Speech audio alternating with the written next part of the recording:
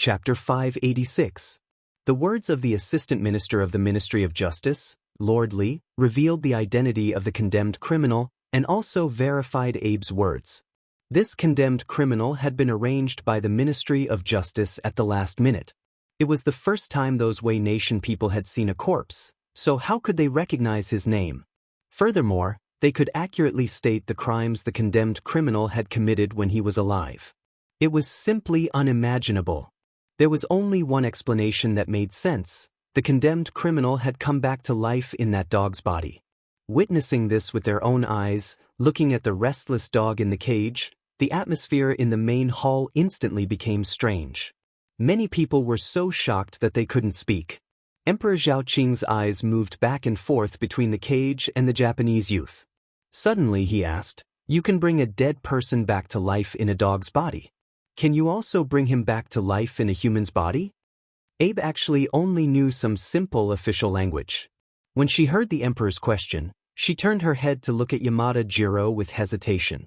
However, Yamada Jiro didn't translate for her.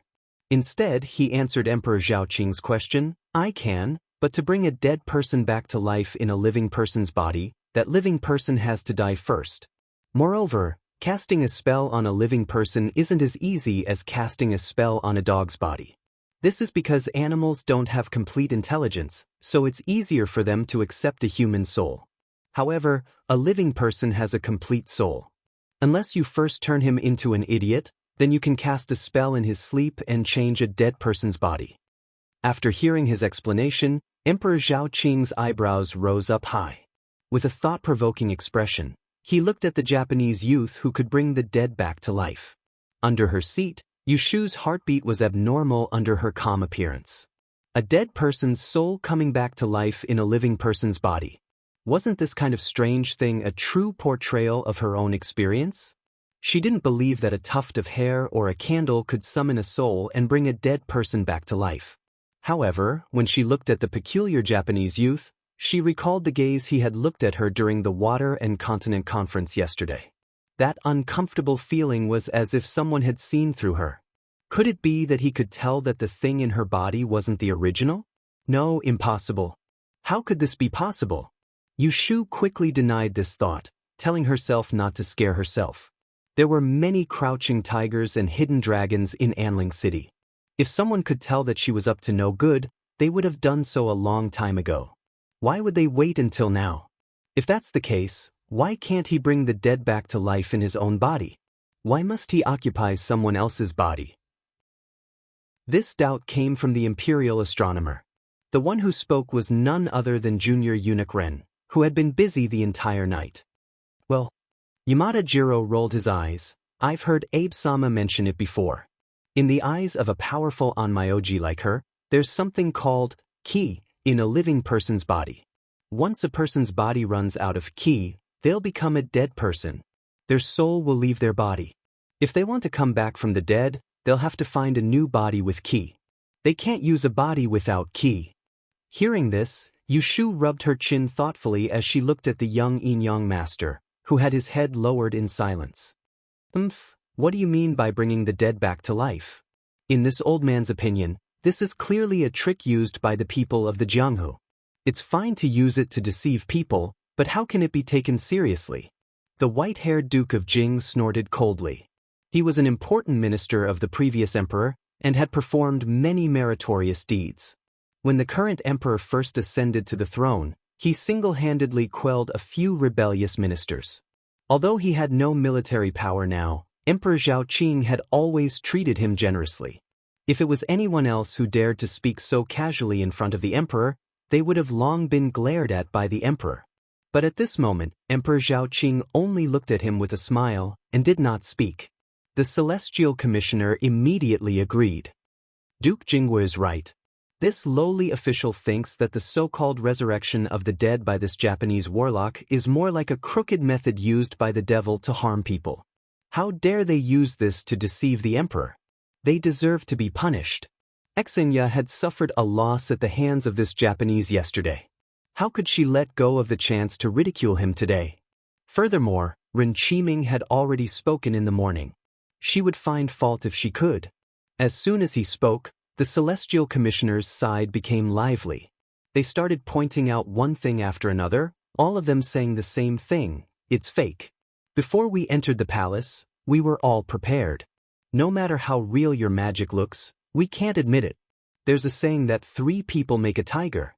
It's fine if one person didn't believe it, but when a whole group of people put on a disapproving look, those who were shocked at the start started to doubt the authenticity of the spell. The celestial commissioner's voice was unanimous. Even the E-masters behind him didn't support the Japanese. The words, "I don't believe it," were written on their faces. Even Emperor Zhao Qing's eyes were not as fiery as before. Yu Shu looked at this scene and really wanted to laugh. What was this called? That's right, the home advantage. Tempered and is wise. Yamada Jiro probably didn't expect that these people would lie with their eyes open. He immediately showed an expression of being humiliated. He knelt down in front of Emperor Zhao Qing with a red face and neck. "I came to pay my respects to your majesty with sincerity. These 2 Onmyoji are precious to our country. They are comparable to tens of thousands of troops. Yesterday, Lord Ida used magic to summon rain. Today, Lord Abe brought the dead back to life. Your majesty saw it with your own eyes. How can it be fake? I think some people are unwilling to admit that their skills are not as good as others. Today, there are envoys from other countries here. Aren't some people afraid that people will say that the E-masters of Yurda and are narrow-minded?" In addition to Japan, there were also several small countries, such as Siam and Korea. They could understand Chinese and were indeed shocked by Abe's skill. At this time, although they didn't help the Japanese envoys, it could be seen from their faces that their thoughts were probably the same as the Japanese envoys. They thought that the Duthan dynasty was going to bully others. Emperor Zhao Qing narrowed his eyes and looked at the Japanese envoys who knelt down in front of him. There was some coldness in his eyes. Yamada Jiro, on the other hand, was so focused on achieving his goal that he didn't realize it. He only cared about defending himself and indignantly said to the imperial astronomer, "You keep saying that our yin-yang technique is a lie.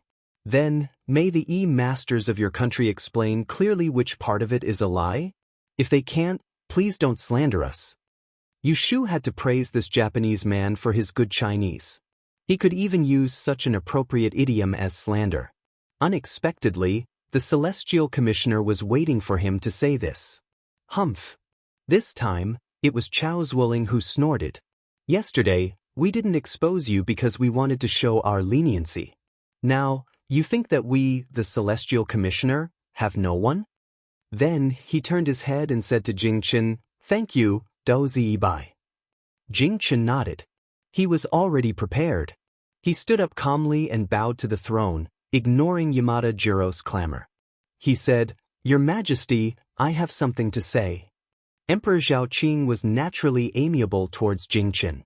"Feel free to speak your mind." Yesterday, the Onmyoji from Japan performed the Onmyoji summoning wind and rain. It was amazing. However, there are some people in the Duthan kingdom who can do this. Oh! Emperor Zhao Qing was interested. When did such a talent appear? Why didn't I know about it? Jingchen explained, "Actually, it's not difficult.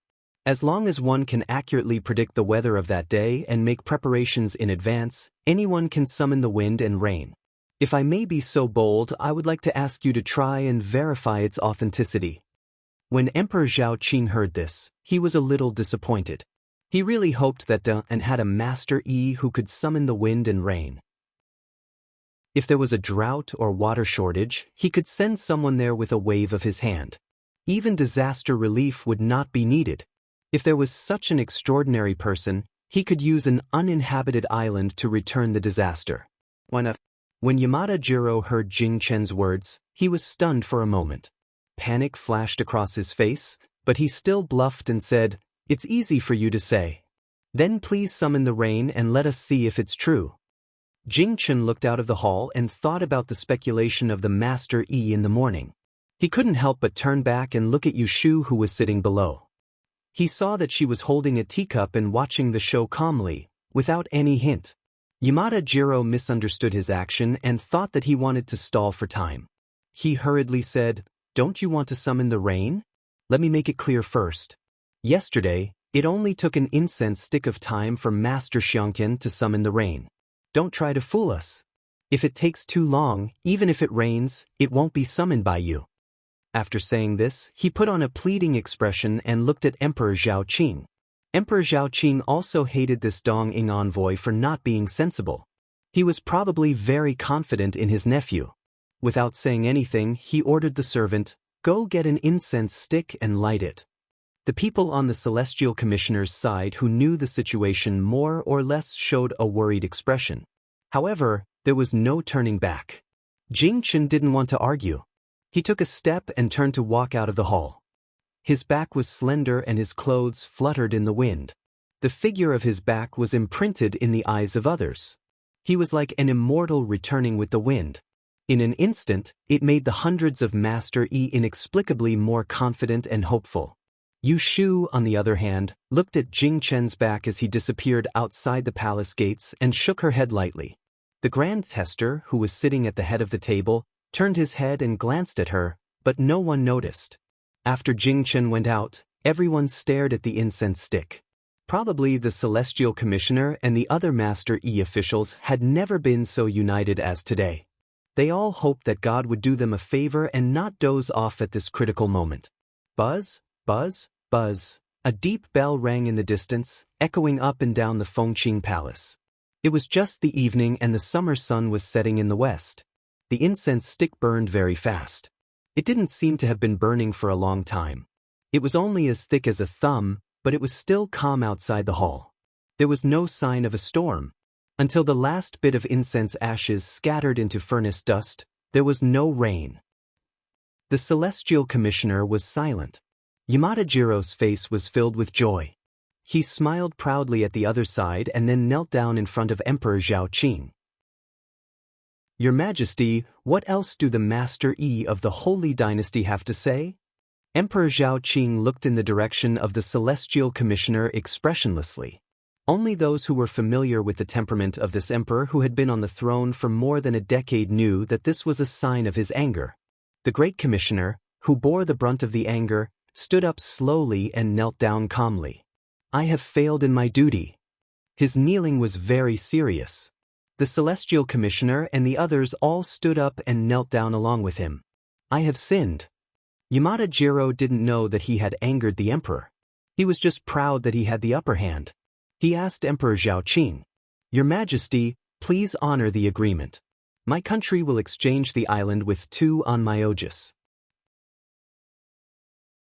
Chapter 587.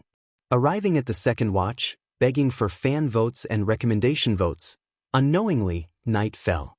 The candles at the corner of the window were lit. It was already dinner time.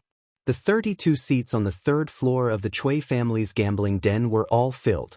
No one left early. In front of the gambling table, Jiang Mia and a small old man stood at the 2 ends of the table, each placing their bets. Seeing that the pot on the table had already increased to 300 taels of silver, and the 12 silver plates on the long table were filled with gold and silver notes at some point in time, the gambler's blood began to boil. Yu Shu did a rough calculation. The bet for this round had reached at least 40,000 taels of silver. Sima Ji's 12 flower treasures were very tempting. In order to win, the gamblers opened their pockets one after another. The lowest bet was 100, and the highest bet was 1,000 taels of silver. Right now, only Jiang Mia and the swindler were competing with each other. This one move. That one move. Move! Jiang Mia was smart, but the swindler was quite difficult to deal with. He forced her to place a bet of nearly 10,000 taels, and he also put in 10,000 taels of silver. Looking at the silver notes falling on the table like snowflakes, Jiang Mia still showed no signs of stopping. Although Yu Shu knew that she already had a plan, she still felt worried for her. While Yu Shu was worried, Jiang Mia was so excited that her cheeks turned red. From her point of view, the bigger the bet, the higher her chances of winning. Cui Xen looked coldly at Jiang Mia, who had taken the bait. Her fingers hidden in her sleeves kept changing their movements. Only the swindler could see what she was doing through the dark-colored cloth. According to her instructions, he placed his bets one by one, moving the 9 hidden urns on the long table. Sometimes it was 1, sometimes it was 2. Gradually, Jiang Mia sensed that something was wrong. She did not have much money left. At most, she could place 2 more bets. However, she could not gather the 3 hidden urns she wanted. It was as if this swindler knew what she wanted and was deliberately keeping her in suspense, not letting her get what she wanted. How could it be? Jiang Mia shook off this strange thought. She watched as the swindler placed 2 more bets. Out of the 3 hidden urns on the table, there was only one that she was interested in. She gritted her teeth and put down the last 2 bets. Moved. Then, the swindler also placed a bet. Jiang Qia's face stiffened as she watched the 3 jars on the table being replaced with the ones she didn't want. At this moment, she was out of money. Nothing could be worse than this. Even if she only guessed 1 right in the end, the banker would have to return the bets she had placed earlier to her. But now that she had missed a single one, she would end up losing everything. She had really underestimated the Zhuang clan here. Jiang Qia's face suddenly darkened. Did he think that by forcing her like this, she would just let it go? Dream on. Young man, do you still want to place a bet? Old Xian asked with a smile. When Yu Shu saw that Jiang Mia's face didn't look good, her heart skipped a beat. It can't be, right? That's not right. The probability is not right. With Jiang Qia's luck, those 9 jars should have been filled long ago. How could she have used up 10,000 taels of silver and still not come across any? Yu Shu furrowed her brows. She felt that there must be something fishy going on here that she didn't expect. What could it be? I don't have any cash left. Can you bet something here? Jiang Ye asked coldly. Cui Exine lowered her head and pursed her lips. When she raised her head, she revealed an appropriate smile. There are rules, but it depends on what Mr. Hua is betting. If it isn't worth more than 1,000 taels of silver, we won't accept it. Jiang Ye shook her hand and took out a piece of paper from her bosom. She handed it to Cui Exin. What is this? You should recognize it. At first glance, Cui Exin saw that it was a deed for a house. When she took a closer look, she was immediately shocked. She saw a line of black and white words written on it. Huading Street, Chaoyang Residence, 45 mu of land. What kind of place was Huading Street? It was a street close to the imperial city. There were only 7 or 8 households on the street, and all of them were mansions of princes and ministers. Let's put it this way, the residence of the left minister, In Tianho, was built on Huading Street. Cui Exine came from an aristocratic family, so she could naturally tell that the deed was genuine. However, 45 mu of land was almost the size of a prince's residence. What kind of noble status did this woman have to be able to take out such a deed? How much can you bet on this piece of paper? Jiang Qia casually took out the deed to the prince's residence that Jiang Huaying had given her before she came to the capital as the stake. Not only was she a gambling addict, but she was also giving this young miss of the Cui family a warning. If she knew what was good for her, she should not provoke her. Cui Exin was a slick person. How could she not understand Jiang Qia's intentions? She held the deed that couldn't be valued and sighed. She quickly came up with a plan. She hid her shocked expression and said to Jiang Ye, according to the rules of the casino, this deed is worth 200,000 taels. The moment she finished speaking, everyone was shocked. A piece of paper was worth 200,000 taels, and this was after the discount. She must be joking. Only Yu Shu knew Jiang Qia's identity. Although she couldn't see what Jiang Qia gave Cui Exin, she guessed that it was the deed to the house and the land. TSK, 200,000 taels for a bet. It's really infuriating to compare oneself with others. Yu Shu muttered to herself. She recalled the days when she was in Yang, where she worked herself to the bone just to earn a few copper coins. Now that she saw how Mr. Jiang didn't care about money, she couldn't help but feel a little unfair. How was Cui Exin going to deal with this? Yu Shu gloated. If Jiang Qia lost, she would be offending her. If Jiang Qia won, she would lose a lot of money if she won all 3 jars. 200,000 it is. Continue betting. Jiang Qia waved her hand and pointed at the jars on the table. It seemed like she would not stop until the 200,000 taels were spent. Cui Exin quickly exchanged glances with the swindler. The latter understood and took out the last banknote and placed it on the table. He smiled bitterly at Jiang Qia and said, "This old man will only bet this 1,000 taels. I'll bet it all." After saying that, he had the servant change the jars on the table. He turned around and walked away. He had made up his mind and left. Thus, what was supposed to be a big bet ended so hastily. In the corner, Yushu secretly felt that it was a pity. If Cui Xian had been more stubborn and not scared by Jiang Qia, she would have been able to take the opportunity to make a lot of money. With 200,000 taels, even if she only won one by chance, she would have gotten 2,000 taels. Forget it. She was too greedy. Winning a few hundred taels was also not bad. Jiang Qia raised her eyebrows and smiled. The gloominess on her face disappeared and she placed another bet.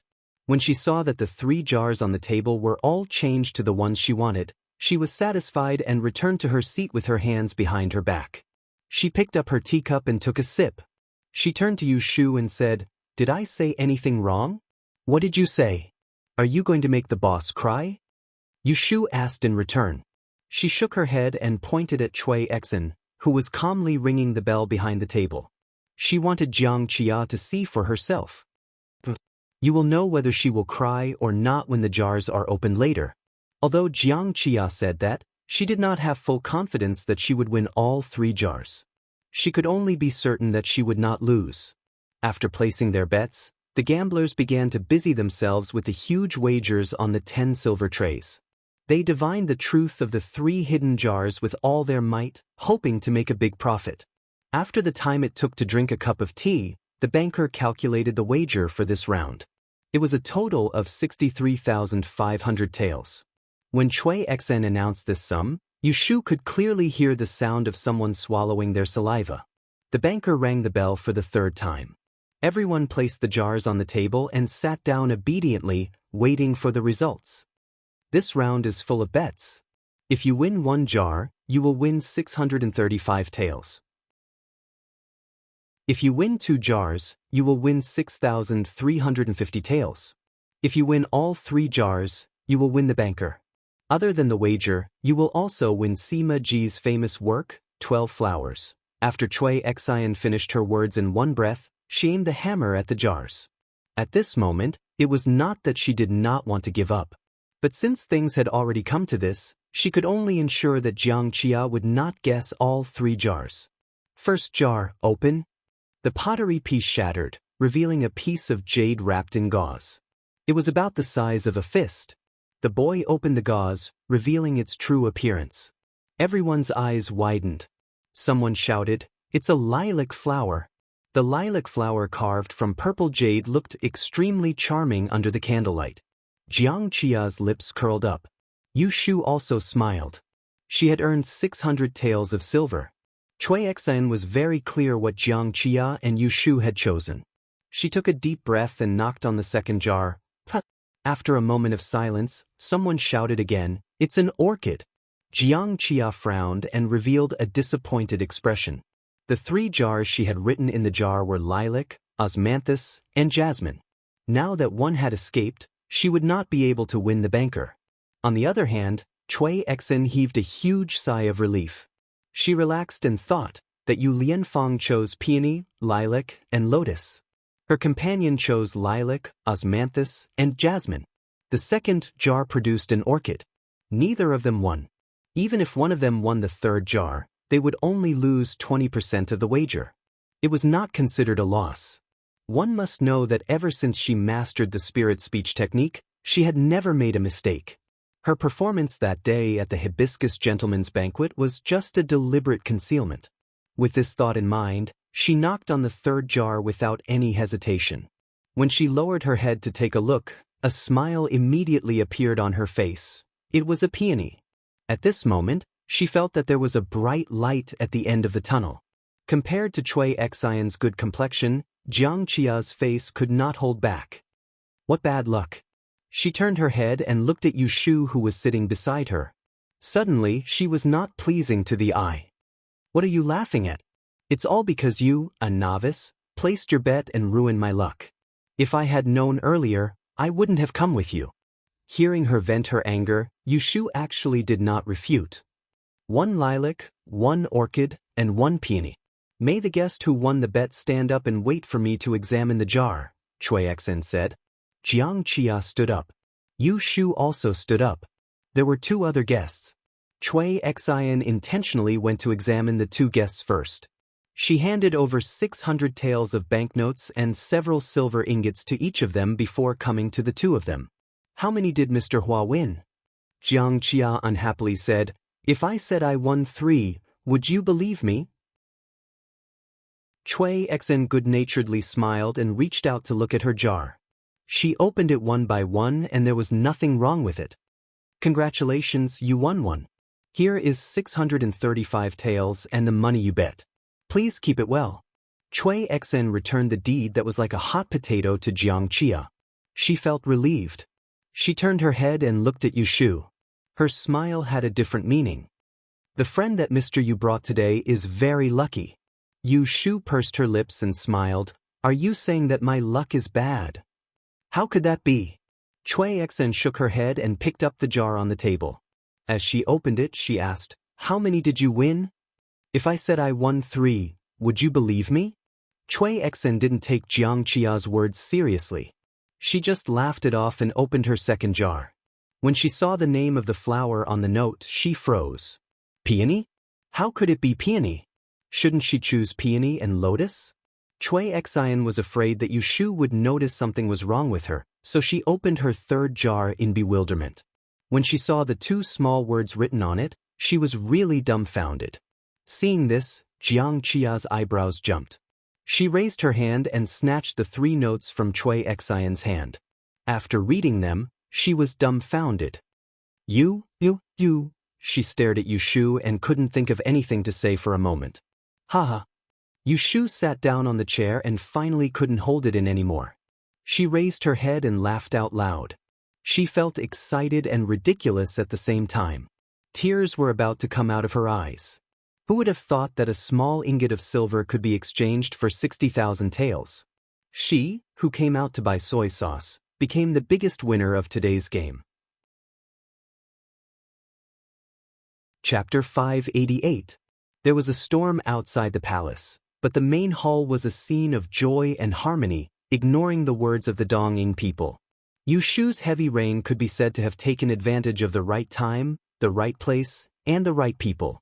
The right time was the face of God, the right place was the rare occasion of the Land and Water Conference, and the right people was the desire of Emperor Zhao Qing. With the true dragon command in hand, she could call the wind and summon the rain. First, she could solve the predicament of the Celestial Commissioner and restore the reputation of the De Master. Second, she could suppress the limelight of the Dongying on Myoji's resurrection. Third, she could make the emperor so happy that he actually led the officials out to welcome the rain. Yu Shu's wise ruler entered Emperor Zhao Qing's heart. Since ancient times, what did emperors want in life? They only wanted peace and prosperity for their descendants. And a wise ruler was not a self-proclaimed title. There was no stronger proof than the will of heaven. Today, the Land and Water Conference, the foreign countries paying tribute, the female celestial commissioner holding the emperor's command to summon the rain, the blessing from heaven would definitely be recorded in the Da and historical records. Back in the hall, everyone returned to their positions. Emperor Zhao Qing's face was flushed with excitement. He pointed at Yu Shu and said to the officials, "This woman is an extraordinary person." Everyone praised her. Yu Shu knew that it was impossible for her to be humble after showing off her abilities. However, there was an important point that still needed to be reviewed. Your Majesty is too kind. This official's ability to call the wind and summon the rain can only be used by a wise ruler. This is the will of heaven. She had done everything she could. As long as she could make the emperor happy, she would not have to worry about fame and fortune. Since Yu Shu had started the conversation, a group of officials naturally followed up. They sang praises and flattered the emperor. Who didn't know how to do it? Even the foreign envoys expressed their allegiance again and again. Haha.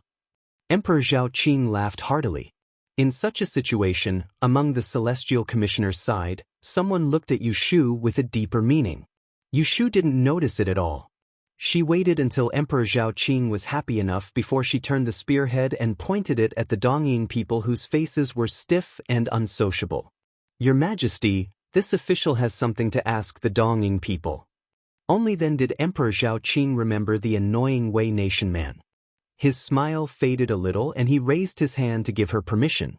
Yu Shu pointed at the half-extinguished incense stick in the incense burner and asked Yamada Jiro, "Lord Yamada, how does my reign compare to the Onmyoji from yesterday?" Many people laughed in a low voice. Wasn't it obvious? Yesterday's drizzle, compared to the lightning and thunder outside, was almost the same as the sky accidentally sneezing.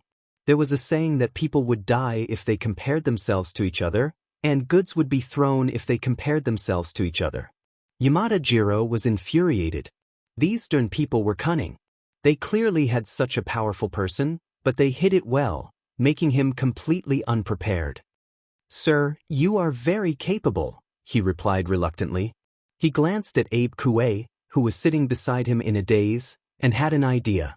"I wonder if you can summon the wind and rain, but do you also know the resurrection spell?" That's right, they also had the resurrection technique, but these Den people definitely didn't know it. Unexpectedly, Yu Shu laughed. Before she could speak, someone in the seats behind her said loudly, "Master Yu of our imperial astronomer, although she can't bring the dead back to life, she can determine life and death. Can the Onmyogus of Neon do that?" The one who spoke was Exenya, who had always found him an eyesore. Sever life and death? Yamada Jiro looked confused. It was obvious that he did not know the realm of the great NE master. Yu Shu kindly told him, "I can't bring the dead back to life, but I can tell when a living person will die. Do you need me to tell your fortune?" Yu Shu kindly told him, "I can't bring the dead back to life, but I can tell when a living person will die." "Lord Yamada, do you need me to tell your fortune?" Yu Shu told him, "I can't bring the dead back to life, but I can tell when a living person will die. Do you need me to tell your fortune?" Yamada Jiro nodded and shook his head. He said, "Even if you can predict when a person will die, it can't be compared to bringing the dead back to life. Our Danyang masters are better." Someone hissed. Obviously, they didn't agree. Someone said, "You need to take someone's life to bring the dead back to life. It's not the right way. If you don't take someone's life, you'd be better off dead." Seeing that Emperor Zhao Qing was in a good mood, Kong Qi, who didn't agree to the exchange yesterday, stood up and said, "Your Majesty, in my opinion, these two Danyang masters are not good. Firstly, we have people with extraordinary talents. Secondly, bringing the dead back to life is harmful. If news of it spreads among the people, it will cause them to panic. Let's drop the previous proposal." Everyone agreed. Yu Shu let out a sigh of relief. She thought that this scholar wasn't useless. Emperor Zhao Qing wasn't stupid. Although bringing the dead back to life was magical, there was only one way to live. If he kept them, people would criticize him sooner or later. So he hesitated for a while and said to Yamada Jiro, "We Danyang masters are not inferior to your Danyang masters. I don't want them." What he meant was, "I have a better one. I don't want you." Yamada Jiro was so angry that his mouth was almost crooked. His plan was ruined. How was he going to explain when he returned? "Your Majesty, a king doesn't go back on his words." In a moment of desperation, he didn't care much and knelt down. "Your Majesty promised yesterday that you will give the island to a small country after seeing the technique of bringing the dead back to life. Are you going back on your words?" Emperor Zhao Qing's face turned cold. Yu Shu's eyes flashed. Just as she was about to speak, she heard a clear voice from outside the hall. "Your Majesty, a king doesn't go back on his words. But you have to be able to bring the dead back to life." Everyone in the hall turned around. Yu Shu turned around and saw a person wearing a green and black robe and a square hat striding in. It was second young Master Zhu. Zhu Muzhao looked at his only son who arrived in time. A smile appeared on his calm face.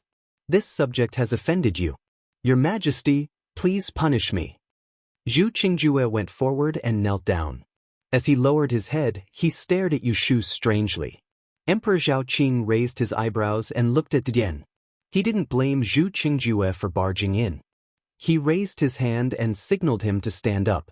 "Zhu Erlang, Why aren't you on duty at the Imperial Hospital at this time? Why did you come to Fengqing Palace? From Emperor Zhao Qing's tone, it was obvious that they were close. Zhu Qingjue stood up and stood beside Yu Shu. He said, "This subject has something to report." Permission granted. Zhu Qingjue immediately took out 2 items from his sleeve pocket. One was a white candle, and the other was a paper bag. These 2 items were used by An Myoji from Dongying to bring the dead back to life. As everyone knows, this subject is the direct disciple of the Southern Miao King of medicine. I'm good at identifying poisons. After my examination, I discovered that the white candle contains the oil of the 5 poisons insect, and the ash of the talisman paper is mixed with the demonic fragrance grass. When roasted with fire, the smoke will cause hallucinations. The former can make people faint while the latter can make people mad. It's the same for dogs and other animals. It turned out that after the box containing the dead prisoners and the cage used to lock the dogs were carried away, the candle and the ash of the talisman paper were taken away and sent to Zhu Qingjue. Yu Shu narrowed her eyes in thought. She turned to look at the Celestial Commissioner. Seeing the calm expression on De Diane's face, she knew that it was his meticulous arrangement. She couldn't help but admire his foresight. So, bringing the dead back to life is fake. Deceiving the emperor is the real thing, Zhu Qingjue said coldly. Being exposed on the spot, Yamada Jiro immediately panicked. He didn't dare to raise his head to look at Emperor Zhao Qing's expression. He could only bluff and shout at Zhu Qingjue, "Don't slander me. I'm a Dongying envoy who came to congratulate an emperor. How would I have the guts to deceive the emperor? Calling the wind and summoning the rain is real, and bringing the dead back to life is also real. You're framing me. You're being wrongly accused." Zhu Qingjue couldn't be bothered to argue. He directly opened the bag of ash and threw it at him. Yamada Jiro was caught off guard. He inhaled the ash and sneezed. In the next moment, everyone saw his face quickly turn red. His whole body trembled twice, and as if he was bewitched, he spun around on the spot and shouted. His manic appearance reminded people of the dog in the cage that had fallen for the trick. The fair and delicate Dongying youth looked at this scene in a daze. Facts spoke louder than words. "How dare you?" Emperor Zhao Qing was furious. A mere envoy dared to play with him, an emperor, like a monkey. Fortunately, they didn't succeed. Otherwise, he would have become the biggest joke in the world.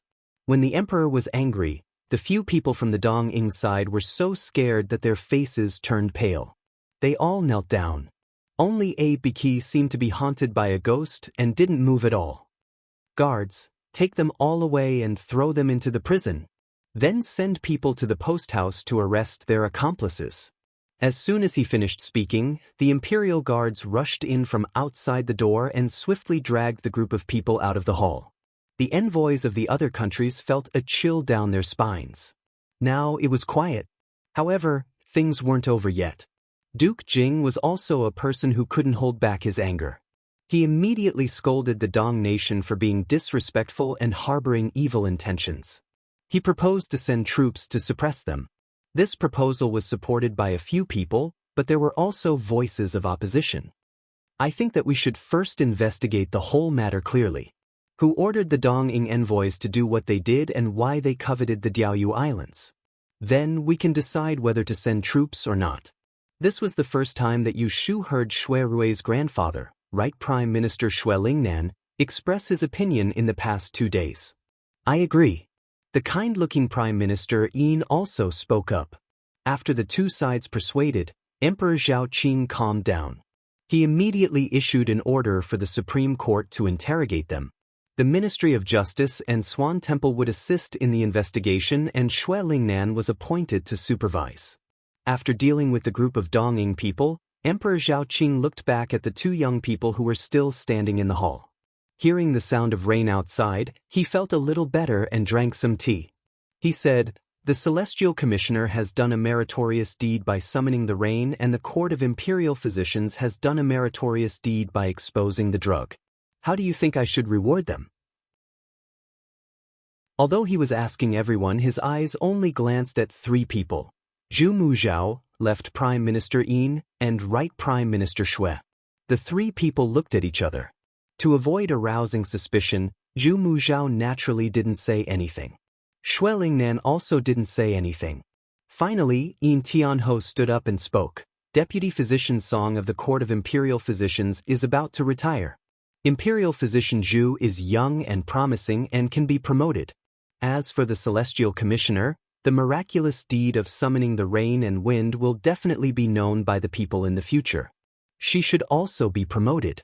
However, she has just been appointed as the Imperial Physician of the Kunling Bureau and is still inexperienced. Why don't your Majesty bestow her with a title as a reward and pass it on? Some of the people below were shocked. Although they knew that Yu Shu was going to make a fortune today, no one would have thought that the emperor would bestow a title. According to tradition, only those with third-class and above titles in the Dan dynasty would have a title. She, a fifth-rank female official, actually received a title. Wasn't this equivalent to giving face to a third-rank official? Moreover, along with a title, there were some hidden privileges. For example, walking in front of the emperor, not kneeling to the nobles, riding the sedan chair at the Meridian Gate, etc. Everyone was envious and secretly jealous. Only Yu Shu didn't understand. When she heard Prime Minister Yin's suggestion, she felt that she was at a disadvantage. She thought to herself that Zhu Heir had been promoted and made a fortune. Why did he give her a title? Emperor Zhaoqing considered for a moment and felt that this idea wasn't bad. He looked at the two of them and said with a smile, "In this case, Zhu Erlang will be promoted by 1 rank and will be the deputy physician of the Court of Imperial Physicians. You will also be rewarded with half a year's salary. Imperial Physician Yu, I will bestow you with a title. You will be called..." Chapter 589. Xue Rui returned from his office in the Supreme Court of Justice. It was already dark, but he still did not see Yu Shu and the rest. His eyelids kept twitching. Just as he was about to go out to look for them, they returned. Xue Rui instantly had a bad premonition as he stood at the corridor and looked at the two people who walked in leisurely with their bags in their hands while chatting and laughing. After a while, after listening to the two women's confessions, his premonition became true. Jiang Mia had indeed gone to gamble with Yu Shu. So, the two of you robbed the gambling money, beat someone, and ran back? Xue Rui face-bombed. He should have known that the two of them were not easy to deal with. How could it be peaceful when they were together? How can you say that we robbed them? Jiang Jia said unhappily, "We won these tales of silver fair and square. If it wasn't for the fact that the casino wanted to renege on their debt, I wouldn't have bothered to teach them a lesson. Don't tell me that we should leave the silver behind and let them extort us instead?" Wei Lan is right. The money was not stolen or robbed. It is what we deserve. How can we not give it to her just because she does not want to? Xue Rui turned around to look at Yu Shu, who spoke in support of Xue Rui. The latter was sitting on the tea table and was counting the large amount of silver that was packed up, and as she looked at the silver that had piled up into a small hill before her, the corners of her mouth that stretched to her ears revealed her feelings without a doubt. Seeing her happy expression, Xue Rui did not want to scold her. However, he could not indulge the other one. Is the money more important or the person more important? Xue Rui put on a stern face and said to Jiang Ya, "You are not weak. If you really fight with someone, you will not be at a disadvantage. You can escape unscathed. What about Shu? Have you thought about her? Fists and kicks do not have eyes. If you always rely on your martial arts skills and whip people whenever you are unhappy, you will implicate the people around you sooner or later. Let me give you another piece of advice. This is Anling. This is Anling, not your big brother's Ningdong city." Hearing his cold reprimand, Jiang Ya's face darkened. She wanted to refute him but did not know where to start. She could only glare at him before turning around and walking out of the living room. When Yu Shu saw Jiang Mia leaving in a huff, she stopped counting the money and said to Xue Rui, "You can't blame her for this. She was standing up for me, and she wasn't the one who started the fight. Big brother misunderstood her. Those words just now. That's a little harsh." Xue Rui's expression softened. "If I don't speak harshly, she will get into trouble in a few days. You just got to know Jiang Mia. Didn't he know what kind of person she was? She was a tyrant in Ningdong City. No one dared to provoke him. Now that she's in Anling, there's no prince of Dongjing to restrain her, and no one can control her. I wonder how she'll behave. As the precious daughter of the previous prince of Dongjing and the younger sister of the current prince of Dongjing, Jiang Mia never needed to care about anyone's feelings in Ningdong City. Compared to the pampered princesses and princesses in the capital, she was 10 times more arrogant and spoiled. Yushu had not seen Jiang Mia's domineering and fierce side. She only thought of her as a bad-tempered and straightforward girl, so she naturally did not understand Shui Rui's worries. All right. What's done is done.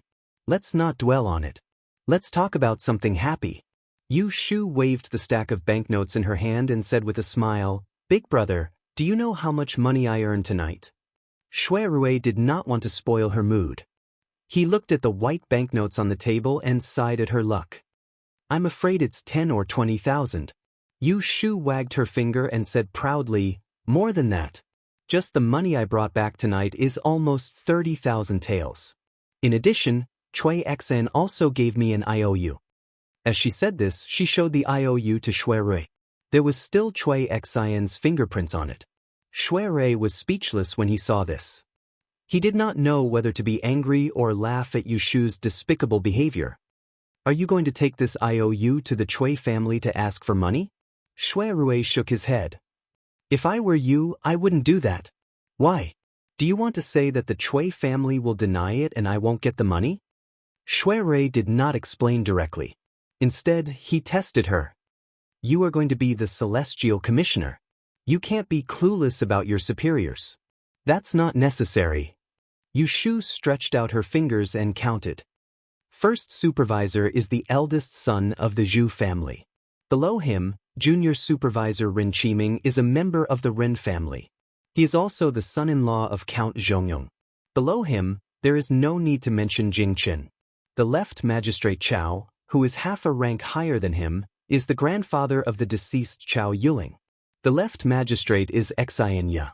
I have seen her before. The right magistrate was originally Ji Huaishan, but he is dead. These 7 people were in charge of the 3 departments and 2 bureaus of the Celestial Commissioner. Their power was not to be underestimated. "It seems that you have done your homework." Shui Rui smiled. "It is just that you did not pay enough attention. It is true that Ji Huaishan is dead. The position of the right magistrate has always been empty. However, after his death, the Celestial Bureau, which was originally in charge of him, has been handed over to the deputy magistrate. This magistrate is the first master of the Chui family, Chui Shui. Magistrate of the Celestial Commissioner? Yushu did not know much about the many positions of the Celestial Commissioner. This was the first time she had heard of this position. Yes, this Chui Shui is Chui Xian's father. Speaking of their family matters, it is worth mentioning. The head of the Chui family, Chui Taigong, was once an academician of the Imperial Historian's Library. Later, he retired due to illness. Chui Shui is his eldest son. Unfortunately, he was born of a concubine. Chui Taigong's first wife gave birth to the second master, Chui Min. However, this first wife passed away after a few years. Chui Taigong later married another wife, but she did not give birth to any children. The 2 masters of the Chui family did not get along. Chui Taigong favored the second son, who had lost his mother, and neglected the eldest son. Fortunately, Chui Shui worked hard in his early years and passed the Dian exam. Gradually, he was able to sit in his current position. As for the second master, he was not outstanding in learning. It was only because Chui Taigong was biased that he handed over the business of the Dian store and the gambling house to him. Therefore, even though the first branch is the Celestial Commissioner, they still have to listen to the second branch in the residence. Do you know why Chui Xen, a young lady of an aristocratic family, was brought to the Xiang Prince's residence when she was still a baby? To put it nicely, it was because Princess Xiang wanted to raise another daughter. However, in the end, she did not formally accept her as a foster daughter. She accompanied Xiwen all day long and took care of her daily life. She was only better than a servant. Was Chui Shui really willing to use her daughter to curry favor with the nobles? Wasn't it all because of the second branch? After listening to Shui Rui's explanation of the Chui family's affairs, Yushu rested her chin on her hands and pondered. No wonder Chui Xian said that she could not make the decision and refused to give me the gambling money. She was afraid that her second uncle would get hold of her weakness. As she was thinking, she suddenly raised her head and asked Shui Rui, "Big brother, do you know about the Chui family's art of spiritual speech?" Shui Rui nodded. He had been the eldest son of the Shui family for more than 10 years. There was nothing rare in Enling that he did not know. I find it strange. Such a powerful family heirloom technique should be passed down to the male and not the female. That Grand Duke Chui is biased towards the second branch. Why did he let Chui Xen learn it?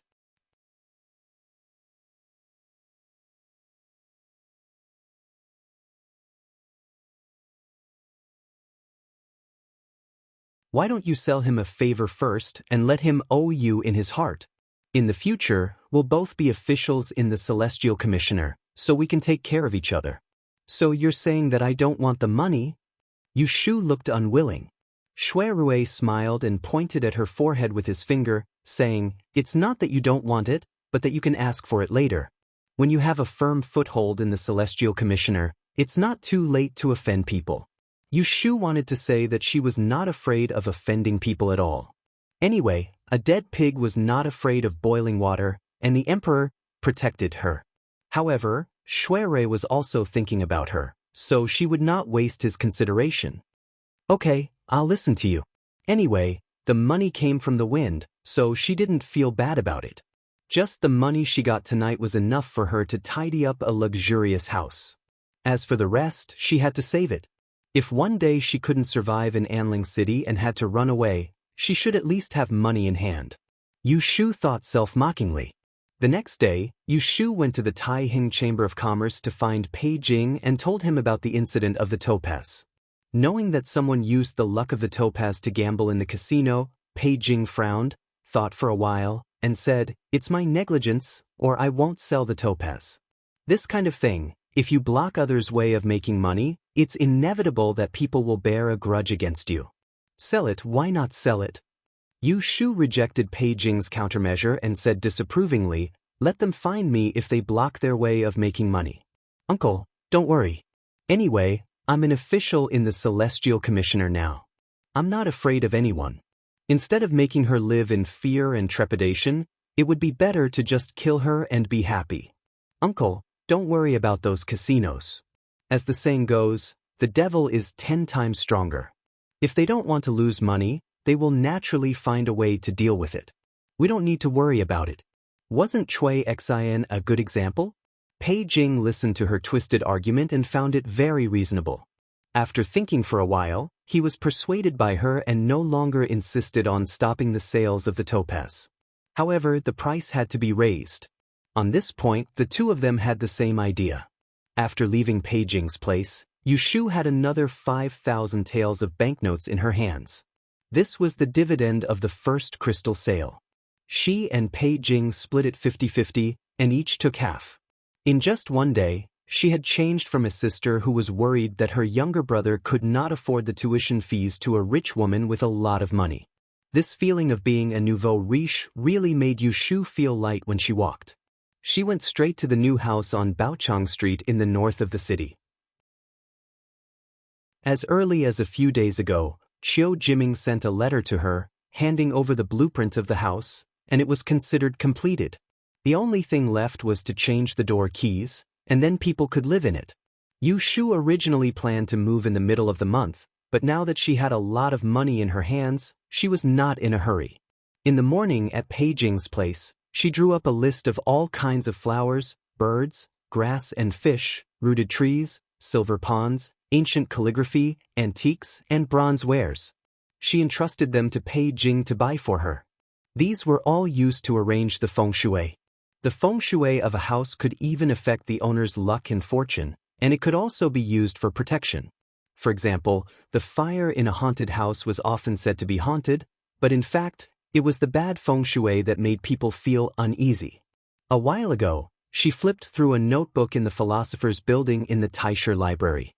It recorded that in the study of feng shui, there were 3 grades of good houses. The lowest grade was suitable for the room and home, and the next grade was full of happiness, and the highest grade was the purple chi from the east. As a dabbler, she didn't want to have the feng shui of the purple chi from the east. The so-called purple chi was taken from the holy chi of Laozi. Other than the emperor, there was no other place to borrow this thing. She couldn't pull the emperor to guard the house, right? However, if she could use money to make a blessing, she could still try. Yushu walked around the new house for the whole afternoon, holding a notebook, paper, and pen. She led Zhou Hu, the new housekeeper, to measure and record many places. By the time she returned home, it was already dark. As soon as she entered the house, she heard that there was a guest. She waited for the whole afternoon. Yushu was wondering who was so patient. When she walked to the door of the living room and saw the person inside, she frowned. "It's you." When Shaoan stood up from the chair, as if he didn't see the unwelcome look on Yushu's face. He bowed and saluted politely. "Congratulations on your appointment, my lady." Yushu raised her eyebrows. This guy was well informed. She waved her hand, walked in, sat down, and asked bluntly, "What are you doing here? Didn't I tell you last time that I won't accept you as my apprentice?" When Shaoan straightened up, looked at her, and said seriously, "Today, I'm not here to be your apprentice, but to ask for another favor." Chapter 591. Yu Shu, a 5th-level female official, was the deputy chief of the Kunling agency. Not to mention her authority, she could choose 2 guards with ranks from the Jinwu guards to follow her. She could also appoint and dismiss an 8th-level assistant. This 8th-level assistant only listened to her orders and worked for her. But his salary was from the public. Although he was just a small official, it was a rare opportunity to become a celestial commissioner. When Shaoan came here today for this position, last time he went to the Wangji Tower to ask Yu Shu to be his disciple, but he failed. Not only did he not give up, but he also paid more attention to her news. Hearing that she was promoted to a female official, he paid a visit again after careful consideration and recommended himself. Hearing Wen Shaoan's intention, Yu Shu laughed and said, "You are good at planning, but why should I give this opportunity to you? As long as I spread the news, many people will come to beg me. There are many people who are better than you." That day when she went to the Celestial Commissioner to go through the admission procedures, she heard these things from the reception officer. But she didn't have time to choose suitable people for the time being. 2 days ago, she met Sidu Qinglan in the Taisher Library. Sidu Qinglan also vaguely expressed that she was willing to work for her. Academician Sima also recommended 2 people to her. When Shaoan was good. He was young and mature, steady and smart. But he only wanted to climb up. She admired strong-willed people, but she didn't want to keep such a person by her side. Now he knelt to beg her to be his teacher for a way out, but he might betray her for other purposes in the future. "Indeed, there are many people who are better than me." When Shaoan's face was tense, he calmly faced Yu Shu and said seriously, "But you can't find a second person who is more obedient than me." Hearing this, Yu Shu's expression changed. She raised her eyebrows and suddenly became a little interested in him. "What do you mean?" Wen Shaoan had rehearsed his script countless times before he came. He took a deep breath and said, "If you agree to let me serve under you today, I, Wen Shaoan, am willing to be at your beck and call. As long as you command me, there is nothing I don't dare to do or can't do. If I am the slightest bit negligent, you can punish me however you like." Yu Shu looked at him thoughtfully. After a while, she said, "You're right. Are you saying that you plan to sell your life for me? Not bad. You'd better think this through. Even if you serve me like an ox or a horse, I won't accept you as my disciple and teach you the death severance mystic art." Wen Shaoan laughed at himself. "Don't worry. I know now that the death-severing mystic art is not something I should be dreaming about." When he first came to the capital, he was filled with hope, thinking that passing the Great Yen examination would give him a chance to stand out. He didn't expect that he, an 8th-rank fragrant husband, couldn't even be ranked in the Anling city, which was full of talents. He became Lord Jing's disciple at the Double Sun's meeting, but so far, he had only seen Lord Jing twice. The first time was when he went to ask for a place to study in the Taisher library and was rejected. The second time was at the banquet in the Xian Spring Garden. He sat in the corner and looked around, but didn't know anyone. It took him some time to figure it out. He was just a nobody, and he didn't have enough hands to climb up to those princes and grandsons. He had been in the capital for a year, but he had accomplished nothing except for the great Yen. He didn't want to waste time like this and run into walls everywhere like a headless fly. He desperately wanted to find a direction and do something serious. Therefore, he had set his sights on Yushu because he had seen the word opportunity on her more than once. If so, I'll think about it. You go back first and wait for my news. This time, Yushu didn't refuse Wen Shao but gave him an ambiguous answer. Wen Shao wasn't disappointed and instead let out a sigh of relief. If she didn't refuse, that meant there was still hope. Then I will leave first. Thank you for your hospitality. Wen Shao clasped his hands in farewell and turned to leave. Yushu had a better impression of him. His shamelessness was annoying, but his perseverance was admirable. It seemed that when he was rejected by her last time, he did not pester her further. It was a good thing that he knew when to advance and when to retreat. It was not perfunctory that she told Wen Shao to go back and wait for news. In fact, when he said that he would work for her, she had already changed her mind. She was going to become the Celestial Commissioner and secretly investigate the secret of the Fairy Maiden Lu Ren book. For the sake of her future plans, she needed to have someone she could trust under her.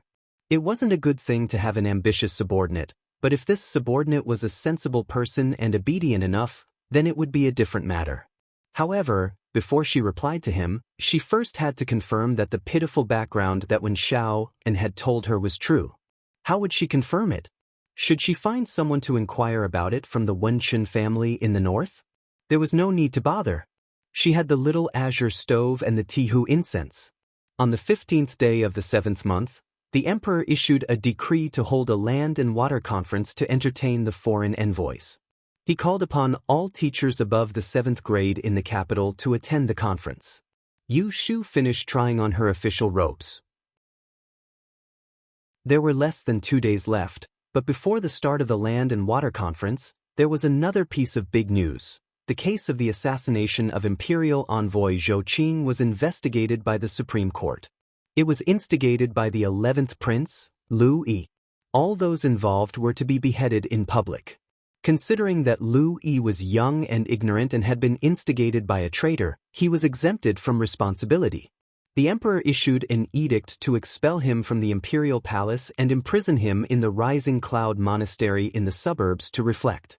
When Shui Rui returned from the Supreme Court, he went to Yushu's home to bring the news to her. In the end, it was still Lu Yi who took the blame. Yushu frowned. But it was clearly not Lu Yi who did it. Even if Lu Hao hid his tail well, can it be determined that Lu Yi was the mastermind just from a secret letter on the assassin's body? Shui Rui shook his head with a slight sneer on his face. A few days after Lord Gui took over this case, one of the eunuchs in Lu Yi's palace confessed that Lu Yi sneaked out of the palace one night to meet Lv Jinliang. Who is Lu Jinliang? He's Lu Yi's cousin, the 4th young master of the Lu family. According to seniority, he has to call Lu Buhuan second uncle. Yushu did not forget Shui Rui's analysis in Pei County. The emperor wanted to send an imperial envoy to the Guangdong and Guangxi provinces to catch Lu Buhuan's weakness. That was why Lu Yi had the motive to kill Zhou Qing, and Lu Hao had used this to his advantage. Lu Jinliang was brought to trial. At first, his death was not confirmed. But as a manservant, he confessed that he and Lu Yi had conspired to kill Zhou Qing. This coincided with the secret letter that was previously discovered. Because there were 2 witnesses, the Supreme Court could carry out the punishment. Under the heavy punishment, Lu Jinliang quickly confessed his guilt. The Supreme Court's punishment was the most severe of the 3 departments. According to the law, once the conditions were met, even if the person was a relative of the emperor, the punishment would still be carried out. Yushu frowned. The eunuch by Lu Yi's side and Lu Jinliang's manservant are actually Ning Wang's people? The answer was undoubtedly yes. I also did not expect Ning Wang to have such a card up his sleeve. Shui Rui sighed. He had long expected that it would not be possible to use this case to bring down Lu Hao. Then what about the Death Warrior's waist token from Ning Wangfu? Yu Shu did not forget about Shui Rui's framing. The Supreme Court can't possibly think that Lu Yi wanted to frame Ning Wang. Shui Rui was silent for a moment before he said, Ning Wang told the Supreme Court that there was a Death Warrior in his fu who was punished last year for failing to perform his duties. Afterwards, his whereabouts were unknown. Official Gua asked him to identify the corpse. Ning Wang admitted that the assassin I stabbed to death was the Death Warrior that he had removed from the list. Yu Shu hissed. She slapped the chair and cursed in a low voice, "Too shameless." Lu Hao's plan to kill two birds with one stone had been broken by Shui Rui's sword. And Shui Rui's counterattack had not been able to trap Lu Hao. A few lies had allowed him to muddle through. Only he could think of such a thing. However, when the emperor heard about the case, he still reprimanded Ning Wang for not being strict with his subordinates. He grounded him in the fu for 3 months to reflect on his actions and fined him half a year's salary. After this incident, Consort Lu's family completely became enemies with Ning Wang. Lu Jinliang clearly confessed under torture and was pushed out as a scapegoat to protect Lu. Lu Hao and Lu Yi's falling out was in line with Shui Rui's wishes. In this matter, Lu Hao had shot himself in the foot.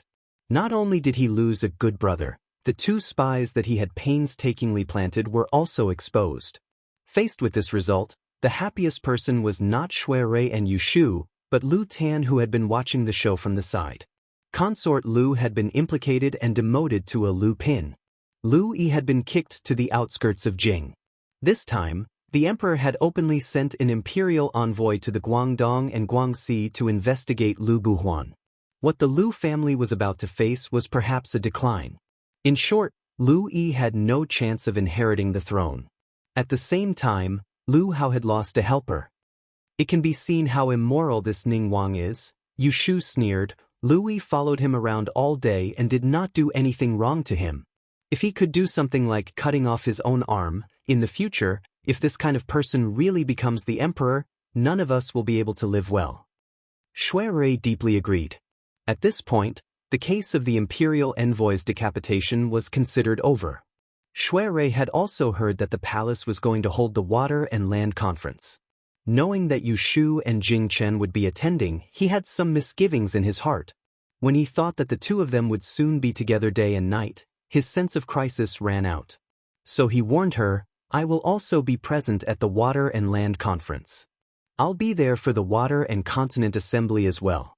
Remember to behave yourself when the time comes. Don't fight for the limelight with others. Yu Shu rolled her eyes at him. Don't worry, I'm just going to join in the fun. Although she said so, Shui Rui had a feeling that this Water and Land Conference would not be so peaceful. The 2 of them were sitting and talking in the living room. The door was closed, but suddenly, it was pushed open from the outside. Shui Ding Shui, Jiang Mia walked in with her voice raised, not even knocking on the door. Seeing that Yu Shu was also there, she froze for a moment, then raised her eyebrows. Oh, what are you 2 whispering about? Yu Shu laughed dryly, thinking that it was a good thing that she and Shui Rui had been talking about serious matters just now and he had not made a move on her. Otherwise, if Jiang Mia had seen it, what would she have done? Shui Rui, on the other hand, had a magnanimous expression. He glanced at Jiang Mia and said, We're talking about something that has nothing to do with you. What are you doing here? These 2 days, Jiang Mia had been living in Wangji Tower, causing him to get close to Yu Shu. He had to be on guard against her suddenly appearing. He really found her to be an eyesore. Perhaps the heavens had heard Shui Rui's thoughts. When Jiang Mia was asked by Shui Rui, she answered. Chapter 592. After settling Xen Lishan down, Yu Shu returned to her room with a heavy heart. She ordered the maids outside the door not to disturb her. In the dark of the study, she found the record of her prediction of Mr. Xinyo's death date and checked it several times. How could there be such a coincidence in this world? The Xian father and son asked her to predict the person's birth date and 8 characters were exactly the same. Everyone knew that Yunhua's son had died for his wife after Princess Liyue died of illness. Yushu had gotten a lot of information from Xian Lishan. Back then, he had told outsiders that Lu Yue had passed away in less than half a month after giving birth to Jing Chen. Yun Hua followed closely behind and died in the 4th month of the 13th year of Bao. Xanya told her that Mr. Xinyo's death date was between February and May. It was also after April that he heard the news of his death. The father and son statements coincided with each other. It was obvious that Yun Hua Yi's son was Mr. Xanyu. Looking at her prediction, Mr. Xinyo met with 2 disasters in the 13th year of Baotai. The first was a fire in February, but he survived and didn't lose his life. The second was a bereavement at the beginning of May. He lost a relative. This relative was undoubtedly his wife, Princess Liu. In the eyes of the world, Yun Hua was a legend who had died many years ago. The date of his death was also a special day. It was the 5th of May, the Dragon Boat Festival. However, Yushu did not find any disaster on this day. There was no sign that he was about to die. Obviously, Yun Hua faked his death. However, everyone thought that he was really dead, regardless of whether they thought that he had been killed or that he had committed suicide for love. She tried hard to guess what happened 20 years ago. She guessed that Yun Hua disappeared after the fire. So Xenia said that the last time she saw him was in February. She guessed that after Yun Hua disappeared, the royal family could not find him, so after Princess Liu died, they made up the story that he died for love. They let him die. So was Yun Hua still alive? Yushu was not sure.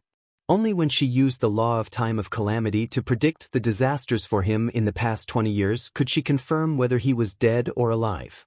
20 years. This is not something that can be calculated in 1 or 2 days. It will take at least half a month. Yushu rubbed her forehead anxiously. Suddenly, her fingers paused and she opened her eyes with joy. Right, I can use the 6 lines. The art of 6 lines could not determine life and death, but the art of 6 lines had a section on good or bad luck. It could use the birth date of a child to determine whether the parents were healthy or not. Yao Yin only needed to get the date of birth of his parents. Jing Chen's 8 characters. After he recovered his memory, she asked. She had already asked about it. Now that she knew Yun Hua's horoscope, she only needed to do a divination. Regardless of Jing Chen's parents, Princess Lu Yue had already passed away. If it was not a hexagram, it would prove that both of his parents were dead. If it was a hexagram, it would prove that Yun Hua was still alive. Yushu did as she said.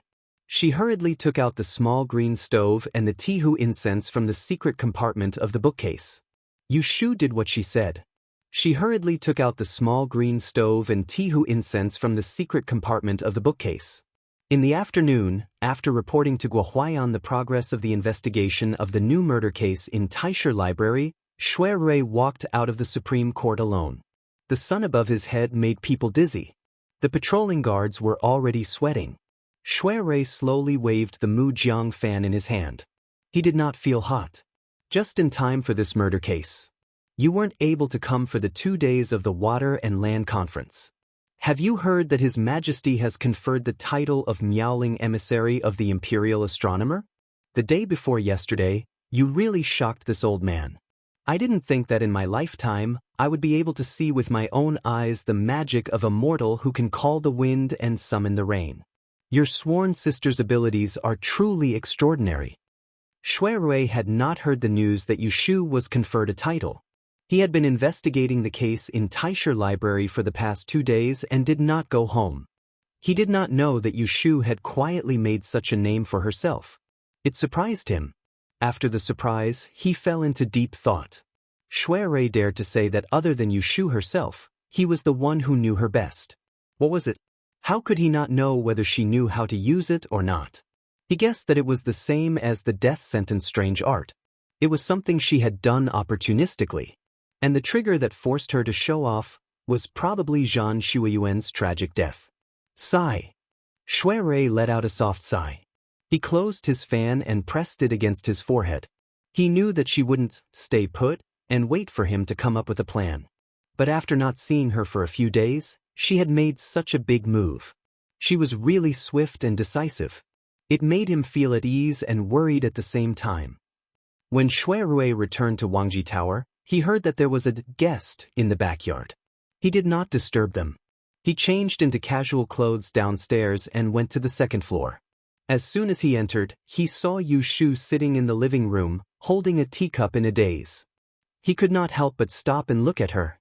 Perhaps it was because she had been thinking too much. She had clearly lost weight in these 2 days. The apricot-colored silk dress was fitting to her waist and shoulders, making her look even more delicate from head to toe. That plain face that did not have much femininity always had an inexhaustible spirit. Even if she was in a daze, it would not dissipate. When Yu Shu came back to her senses, she found that Shui Rui was standing at the door. She did not know how long he had been standing there looking at her. His eyes were so focused that it made her feel embarrassed. Ahem, Big Brother is back.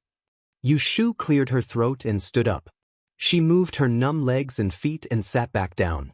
Shui Rui walked to her side in a few steps. He put away his fan and sat opposite her. Did you not sleep well last night?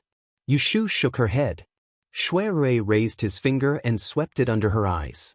He said, Your eyes are red. You still say you didn't? Yu Shu smiled and said, It's not because I stayed up late. I was just affected by the fragrance. It's not a problem. Shui Rui's nose moved and he raised his eyebrows. You use Tihu incense?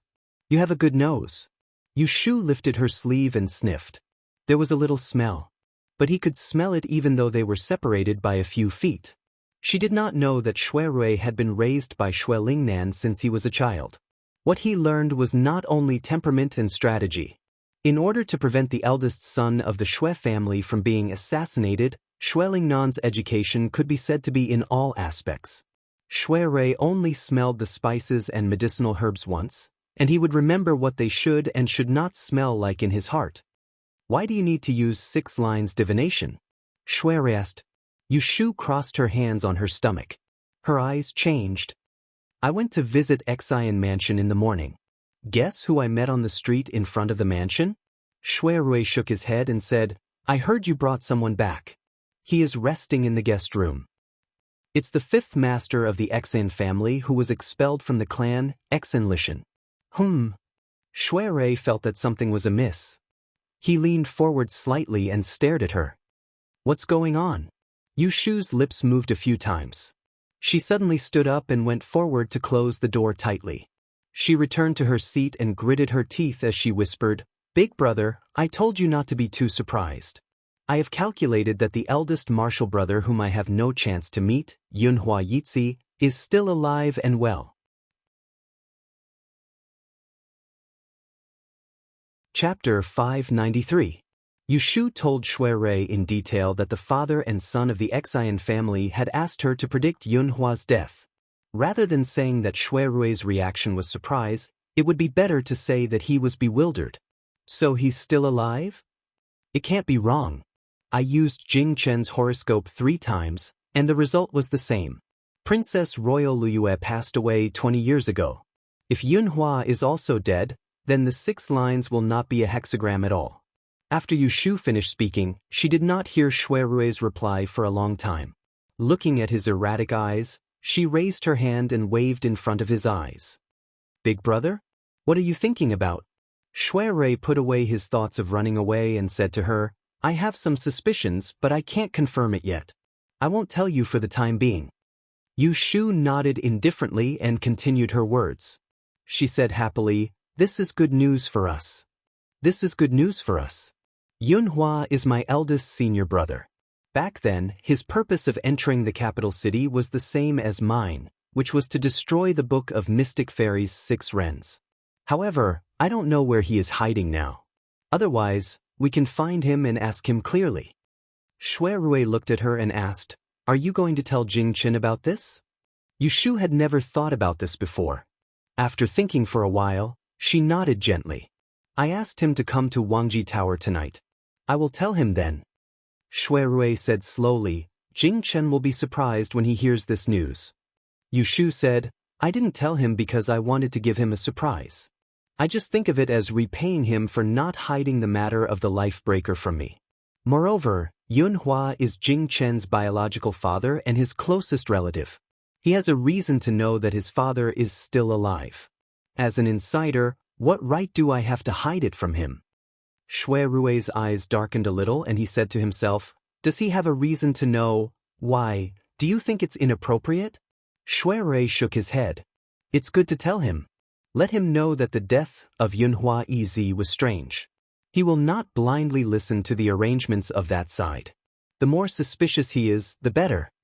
Yushu suddenly thought of yesterday morning at Kunling Bureau. Jing Chen's promise to her hesitated and did not mention it in front of Shui Rui. It had nothing to do with whether she believed Jing Chen's words or not. She just felt that it was stupid to gossip about her ex-boyfriend in front of her current lover. After she shared this shocking discovery with Shui Rui, Yushu also calmed down from the panic she felt when she found out that Yunhua was still alive. Big brother heard about my bravery at the aquatic conference. Shui Rui smiled. You're referring to the fact that you took advantage of His Majesty. Did you fool a bunch of people? What? I'm really talented, Yushu muttered. But she did not have much confidence. Shui Rui knew her the best. It would be strange if he believed that she could really summon the wind and rain. You're really bold, Shui Rui said worriedly. You even lied to the emperor. Aren't you afraid that it will be difficult for you to back down in the future? If there is a drought, the emperor sent you to the place to make rain. What are you going to do? Yushu became proud again. I thought about it, so I told them that day. If I use this ability, I will die. I can't guarantee that I can return to Turin. Shui Rui was relieved. He raised his hand and flicked her forehead. He chuckled and said, You're cunning. In the evening, Jing Chen came. Yushu heard from the waiter that Exen Lishan was still sleeping soundly in the house. To prevent him from waking up and bumping into Jing Chen, she sent Gui Ba to guard outside Exen Lishan's mountain gate. Little Qing took Jing Chen to the slightly deserted third floor. Yushu and Shui Rui were waiting in the tea room. There were 2 long blue and white lamps on both sides of the tea room, illuminating the room. Jing Chen saw Shui Rui, who was wearing a bamboo gown and sitting leisurely. He stopped in front of the door and looked at Yushu with a tired expression. Shui Rui closed the lid of the tea, stood up and said, Brother Jing, please come in. I want to see you today. I have something to discuss with you. Jing Chen looked at Yushu's indifferent face under the lamp. The light in his eyes dimmed, and he stepped in. The maid closed the door behind him. The 3 of them were in the same room. There was a strange silence in the air. The first to break the silence was Jing Chen. Did you tell him everything about me and you? Of course, this question was asked to Yushu. He didn't mean to blame her, but he looked at her without moving his eyes. Yushu was silent for a moment. When she was about to answer, she heard a voice beside her. If you are talking about the Great Trouble and the Life Breaker, I know everything. Jing Chen then turned his eyes to Shui Rui. Looking at the man who always appeared beside Yushu, there was an indescribable feeling in his heart. He knew this feeling. It was because of many things that he should have done. Accompany her, protect her, and not let her be bullied. He couldn't do it, but the person in front of him did it. Shui Rui frankly met Jing Chen's gaze. Not so long ago, he had envied this person. Perhaps Jing Chen's background was slightly more unfortunate than his own, but he was fortunate enough to meet a person who was worth sacrificing for. Unfortunately, he was unable to cherish her and missed out on her. What do you want to say to me today? With all due respect, Shui Rui stopped being polite, and his voice became cold. Brother Jing is righteous. You can set an example for the great peace country. I admire you. Brother Jing is kind. In order to repay the kindness of the sect, you endured humiliation. I understand. But dare I ask, Brother Jing, what did my sworn sister do to you? Why did you disregard her life and involve her in a dangerous situation? He had long wanted to question Jing Chen face to face. Why could he cut off all ties with him when he wanted to? He wanted to get back together, so he thought that Yushu should obediently give in.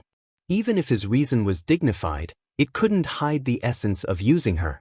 Men always had such a self-righteous drawback. They thought that they could decide everything. A selfish man was more arbitrary than a selfish woman. Seeing Jing Chen, it reminded him of himself 3 years ago. He wholeheartedly wanted to marry the 10th princess, but he didn't consider whether she was willing or not. In the end, he ended up in an irreversible situation. As a man, Shui Rui didn't think that he had the right to blame Jing Chen. But as Yushu's man, he couldn't tolerate Jing Chen's covetous heart. Or is brother Jing really naive to think that as long as Shu agrees to marry and have children with you, you will live in peace? Although Jing Chen was used to Yushu's cold words, he still felt that Shui Rui's bluntness was a little harsh. The things that he had always wanted to deceive himself and others became clearer. That day at the bottom of the imperial tombs, he had his doubts, but he still chose to believe De Dian's words. De Dian had told him who the person who broke his life was. Apart from kindness and righteousness, in his heart, the person he liked was Xiaoyu. He was happy to have such a chance to be with her again. She doesn't owe me anything. I'm the one who let her down. You didn't let me down. I've said that we're even. Yu Shu's voice was flat. She had long passed the stage of anger and unwillingness. Now, Jing Chen was no longer a friend or an enemy to her. Hearing this, Jing Chen just turned his head to look at her. His handsome face did not show much emotion. Seeing this, Shui Rui stopped and did not continue to be aggressive. Instead, he changed the topic and brought it to the murder case in Taisher Shuyuan. The murderer who killed Zhan Xuan has not been identified. It is obvious that those people's goal is to target you, the Scourge of Dawn. That's why the woman close to you was implicated. I'm afraid that their next target is Shu. For her safety, I want to trouble brother Jing with something. What is it? Go ahead. Recently, His Majesty may send more people to protect Shu. If they mention it in front of you, I hope that you can refuse on behalf of Shu. As for the excuse, I've already thought of it for you. Just say that Shu knows the death-severing technique and is not in danger of losing her life. You will also protect her from the side. There is no need to do anything unnecessary. Originally, this was not what Shui Rui wanted to ask Jing Chen to cooperate with. With Zhan Shuiyuan's death, he was afraid that the emperor would disregard Yushu's life and arrange the marriage between Jing Chen and her ahead of time, using her to lose her life first. That was why he had originally wanted to remind Jing Chen not to agree to their marriage and delay it. But now, the situation had taken a turn. Yu Shu's performance at the aquatic conference had caused Emperor Zhao Qing to re-evaluate her weight. A title bestowed by the emperor was enough to explain the problem. They would not be in a hurry to send Yu Shu to her death. On the contrary, they would send more people to protect her safety. I don't understand. Jing Chen frowned. Why did you refuse? Yu Shu also did not understand why Shui Rui was doing this. Wasn't it a good thing to have more people to protect her life? But she did not raise her doubts. She believed that Shui Rui must have his reasons for making such a request. Shui Rui quickly gave this reason. Historically, the Emperor of Darren Kingdom has a group of secret personal guards that follow and protect the Emperor. They are not dispatched by the Ministry of Military Affairs, and there are only a few dozen of them. But in terms of martial arts, there is no lack of people who can compete with Brother Jing. They are also very good at hiding and are loyal. So, since the founding of Den Kingdom, although there have been many assassinations, there has never been a precedent of one successful assassination. If my guess is correct, the Emperor will send more people to protect Shu in secret this time. He will definitely choose people from these personal guards, Shui Rui said and glanced at Yu Shu, saying, if you do not want to have people watching you when you eat, sleep, or go to the toilet, and report your every move to the Emperor, it is best to refuse. Yu Shu had too many secrets. If any one of them was leaked, it would be enough for her to lose her head. These personal guards were not protective talismans for her, but talismans that would lead to her death. Yu Shu's expression changed. She unconsciously changed her posture and looked at Jing Chen. Her expression clearly showed resistance. Jing Chen lowered his head and thought for a moment. He said, okay, I will pay attention. Regardless of whether the Emperor and the Great Advisor mention it to me, once I find that there are masters around her monitoring, I will come out to stop them. It better be so. Shui Rui said this and turned to Yu Shu, saying, don't you have something to tell Brother Jing? Yu Shu did not expect that it would be her turn so soon. She took a deep breath and looked at Jing Chen, who had been deceived for more than a decade. She could not help but feel pity in her heart. She unconsciously lowered her voice. Chapter 594. Yushu didn't tell Jing-chun about the father and son of the Xian family in detail. She just pushed everything to the death judgment magic. I accidentally learned the birth date of Yunhua Yi's son. After using the death judgment magic, I found out that he is still alive. I have calculated it several times, and there is no mistake. Jing-chun sat there motionlessly. His face was full of fear, and his whole body seemed to be frozen. No one knew if he heard the latter part of Yushu's explanation. Yushu could imagine the impact he had felt. Ever since he was young, he had known that he was a disaster. Everyone around him had told him that his parents had been cursed by his K2 star. He grew up in self-blame and lived alone for nearly 20 years. Suddenly one day, he was told that his father was still alive and well. It must be hard for him to accept it. Yushu turned her head and wanted to exchange glances with Shui Rui, but she saw that he was looking at Jing-chen with a thoughtful expression. She didn't know what he was thinking. After a while, Jing-chen opened his mouth. His suppressed voice had a touch of hoarseness. "Thank you for telling me." Logically speaking, this was a good opportunity to slander Emperor Zhaoqing and Detidian. However, when Yushu saw his hurt expression, her lips moved, and the words that were on the tip of her tongue became, "No need. As long as you don't suspect that I'm lying to you." Jing-chen shook his head and stood up with his hand on the handrail. "Sorry, I can't stay for long. I will leave first." Yushu nodded and turned her head to look at Shui Rui. After hesitating, she stood up and said, "I will walk you to the door." "Brother Jing, take care." Shui Rui sat there and didn't move. He watched the two of them go out. Coming down from the third floor at the corner of the stairs, Jing-chun suddenly stopped. He didn't look back and said in a low voice, "Why do they all lie to me?" What else was there that he had seen and heard since he was young that was true? Yushu didn't know how to answer. Even if the person in her heart was no longer him, she couldn't help but feel sad for him. Perhaps it's to achieve a certain goal, or perhaps he has some difficulties. The back of the person under the stairs was very lonely. Yushu raised her hand and was about to put it on his shoulder. She was not good at comforting people, so she reluctantly said, "Anyway, he is still alive. Isn't it a good thing?" "Yes." With a faint chuckle, Jing-chen turned around and looked at her with an unreadable expression. "At least he's alive, isn't he?"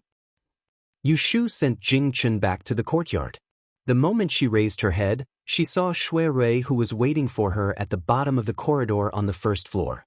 She couldn't help but quicken her steps and walk up to him. "Did he leave?"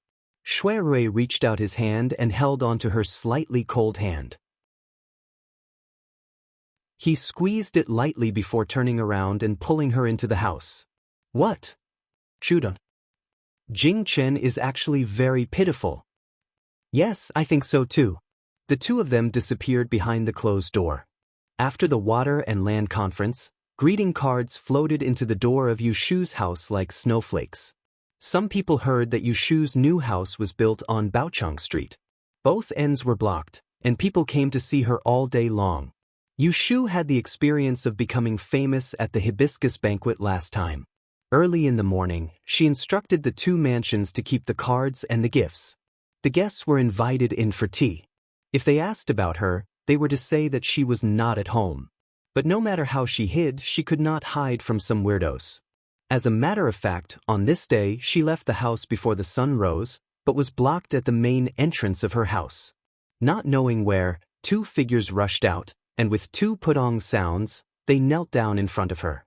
If not for Lu Hong and Su Qing blocking in front of her, they would have knocked into her feet. "I am Zhou Min. I have admired Mr. Yu for a long time. I am willing to take you as my master. Please accept me. In the future, I will regard my master as my second parent and be filial to you. I am Wang Sheng. My ancestors have learned the Yi for 3 generations. I can endure hardships and work hard. Please accept me as your disciple, Miaoling Messenger. I will definitely study hard and pass on your mantle." 2 black lines appeared on Yushu's forehead. She thought to herself, where did these 2 shameless people come from? They looked like they were in their 30s, and they dared to say that they wanted to be her son. And the one who learned the EE for 3 generations, who wants him to inherit the mantle. It was the first time Lu Hong and Su Qing encountered such a situation. They did not know how to deal with it. They turned to look at Yu Shu, waiting for her to speak. Ahem, you two can get up. My master has ordered that I am not allowed to accept disciples.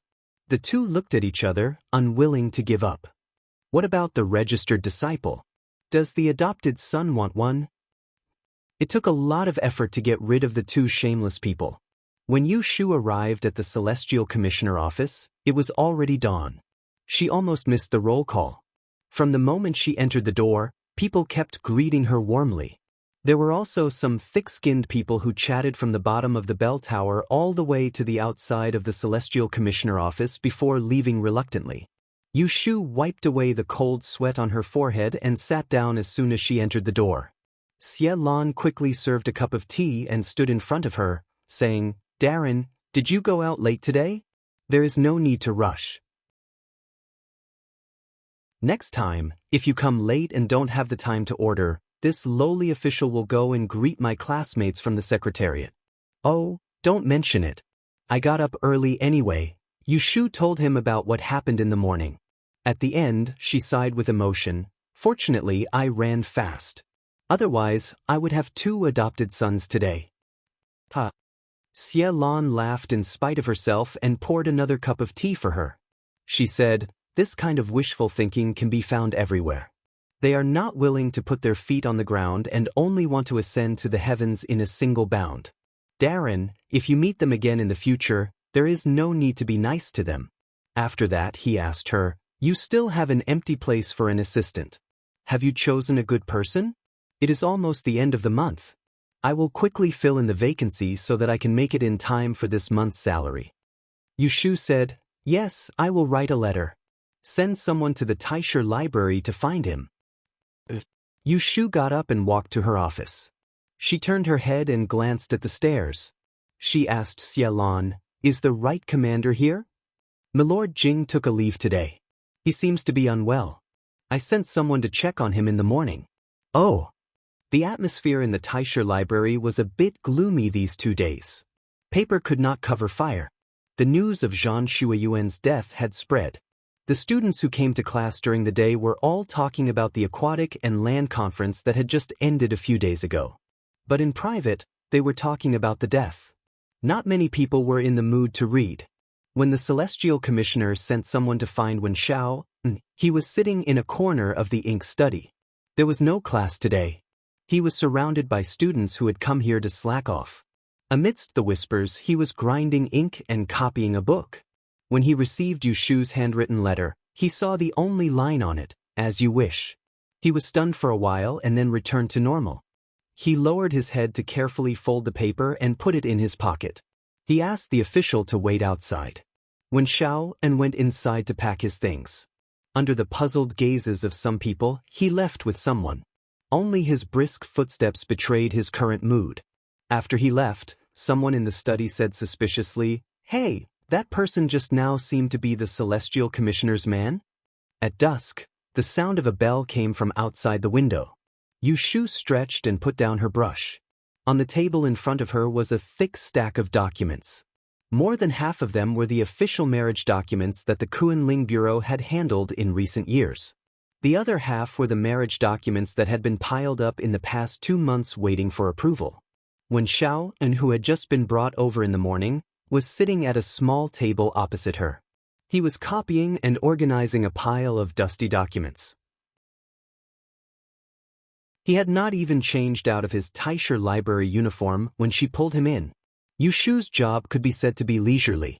She only had to wait for the brush supervisor and the signature officer to deliver the annotated documents to her. She would look through them and stamp them. Yu Shu was not willing to slack off. Since she had come to the Celestial Commissioner, she had to make good use of the real power in her hands. She could not be a decoration and waste resources. Therefore, the most important thing was to first understand the affairs of the Kunling Bureau and investigate the past records. She did not want to be a figurehead without knowing it. Xie Lan and Ren Renjia looked good on the surface, But there was no knowing what was in a person's heart. Who knew if they would play tricks on her behind her back?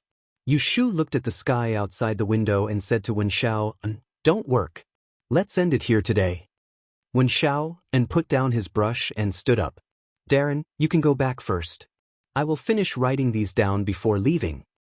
Yushu naturally would not discourage his enthusiasm. She waved her hand to let him continue. She called Lu Hong in and put the 8 catty copper official's seal into a box to take away. The Celestial Commissioner had guards patrolling at night. There were also people who would lock the official seal in a cabinet. However, most of the high-ranking officials who had guards would carefully carry the seal with them. Darren, take care. Outside the courtyard of the Kunling Bureau, a middle-aged man stood not far away.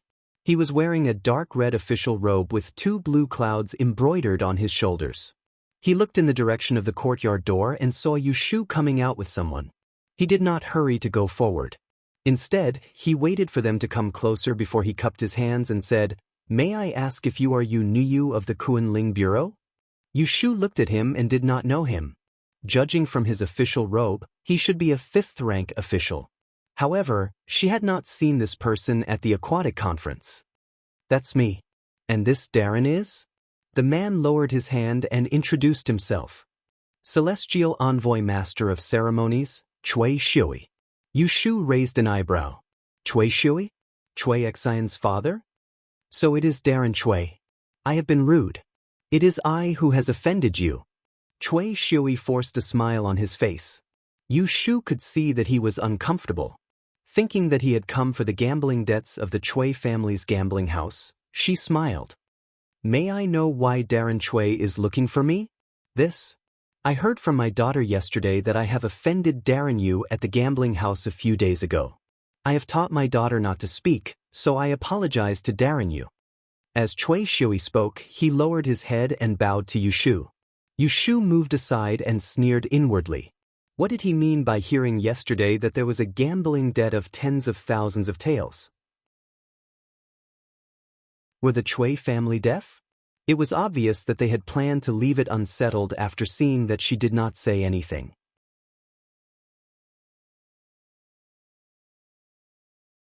Chapter 595. At noon, the Celestial Commissioner and more than 20 officials of the 7th rank and above were waiting outside Taishi Brothel.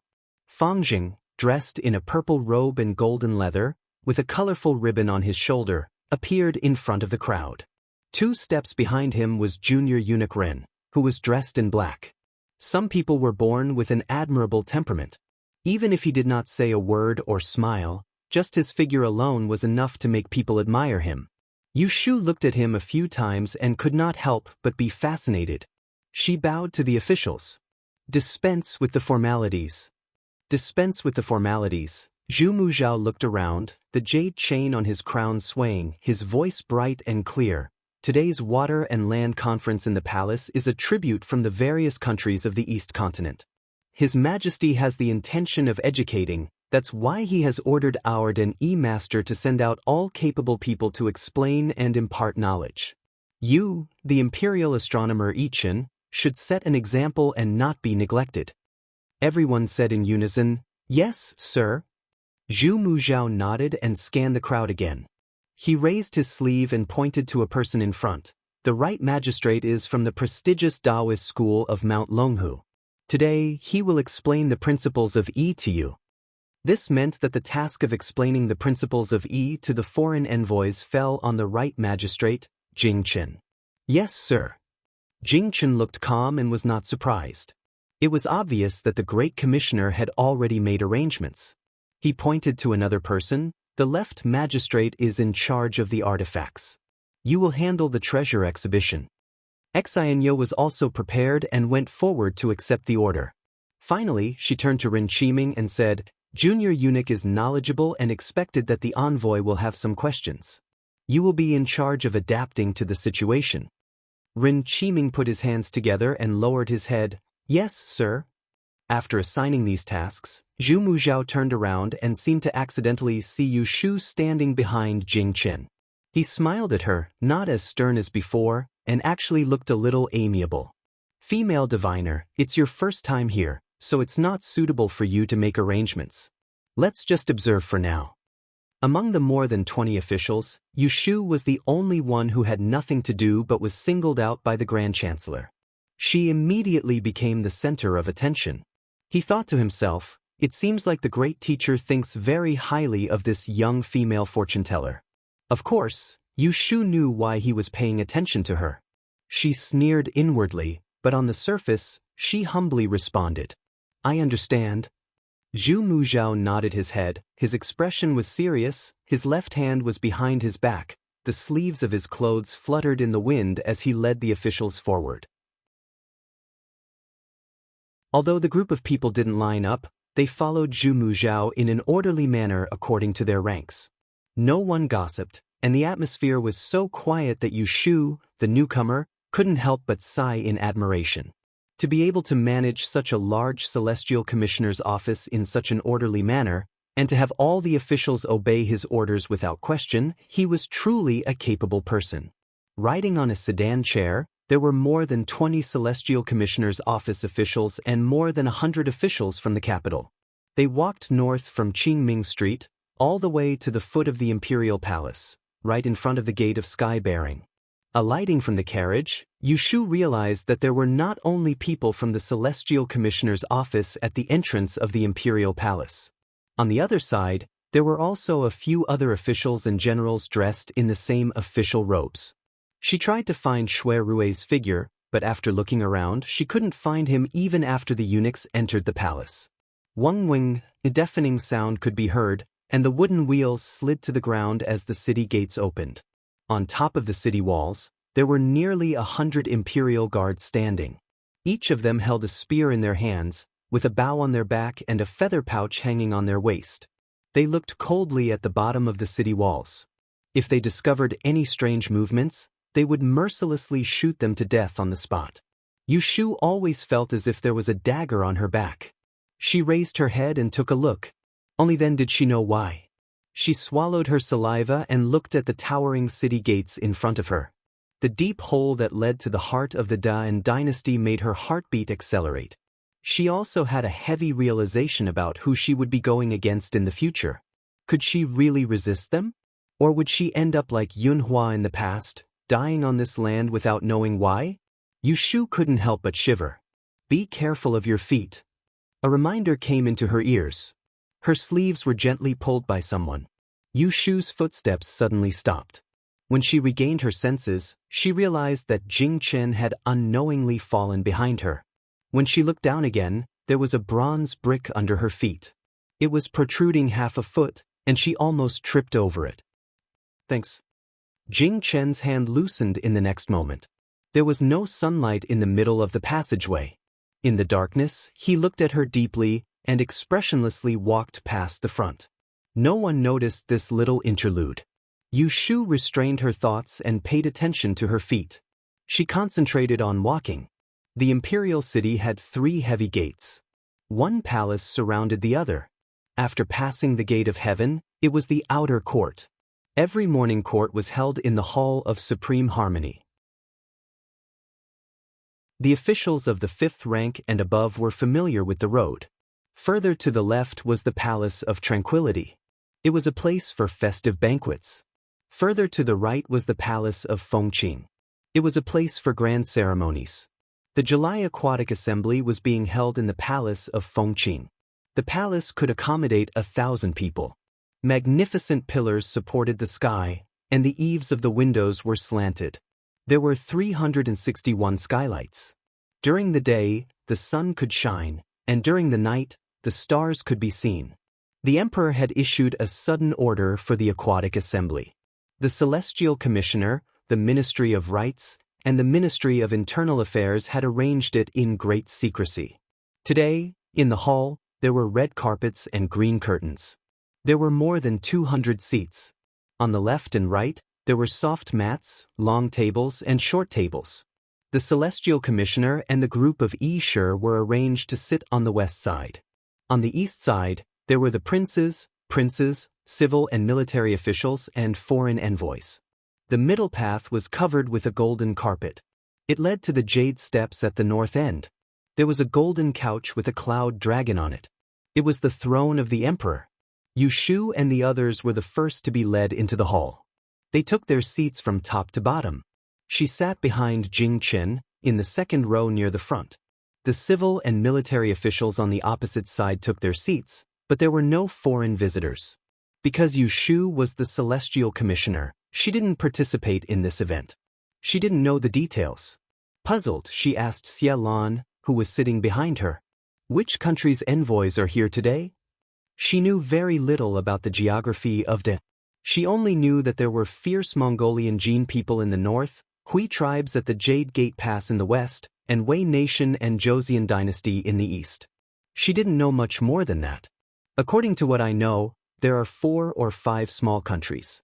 Some are from the East continent, and some are from the West Sea.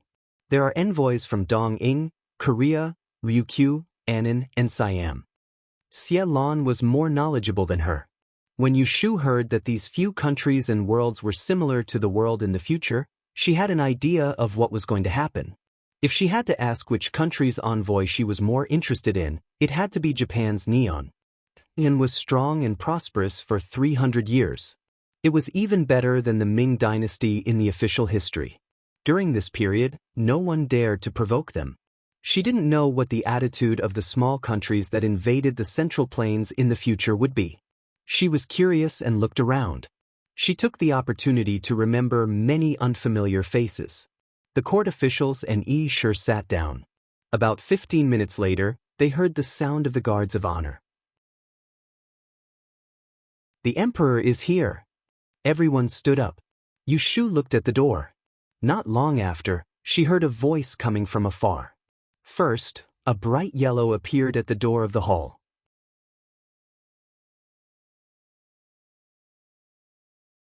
Chapter 596. Above the palace, the 4 seats were quiet. Emperor Zhao Qing sat sideways on a treasured couch, one hand supporting his head and the other resting on his knees. His posture was casual as he looked at Jing Chen, who was standing not far away and explaining the Book of Changes. Therefore, the big has no outside, the small has no inside. The combination of yin and yang forms all things in the world. To understand all things, one must first distinguish yin and yang, and know right and wrong. The Great Way is illusory and real, hard and soft. There is yang in yin and yin in yang. The combination of yin and yang is heaven's law. The Book of Changes was the source of the Book of Changes. It was only about 4,000 words and had gone through 3 ancient times and 3 saints. In ancient times, King Fuxi opened the heavens with his 8 trigrams. In ancient times, there was King Wen's 64 trigrams. In ancient times, there was Confucius's 10 wings. Jing Chen's clear voice traveled to every corner of the palace. When he explained the Book of Changes, it started from yin and yang to everything. The theory was not difficult to understand, but when it was explained by a handsome immortal like him, it was exceptionally clear. The 1-hour lecture wasn't short, but it wasn't long either. Some people were engrossed in it, while others weren't paying attention at all. Yu Shu just couldn't listen. Her learning of the Book of Changes didn't start with the word reason, it was Taoist Qin Zheng's force-feeding method. Later, in order to participate in the Diyan examination, she had to memorize a pile of Book of Changes. Otherwise, she probably wouldn't even know where the Book of Changes came from. At this moment, her attention was on the other side of the golden carpet. The first row, from top to bottom, was Prince Xiang and Prince Jing. Next to them were 2 old men whom she had never seen before. One had a head full of white hair, the other had a serious face, wearing a high crown and sleeved robe, with a crane embroidered on his chest. Yu Shu thought that these 2 must be Prime Minister Xue and Prime Minister Yin. According to the seating arrangement, the white-haired one should be Prime Minister Yin, and the expressionless one should be Xue Rui's grandfather. This deduction surprised her. She had seen noble consort Xue and consort Shu at the Hibiscus Gentleman's Banquet. Noble consort Xue was lively and liked to laugh, while consort Shu was strict and serious. Both of them were like daughters and fathers. Who would have thought that Xue Lingnan would be so dignified, while Prime Minister Yin was all smiles? When she thought up to here, she gazed at the few rows in front of her. Shui Rui said that he would come today, yet she hadn't seen a shadow of him since she entered. She wondered if he'd forgotten or something else had happened. Below the two prime ministers, there are many foreign envoys dressed differently. Yushu can't recognize the others, but the skinny man with a shaved head and a ponytail must be from Dong-ing. There were two companions sitting behind the skinny man. One of them was nothing special, but the other was a young man. His black hair was not shaved and was tied neatly at the back of his head. A row of bangs hung down past his eyebrows. His skin was snow white and he was quite handsome. Girls? Yushu murmured in her heart. She couldn't help but take a few more glances at the Dong-ing young man. Suddenly, the young man turned his head and looked in her direction. Their gazes met. She didn't notice it before, but now she realized that the young man's eyes were so pale that they didn't seem to have any color. They were staring at her blankly, causing a chill to run down her spine. It was very uncomfortable. She was the first to turn her gaze away. Her heart felt strange and she couldn't be bothered to listen to what Jingchen was saying. She didn't know that after she turned her head away, the Dong-ing young man stared at her for a long time. The Dong-ing man sitting beside the young man sensed it and also glanced in Yushu's direction. He asked the young man something in a low voice. The young man shook his head and lowered it without saying a word. His hands were flat on his knees and he didn't move at all, becoming a statue. When Jingchen returned to his seat, there was a wave of whispers below. It was obvious that the discussion was the main focus. Teacher Yi's side didn't matter. They were all Han people and they all spoke in Han. Yushu was puzzled as to why the group of foreigners opposite her could make an expression of sudden realization and enlightenment. Did they really understand or were they pretending to understand? After the commotion below for a while, Emperor Zhaoqing slowly sat up straight and placed his hands on the dragon throne. The eunuch who was waiting at the side saw this and swept the horsetail whisk in his hand across the air. He said in a loud voice, "Silence." The voices in the hall stopped abruptly. Emperor Zhaoqing scanned the people below and looked at the envoy. He smiled faintly and said, "You people said that you want to see Maida and E-School. I have to ask someone to reason with you. After listening to what I said just now, what do you think?" Yushu wasn't sitting very far and could barely make out the appearance of Emperor Zhaoqing. With one look, she finally understood why this old emperor favored Ning Wang so much. This pair of emperor and his son could not be said to have been cast from the same mold, but their appearances were 60 to 70% similar. They were both born with imposing features, square foreheads, wide noses, and the faces of nobles. In contrast, Lu Tan, who was present today, had a scholarly and weak appearance. She just didn't know if Lu Hao's fickle and heartless temperament also resembled that of the emperor. The envoys of various countries could understand the common language of dawn. When they were asked by the emperor, they stood up one by one and answered in a strange tone. However, they still wanted to be literate, which made Yushu want to laugh. "Your Majesty stewed biscuit, it's easy to cook raw, but it's hard to cook raw. I'll wait for your help." This sentence was, replying to Your Majesty, the Sage Dynasty's study is truly profound. We have learned a lot. After listening to what that young master said just now, we have learned a lot. Not only Yushu, but those who had ears, when they heard what the other side said, their faces were slightly distorted and they were trying their best to hold back their laughter. Haha. Emperor Zhaoqing was also amused. His loud laughter was like a signal. Those seated could not help but laugh out loud. This laughter did not contain any malice, so the atmosphere was rather harmonious. When they were done laughing, the Celestial Commissioner then took out a batch of artifacts that he had prepared earlier to display. Among them were treasures that could attract wealth and ward off evil spirits. There were also tools that could keep track of time and calendar. The workmanship was exquisite and there was a mystery hidden within. The group of foreign envoys were dazzled just by looking at them. Xenyo was in charge of explaining the uses of each artifact in an orderly manner. Another hour passed like this, and only then did everyone return to their seats reluctantly. On the spot, there were envoys who suggested that the emperor could gift 1 or 2 rare artifacts for them to bring back to their countries. Emperor Zhaoqing generously agreed and instructed the Celestial Commissioner to handle it. If they wanted to gift, they would gift a set and not one or two poor people. Xenia was secretly pleased. He thought that if this task was done well, he would be able to benefit greatly from it. At this moment, the Japanese envoy, who had been silent all this while, stared at the exquisite artifacts. He stood up from his seat, raised his hands, and bowed respectfully to the Emperor of Zhaoqing. Only then did he open his mouth to speak. "Your Majesty, I have something to say, but I don't know if I should say it." This Japanese was very fluent in speech. Emperor Zhaoqing was probably in a good mood. He waved his hand and said, "You are not guilty. You may speak." "Thank you, Your Majesty." The Japanese was done with his gesture. He raised his head and looked at the hundreds of seats opposite him. A dry smile appeared on his thin and sunken face. He said, "From your humble subject's point of view, the study of Yi in the Holy Dynasty is extensive and profound, but most of it is just theory on paper. Teaching people reason is the best choice, but when it comes to practical use, it is just borrowing tools to sharpen one's abilities. It is really regrettable that one cannot use it as one wishes." In other words, this meant, your study of Yi only talks about general principles, but when it comes to practical use, you still have to rely on those external tools. It is very boring. How many of those who were present were fools?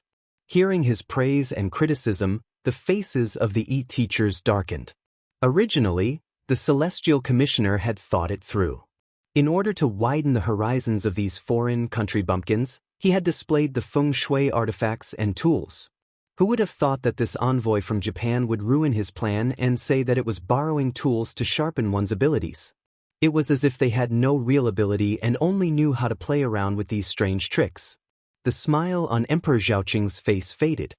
He turned to look at Xenia, who was in charge of displaying the artifacts, and said, "What did he say? Did you hear it?"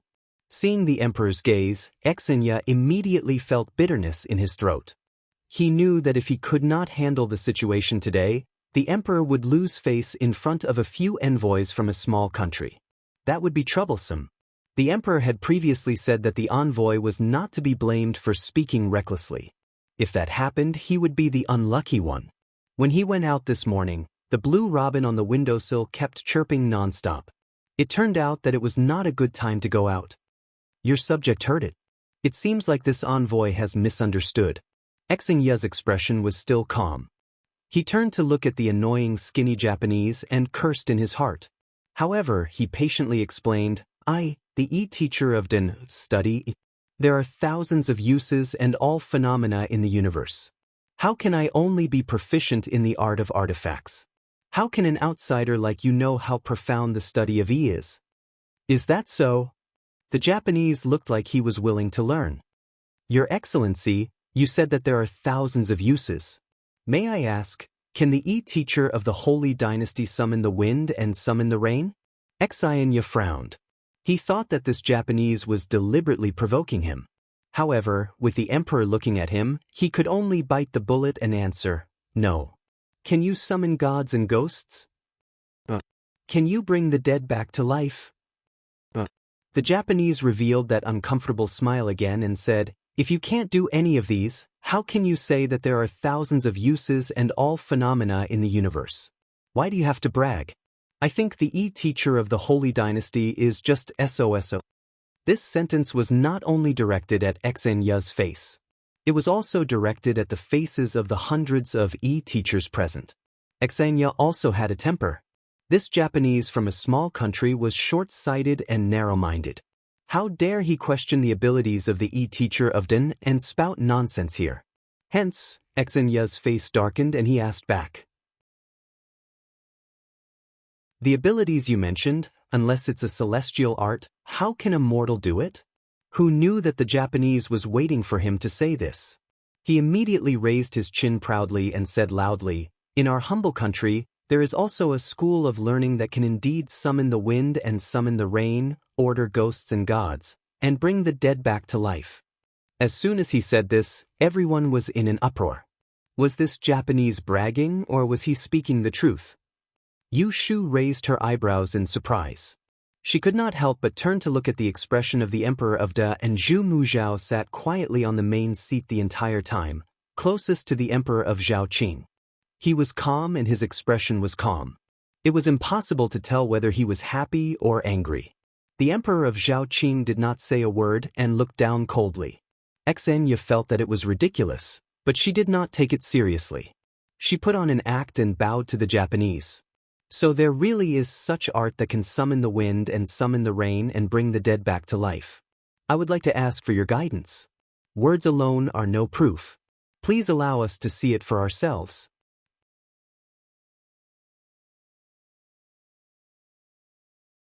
Chapter 597. When they heard Yamada Jiro, the envoy from Japan, say the words yin-yang art, many people sitting at Master Yi's side were surprised. Someone commented, yin-yang technique? Did you hear that?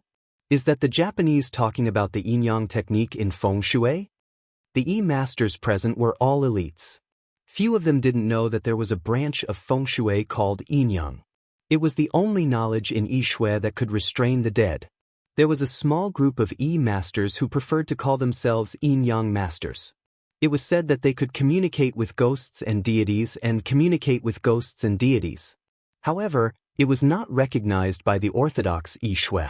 There was a saying in I-school, when a person dies, his fate energy ends. Since there was no fate energy, how could one predict the future? Xenia sneered and said, I thought it was some celestial technique that could summon the wind and summon the rain. The yin-yang technique that you mentioned, Master Yamada, is also a branch of the Da in I-school. Yin-yang and the 5 elements originate from the central planes. Don't tell me you don't know that? Xenia's words were what most of the E-masters were thinking.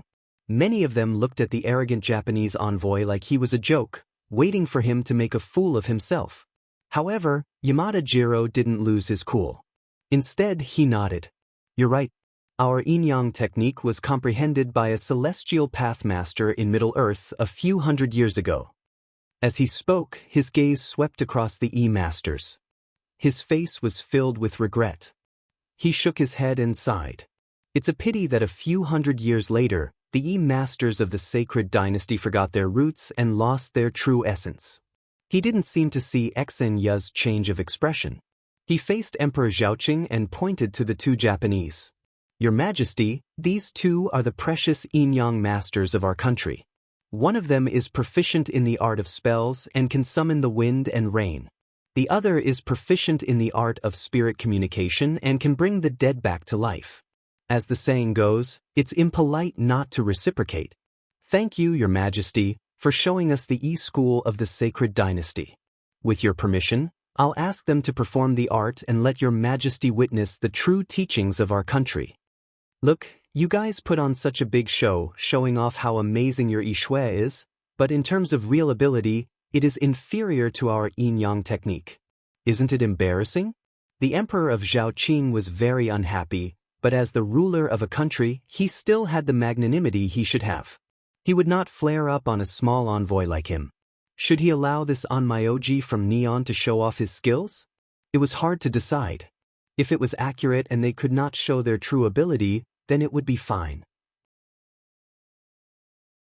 But if they had the ability, then wouldn't it prove that the Da and Orthodox sect's I Shui was inferior to their heretical sect?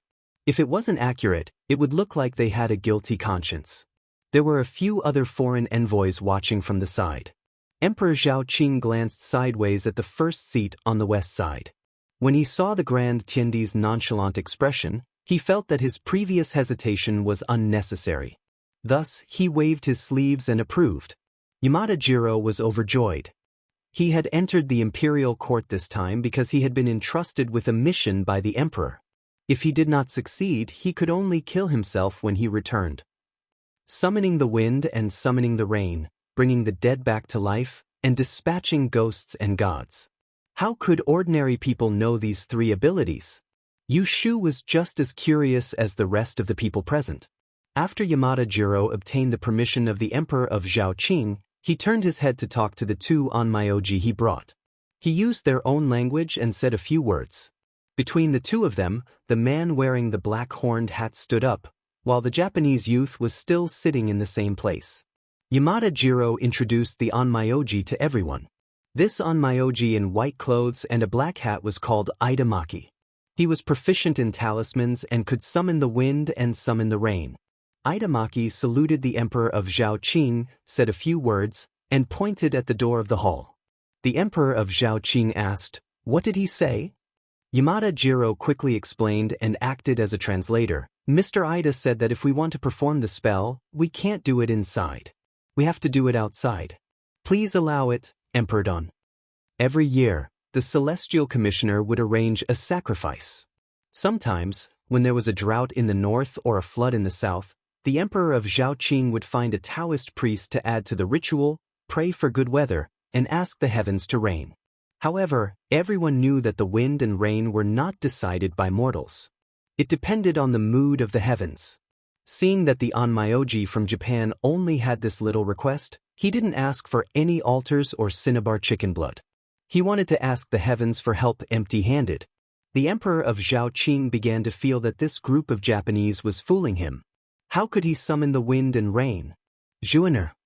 The Emperor of Zhaoqing allowed Idamaki to go out and reminded the Emperor, "Send someone out to take a look, then report back." The Emperor nodded and turned his head. His eyes swept over the heads of the officials behind him and stopped on the two of them. He said, "Minister of the Right, the female imperial official will go with you and take a look." Yushu was wondering what kind of tricks those neon people were playing when she suddenly heard the commissioner call her official position. She didn't know how to react until Jingchen stood up in front of her and looked back at her. He said in a low voice, "Official Yu." Yushu accepted her fate and stood up. She lowered her head and stared at the back of Diane's head. She thought to herself, "They really want to match me and Jingchen to the end." The two of them followed the Onmyoji out of the hall one after the other. Yushu looked up at the sky. It was afternoon and the sun was high up in the sky. It didn't look like it was going to rain at all. Jingchen looked at her silently. He didn't care how the Onmyoji performed the spell. There was an empty space on the marble steps outside the hall. Other than the guards and eunuchs waiting outside, there were no other people. Idamaki took off his white hunting jacket and spread it on the ground. He knelt on one knee and faced the south. He put his palms together and made a strange gesture. He muttered something in a gloomy voice. However, Yushu had only learned one foreign language in her previous life. She couldn't understand a word even when she strained her ears.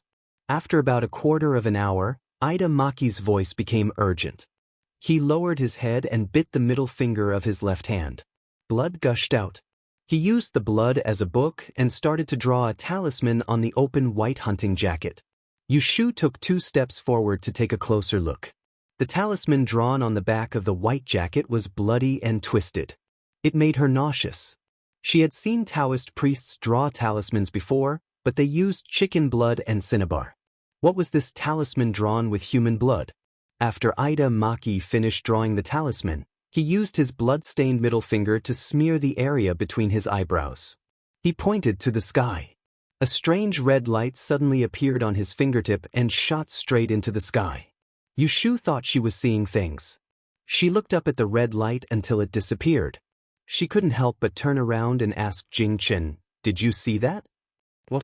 "That beam of light came from his hand," Li Wuyo said. "Yeah." "What the hell are you talking about? Do you have to be so calm about such a strange thing? Did you see it or not?" Yushu was about to ask again when she saw Jingchen frown and raise his head. The next moment, Yushu felt a chill on her forehead. She blinked and touched it.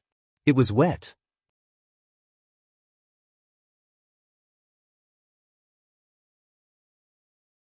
Chapter 598. The sun was still high up in the sky. A light rain fell without warning. Yushu was shocked at first. She stared at the so-called Onmyoji from Japan. Even though she had seen him casting spells and drawing talismans with her own eyes, as well as the strange red light, she still felt that something was wrong. A mortal being able to summon the wind and rain was beyond her comprehension. Jingchen was much calmer than her. After standing for a while and seeing that the rain had not stopped, he said to Yushu, "Let's go in." Yushu nodded absent-mindedly and followed him back into the palace to report to the emperor.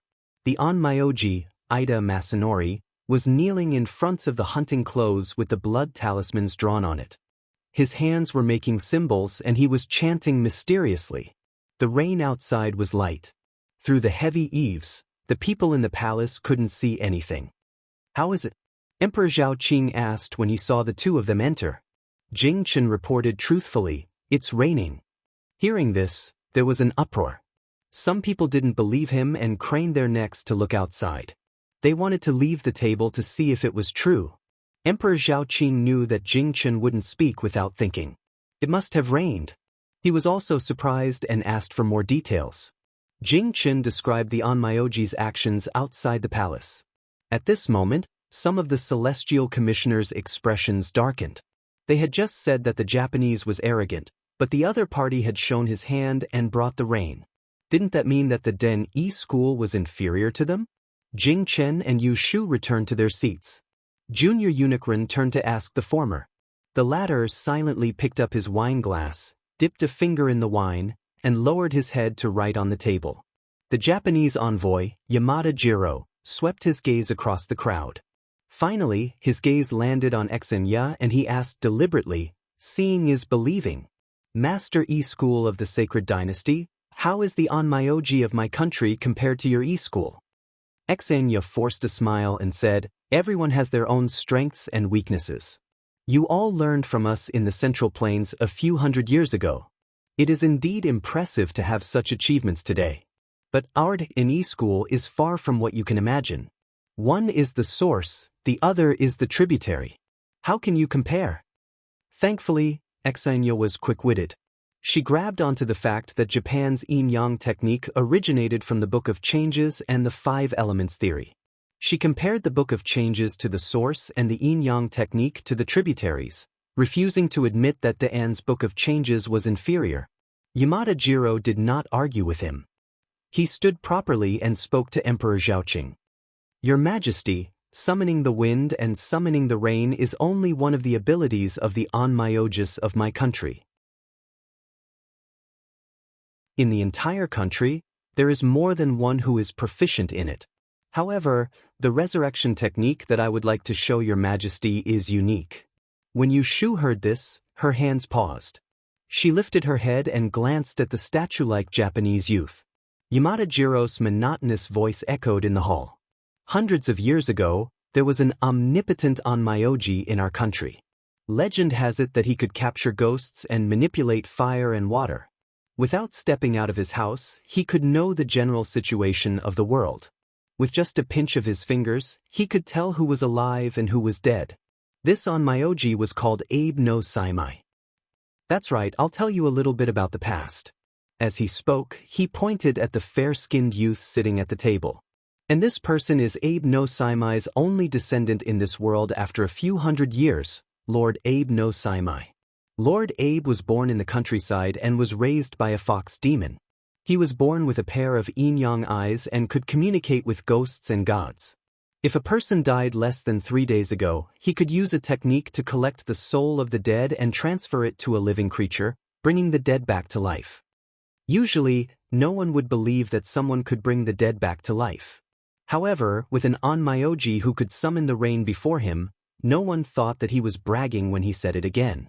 For a moment, everyone's eyes fell on the Japanese youth who was said to be able to bring the dead back to life. "Your Majesty, if you don't believe me, you can find someone to test it out now. If I'm lying, I'm willing to pay with my life. If what I said is true, then it proves that the Master E of the Holy Dynasty is not as good as the onmyoji of my country. I would like to ask your Majesty to agree to one thing." His words stirred up the crowd again. The Master E present glared at Yamada Jiro. Emperor Zhao Qing looked coldly at the bold Japanese who dared to make a request. He knew that he had ulterior motives, but he was also very interested in the technique of bringing the dead back to life. He asked, "What request do you have? Tell me." Yamada Jiro's eyes flashed and he said, "It's a small matter to the unholy emperor. There's a deserted island near the east continent of the Holy Dynasty. It's near Ryukyu and not far from Japan. The emperor dreamed of going to the island one day and yearned for it, so he sent me as a messenger. If your Majesty is willing to part with it, The emperor will order me to present the two precious onmyoges to you. Emperor Zhao Qing raised his thick brows and turned to ask the ministers on the right. Do you know which place he is talking about? The ministers looked at each other and no one answered. After a while, one of them stood up. Please allow me to ask. Yu Shu dipped her finger in wine and wrote quickly on the table while paying attention to the movements in the divine hall. When she heard this, she looked up and saw a skinny young man standing at the end of the table. It was Kong Qi, whom she had met on Chinese Valentine's Day. Permission granted. After obtaining permission from Emperor Zhao Qing, Kong Qi spoke to Yamada Jiro. Is the island that Ambassador Yamada mentioned called Diaoyu Island? Yamada Jiro nodded and said, that's what the Holy Dynasty called it. Kong Qi frowned slightly and turned to report to Emperor Zhao Qing, Your Majesty, the island that the Japanese ambassador mentioned is a place that passed during our diplomatic mission to Ryukyu. There are indeed no people on the island, but it's rich in medicinal herbs.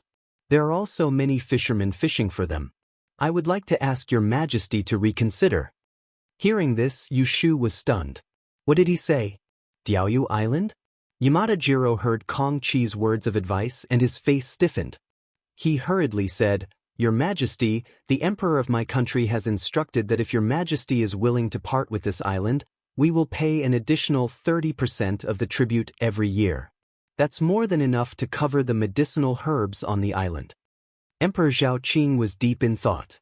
It was obvious that he was considering whether or not to make this deal with the Japanese. Two onmyoges, one could summon the wind and the rain, and the other could bring the dead back to life. He could use them to exchange for an uninhabited island. This deal seemed to be a good deal. But the prerequisite was that the ability to bring the dead back to life was real. I can agree to your request, but first I want to see him. Emperor Zhao Qing pointed at the Japanese youth sitting behind Yamada Jiro. How does he bring the dead back to life? No matter how the expressions of the people in the hall changed, Yu Shu's expression sank. Her fingers suddenly stopped moving. She looked at the faintly discernible water stains on the table and then raised her head to look at the Japanese opposite her. A cold smile appeared at the corner of her mouth. Summon the wind and the rain? I'm not going to believe you. She stared at him for a while before turning her head to look at Emperor Zhao Qing, who was sitting high up.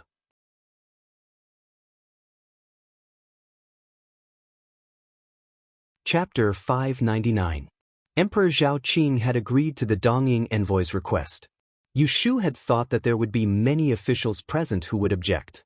Unexpectedly, no one spoke up except for Kong Qi, who had first asked the emperor to reconsider. She was surprised, but after thinking about it carefully, she understood that this situation had occurred. It wasn't because the civil and military officials, including Emperor Zhao Qing, were brainless. It was because in this era where cold weapons were still in power and shipping was not developed, an uninhabited island was less significant than two rare mutants. More importantly, the onmyoji who knew how to bring the dead back to life was an irresistible temptation to the emperor who had always yearned for immortality. Looking at Yamada Jiro's confident expression, Yu Shu couldn't sit still. After all, she was a modern person who had come back from 500 years in the future.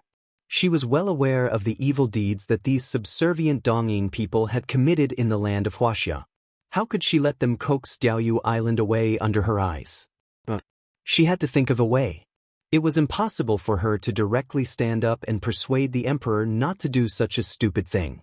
She had only been a new official for a few days. As a fifth-rank female official, her words carried more weight. How could the emperor listen to her and take back his order? Then she could only start with the Dongying people and stop them from succeeding. Yu Shu looked expressionlessly at the door of the main hall. She quickly calculated in her mind. She was sure that the yin-yang technique that could summon wind and rain was just a trick. That was easy to deal with. As for the Dongying youth who claimed to be able to bring the dead back to life, she had to wait and see. With this thought, Yu Shu didn't rashly try to persuade the emperor. Instead, she chose to sit and watch. However, the development of the matter was a little unexpected.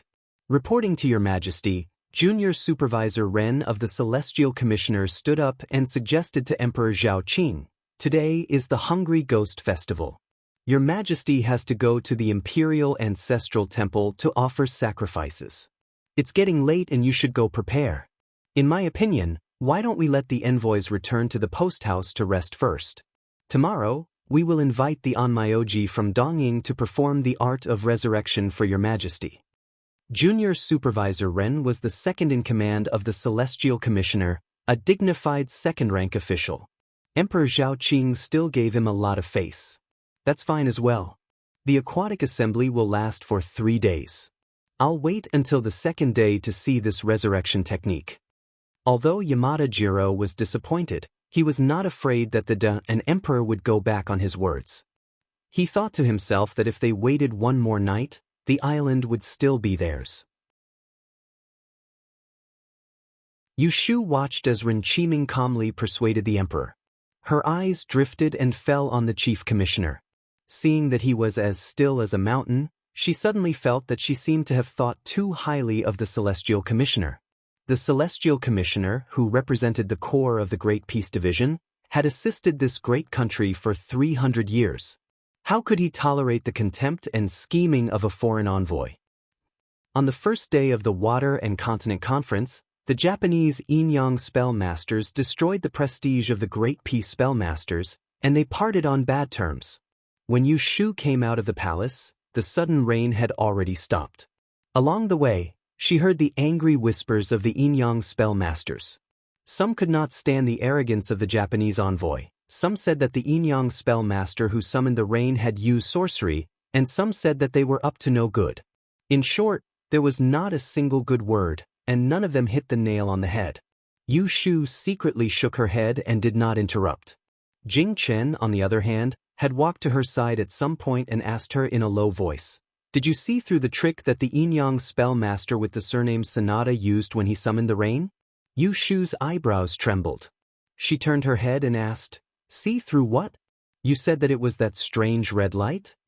Seeing that she was playing dumb, Jing Chen shook his head and told her that red light was not some demonic thing, but a force that will appear when the inner energy of a martial artist reaches a certain level.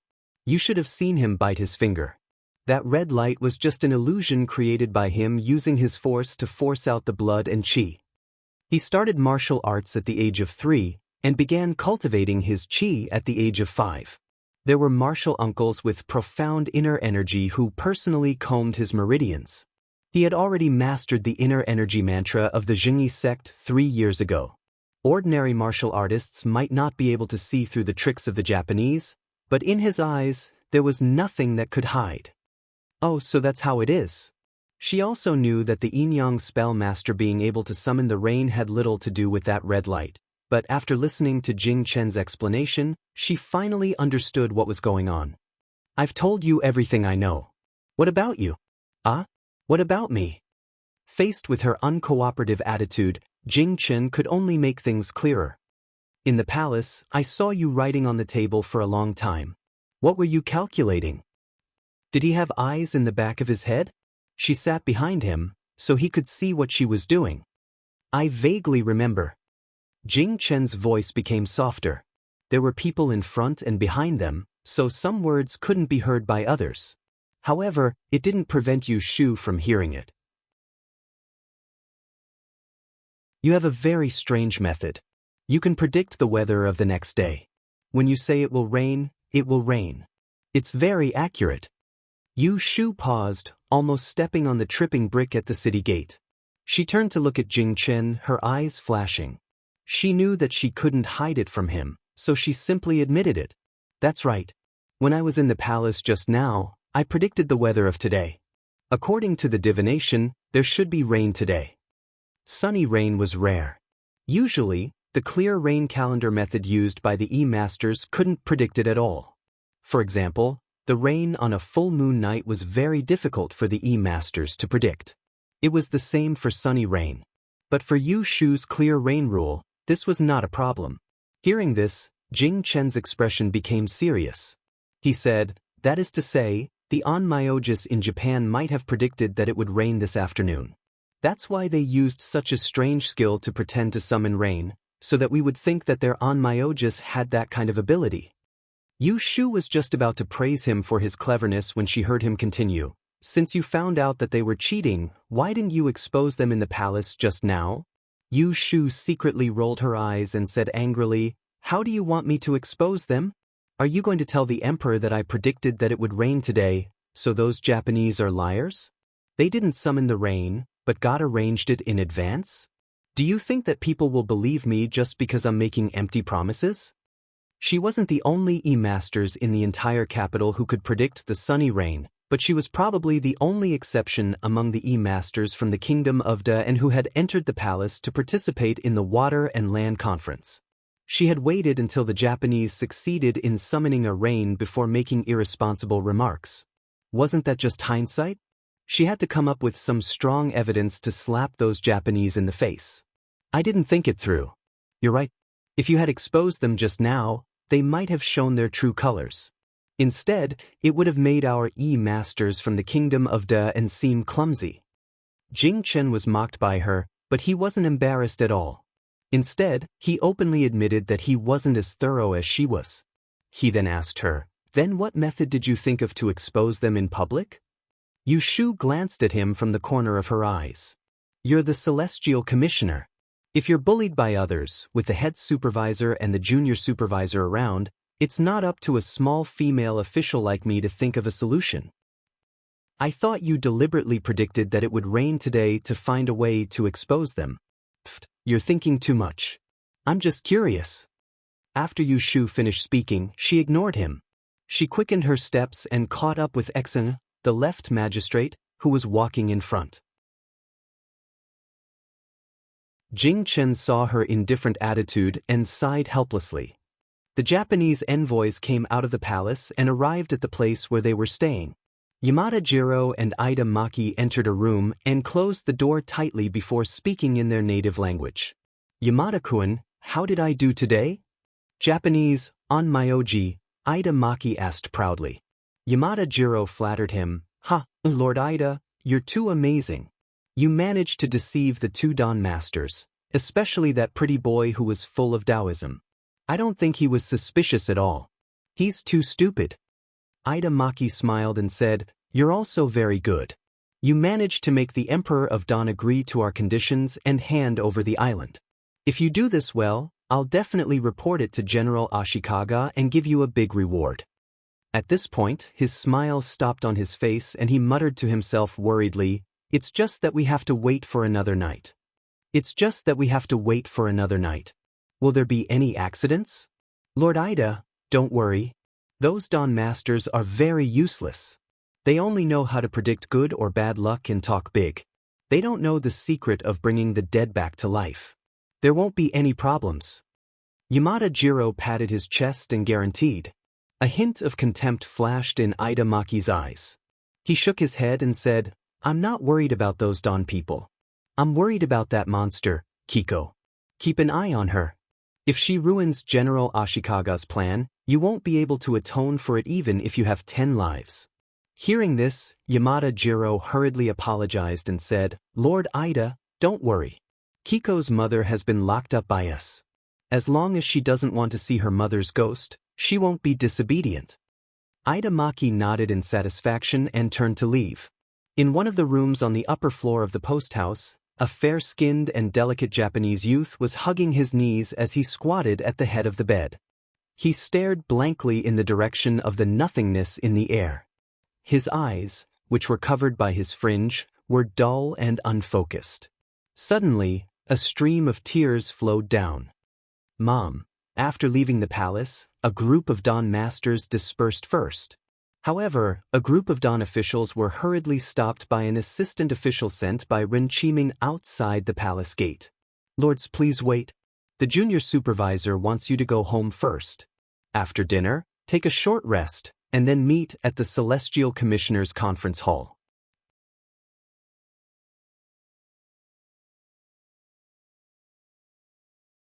Chapter 600. She had left the palace less than 7 o'clock, a full 2 hours before 9 o'clock. Yu Shu did not return home but went to Wangji Tower to find Shui Rui. A few days ago, Shui Rui had said that he would come to the aquatic conclave, yet she didn't see him in the palace today, causing her to feel bewildered. She wondered if something had happened to him at the last minute, which was why he couldn't come. She went to Wangji Tower, but Shui Rui was not there. She could only eat dinner first and then go to the Celestial Commissioner's office for a meeting. The meeting hall was located in the middle of the 9 palaces pattern. You just had to walk straight past the bell tower in front of the door. Yushu arrived early. The spacious hall was brightly lit. There was a long carpet at the door and more than 20 chairs lined up on both sides. There were only 3 to 5 people who had arrived before her. 2 attendants were walking back and forth in the hall, lighting the lamps and serving tea. Official Yu Xanya was sitting at the front. When he saw Yu Shu come in, he greeted her. Official Xen, Yu Shu walked over, looked to the sides and asked, "Where should I sit?" Xanya put down his teacup and pointed to the seat next to him. "Sit here. It's not a formal meeting, so there's no need to be so formal." Yu Shu thought that she was only 1 rank or 2 lower than Xanya, so it was not a bad position to sit next to him, so she sat down. "The matter I asked you to do last time, did you have any results?" Xanya leaned over and asked quietly. It was not convenient to talk in the palace in the afternoon, so he did not ask about the death that Yu Shu had divined for him. Yu Shu glanced at him without batting an eyelid. She had divined Sir Xen Yu's horoscope that day, but the result was that the person was not dead at all. Xenya had told her with certainty that the person had died 20 years ago, so she suspected that Xenya was deliberately testing her and had some crooked idea. "It's only been a few days. Why are you in such a hurry?" Yu Shu joked with him. "Didn't I tell you? You don't know the date of that person's death, and you don't know the cause of death. It's not easy for you to ask me to do a divination." Hearing this, Xenya did not look disappointed. Instead, she smiled and said, "I was just casually mentioning it. I'm not in a hurry to force you. Take your time and help me calculate in detail." Yu Shu nodded, thinking that she would have to wait until she ran out of Tihu incense pills before telling Xenya everything. "Say, what do you think the junior supervisor wants us to wait here for?" Yu Shu changed the topic and asked Xenya about it. After the Water and Land Conference, Emperor Zhao Qing had gone to the Imperial Ancestral Temple to offer sacrifices. The Great Tipping Point and Ren Qiming had accompanied him and had not returned to the Celestial Commissioner yet. "I think we need to discuss a countermeasure." Xenya snorted coldly and said, "Those arrogant Wei Nation people think that because they know some sorcery, they can look down on us, the Great and E Division. They even want to confuse the Emperor. If we let them get what they want, we, the Celestial Commissioner, will have no face left." In the afternoon at Fengqing Palace, Xenya had been stepped on by the Japanese envoy, Yamada Jiro, which caused him to be glared at by Emperor Zhao Qing. He was still angry. "Is it sorcery?" Yu Shu rubbed her chin. It seemed that Xenya, like the others, did not know what was going on. There's rain on a sunny day and blood talismans. If it's not sorcery, what is it? Xenya snorted disdainfully on the surface, but in fact he was shocked when he saw the rain during the day. Yu Shu chuckled and did not continue the discussion. The Xen family was a family that relied on creation and was proficient in the art of geomancy. As for their attainments in astronomy and calendar, they were probably not as good as Jing Chen, a Taoist disciple who had learned the chaotic sky divination log. It was not that Xenya, as the head of an aristocratic family, was useless. Everyone had their own specialties. As the two of them chatted for a while, more and more people arrived. When Jing Chen entered, he saw Yu Shu and Xenya sitting on the left side of the table. He did not go up to them to make things difficult for himself and just sat opposite them. After the hour, Junior Supervisor Ren appeared on time but did not see the Great Tipping Point. "Sir." He stepped in and everyone in the meeting hall stood up. "Take a seat." Ren Qiming pressed his hand against the air, pursed his lips and walked to the seat of honor. He turned and scanned the crowd. Yu Shu did not know if it was an illusion, but his gaze seemed to linger on her for a moment longer. "Today is the Water and Land Conference. After meeting the Yin-Yang masters from Japan, tell me what you think." As soon as Ren Qiming finished speaking, everyone looked at each other in silence. No one made a sound. Ren Qiming sneered, his expression darkening. Since no one wants to say anything, then let me say it. His Majesty asked us, the Celestial Commissioner, to preside over and preach the Yi Shui. His original intention was to enlighten those foreign envoys and show the majesty of the great nation. But two mere Japanese warlocks with unorthodox methods dared to look down on the Yi Shui in front of us, the Celestial Commissioner. Even if you don't feel ashamed, I feel deeply ashamed. His words made everyone blush. Even Yu Shu was a little embarrassed. Sir, please calm down. Someone could not help but say, when tomorrow is the Water and Land Conference, we will definitely not tolerate those Japanese who mislead the public with their lies. Rin Qiming looked at the official who spoke, his face still cold. What countermeasures do you have? That person was instantly speechless. Cough. Chao Yen, the left commander, who was sitting in the first seat on the left, covered his mouth and coughed. Sir Rin, please calm down. I don't think it was difficult for me to understand what happened during the day. Now that I think about it, the so-called yin-yang master who can summon the wind and rain probably knows some strange divination of the weather and predicted that there would be a rain in the afternoon. Therefore, he borrowed the east wind. He does not really have the ability to manipulate the weather, nor is it some sorcery. As soon as he said this, the minds of many of the muddle-headed people present changed, and they all came to a sudden realization. Yu Shu sized up Chao Zuoling, who was speaking. She was not surprised that other than herself and Jing Chen, there was someone else who could think of this point. The Celestial Commissioner, the left commander, was a third-rank official. His authority was below that of Rin Qiming, but he was the head of one of the three families with the longest history among the 12 aristocratic families, the Chao family. Chao Yuling, who had been strangled to death in the Taisher Library and pretended to have committed suicide by hanging on the observatory, was his granddaughter. In addition, the Chao family had another in-law that was worth mentioning. It was consort Yin Shufei's maiden family, the residence of Prime Minister Yin. The 12 aristocratic families in the capital city were intertwined, and there were only a few families who were truly in power. However, they were never far from the imperial court because they were filled with in-laws and had many branches and leaves. Rin Qiming's expression softened a little, and he nodded in agreement with Chao Zuoling's words. He then said to the crowd, the so-called summoning of the wind and rain, and bringing the dead back to life, is only known to the immortals in the legends. We, who learn Yi, should know that yin and yang and the 5 elements should be able to counter fortune and misfortune. There are things that can be controlled, and there are things that cannot be controlled. What can be controlled is controlled by us, and what cannot be controlled is controlled by the heavens. It is absurd to think that I can control the will of the heavens, but you all believe in it. You should be ashamed. Everyone felt ashamed, and they all said that they had learned a lot. Seeing this, Ren Qiming said again, today's incident happened suddenly, and no one expected the Dong-ing envoy to launch an attack at the last minute. I was at fault for not being able to deal with it in time. I have already received 3 months of salary penalty from the Imperial Secretary, so each of you will have 1 month reduced. No one had any objections. It was just a small salary penalty, and they did not expect to live with that amount of money every month. Only Yu Shu had a strange expression on her face, and she was angry in her heart. She had only been an official for 2 days, and she did not even get a copper coin, but she was already punished for a month.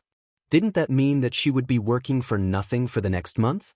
Originally, she did not like the Dong-ing people who came to cheat her territory, so Yu Shu vented her anger on them. Back to the topic, Ren Qiming looked around again, and finally his eyes fell on Jing Chen, who was wearing a silver robe with the Big Dipper embroidered on his shoulder, and said, I heard that in Taoism, you have learned astronomy, calendar, and sorcery. I wonder if you have any insights that can solve the current situation. Jing Chen's face was calm, and he said, sun rain is rare and unpredictable, but it is not impossible to predict. Among the Dong-ing envoys, there must be someone who is proficient in this method. It is not difficult to solve it. As long as we, the Celestial Commissioner, also predict a rain and imitate their skill, their deception will be broken. The difficult thing is, we need the weather to be favorable and there will be a rain tomorrow. Rin Qiming frowned. After a while, Xena, who pretended to be deaf and mute, suddenly said, Tomorrow is the 16th of July, the day of the full moon. How can we know that there will be rain? What was as unpredictable as the sun rain was the special day of the 15th and the 56th of every month, when the full moon would lead to the tide, and the water mist would be forbidden to predict. At least among the Celestial Commissioner, no one knew this kind of strange magic, which could ignore the astronomical calendar and predict the weather of these 2 days. Yushu clasped her hands on her knees and looked up at Jingchen, with a sneer at the corner of her mouth. What, did he want her to come out to help him again? At this time, Ren Qiming asked everyone.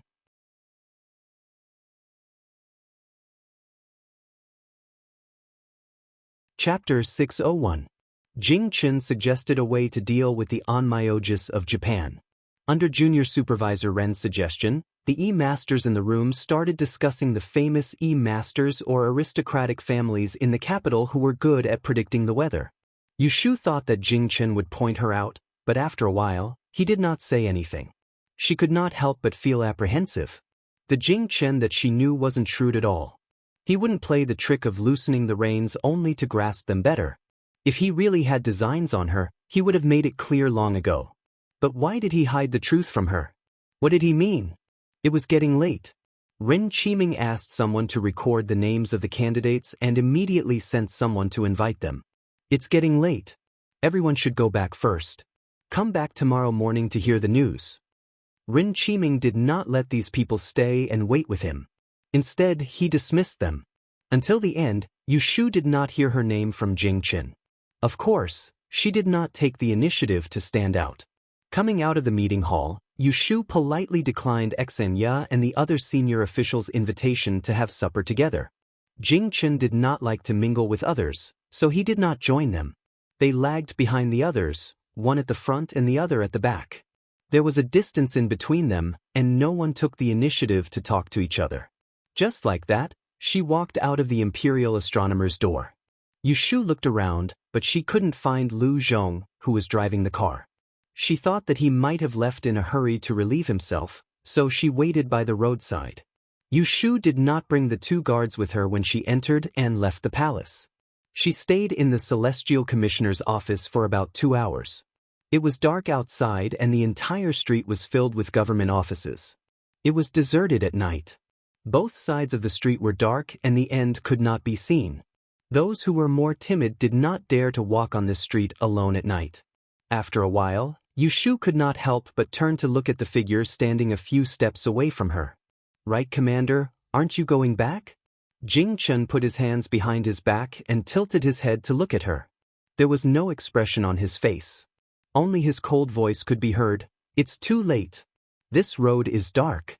I'll wait for you to get on the carriage. Yushu didn't feel touched by such obvious concern.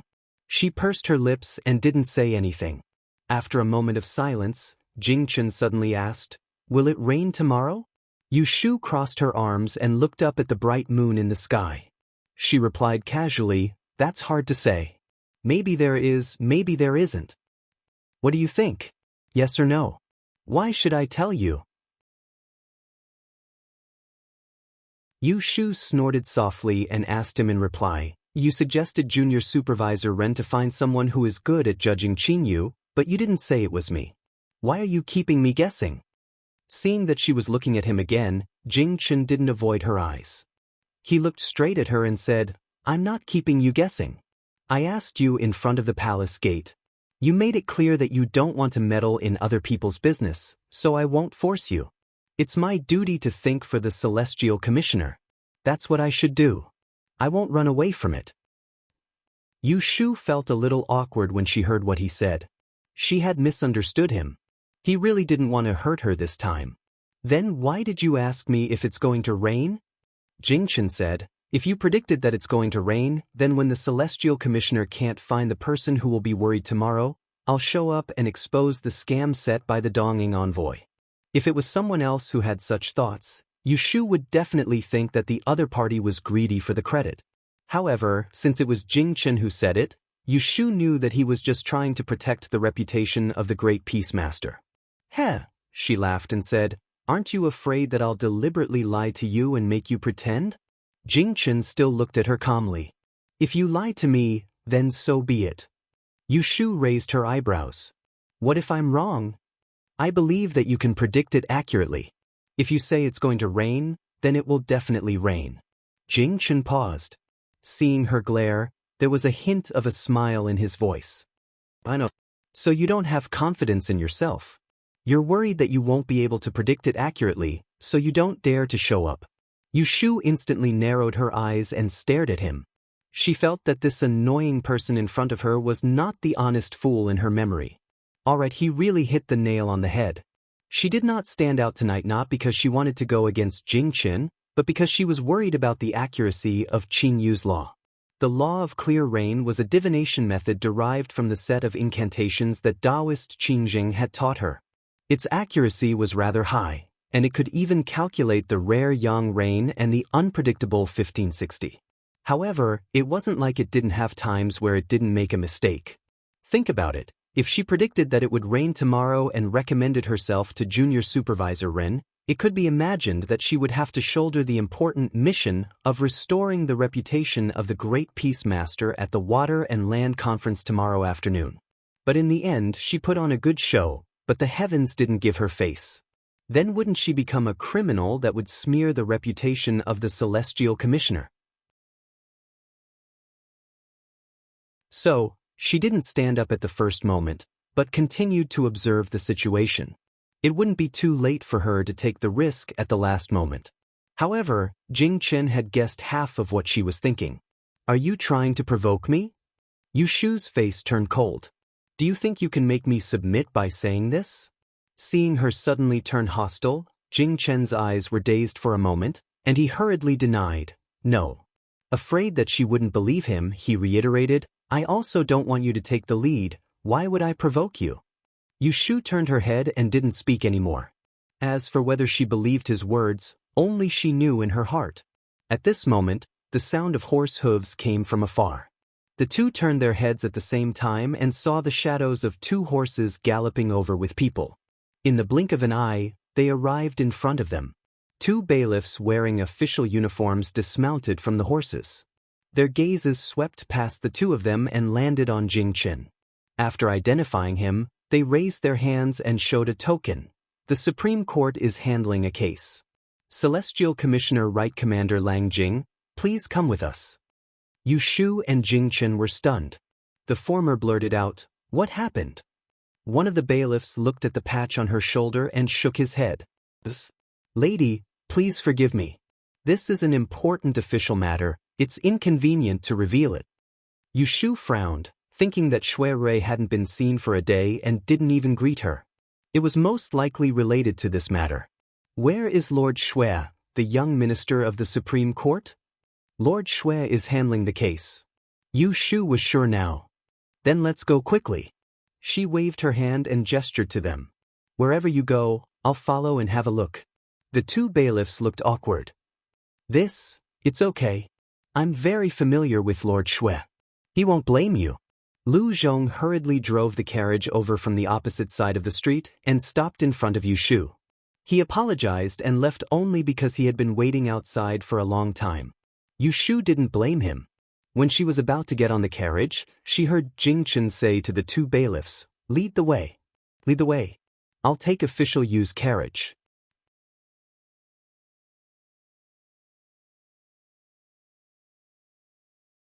Chapter 602. Before the end of the 7th month, Yu Shu drew up a list of the palace consorts to serve the emperor and gave it to Jing Chen to look over. Jing Chen only skimmed through it once before stamping a large seal at the end of the booklet. Next to her seal, there were two thin sheets of paper wrapped in ginger wood and coated with a secret wax paste. It was called the Book of Kun and was personally safeguarded by Jing Chen. At the end of the month, the Palace Internal Affairs Commission would send someone to retrieve it. Although she expected that Jing Chen would not have any objections to her arrangements, Yu Shu still dutifully reported to him. I referred to the secret books of the Kunling Bureau for the past 3 years. According to their positions, I first recorded the dates of the Empress and the 3 official consorts, then the consorts and noblewomen. Based on the lunar calendar, those with conflicting birthdays are staggered. Those with impure bodies are not recorded. Because the next month is the first month, we need to leave the 7th and 19th to avoid the ancestral taboo. On the surface, the schedule that Yushu had arranged was meticulous and could be said to be standard. In reality, there was a hidden mystery. For example, noble consort Shui and noble consort Shu both had 3 days, but noble consort Shu had 1 day scheduled on the 15th. There was a banquet in the palace on the 15th of the 8th month. Emperor Zhao Qing would definitely get drunk. The banquet would end at the 3rd watch and there would be morning court the next day. He would not have the energy to be intimate with noble consort Shu. He probably wouldn't even be able to say a few words before washing up and sleeping. There was another Sun Guren who was below the position of consort, but when Ren Qiming had been in charge of the Kuan-Ling Bureau, she had gotten 2 days in a row in 3 months. Before Yushu had entered the palace to see noble consort Shui, she had felt that there was something fishy about this. After noble consort Shui's guidance, she had learned that this Sun Guren was actually a palace made in the Empress's Pepper Hall. If she continued to investigate, the Empress was middle-aged and had no children. Emperor Zhao Qing also had a preference for young beauties. This Sun Guren's position was very interesting. When it came to Yushu, she also got 2 days for Sun Guren. However, 1 day happened to be after noble consort Shu, on the 16th of the Mid-Autumn Festival. The night before, Emperor Zhao Qing had rested at concubine Shu's. The next day he would see his lovely concubine. He would probably relax a little. The next day he was in front of another young and beautiful concubine Zhao. Emperor Zhao Qing was already in his 40s. He was no longer as promiscuous as when he was young. If concubine Zhao got wet, there would be nothing for Sun Guren to do the next day. No one could find anything wrong with this arrangement. Half was Sun Guren's intention. Half was Zoff Imperial Consort Shui's intention. Know of this arrangement. Noble Consort Shui of Shui. I of, and Khan of Shu Khan of Festival. Qing of the Palace of the Shu. Yushu Jin Khan of Khan of Son of Qing of Ri. On the contrary, it caused Yushu to sneak up on her. It was unknown if she would regret it. Jing Chen couldn't tell what Yushu had done to the August Book of Earth. After listening to her report, he said to her, "This involves the private affairs of a palace maid. As a man, I can't do anything about it. As a man, it's more convenient for you. You can draw up the Great Earth Register in the future and give it to me to seal. Originally, I was the right commander." Yushu could tell that he wanted to be a hands-off boss. How could she not be happy? She raised the corner of her mouth and gave him a rare smile. "Okay." Jing Chen looked at her smiling face. His thoughts drifted away. When he came back to his senses, she had already left. Yushu did not see Shui Rui's shadow for a few days. A few days ago, she was busy arranging the list of attendants, so she did not have the time to think too much about it. Once the business was finished, she thought about him. She went to Wangji Tower to look for him but didn't find him. Instead, she heard 2 maids say something. The gentleman that the young lady brought a few days ago. I don't know how he found the feng shui pool you set on the balcony. He sneaked in once and we saw him. Yushu picked up Xen Lishan near the Xen mansion and got the secret of Yunhua's relics out of him. Seeing that he had nowhere to go, she arranged for him to live in Wangji Tower. She had been busy for 7 or 8 days and had no time to take care of him. Xiao Qing and Xiao Dai were dedicated to serving Yushu. When Yushu was not there, no one ordered them around. So, they followed Yushu's instructions and changed the spring water of the geomancy pool where the crystal stones were kept every day and cleaned the dust. So, they caught Xen Lishan immediately. But considering that he was Yushu's guest, they kindly asked him to leave. Unexpectedly, Xen Lishan was thick-skinned. He was discovered, but he didn't feel ashamed. Instead, he wandered on the top of the 3rd floor every day. This made the 2 maids always be on guard against him. They couldn't sleep well at night and were miserable. After listening to their story, Yushu smiled happily. She found Xen Lishan's room, knocked on the door and went in. It was dinner time. Xen Lishan hadn't served the dishes yet. He was lying under the window with his legs crossed in a daze. A string of shiny crystal beads was hanging on his hand, shining under the light. It was the reward he got for helping Yushu make the Mujiang fan. When he saw Yushu coming in, he just twisted his neck and didn't get up. "Uncle Wu, are you used to living here?" "The food is good, and I can avoid disasters. I'm used to living here." Xen Lishan squinted at her. "What? Do you think I'm freeloading here? Do you want to kick me out?" Yushu was still wearing the blue kale official robe. She lifted the corner of her robe and sat opposite him. She smiled and said, "Freeloading is not a big deal. Wangji Tower has a lot of money, so we don't lack these meals. I treat Uncle Wu as a guest, but you don't treat yourself as an outsider." These words were so sarcastic that Xen Lishan touched his nose. "Did the two little girls tell on me?" Yushu looked serious. "Uncle Wu comes from the Yi Shui family. You know the rules of the Yi Shui better than me. Don't you know it's a taboo to pry into other people's secret?" Xen Lishan was a great master from a family of creators. She used the 8 gates life and death tactics of Taoist Qingzheng for the feng shui pool upstairs. Others couldn't understand it, but he might. "Look at what you're saying. How could it be so serious?" Xen Lishan sat up straight and said with an embarrassed expression, "I was just too curious and couldn't help but want to see it for myself. Not to mention anything else, even if I saw yours, I would only think about it myself and keep it to myself. I definitely wouldn't reveal your secrets." Yushu snorted. If she didn't believe in Xen Lishan's character, she wouldn't let him live here. Xen Lishan was not a villain who left home for his old friend who died 20 years ago. "Do you really want to see the feng shui pool where I raised the crystal?" Xen Lishan's eyes lit up when he heard that there was room for negotiation in her words. "Are you willing? It's not impossible. But the technique taught by my master is unique in the world. How can I easily share it with others?"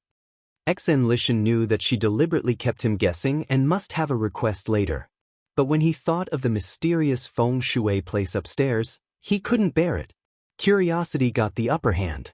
He said, "What do you want?"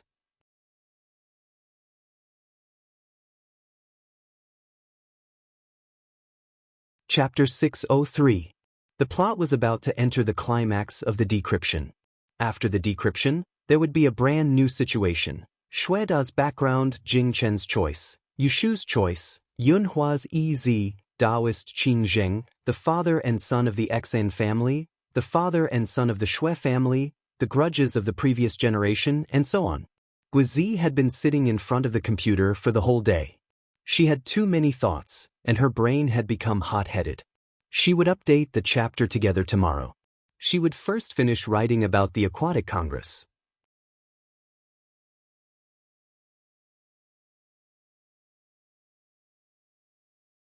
Chapter 604.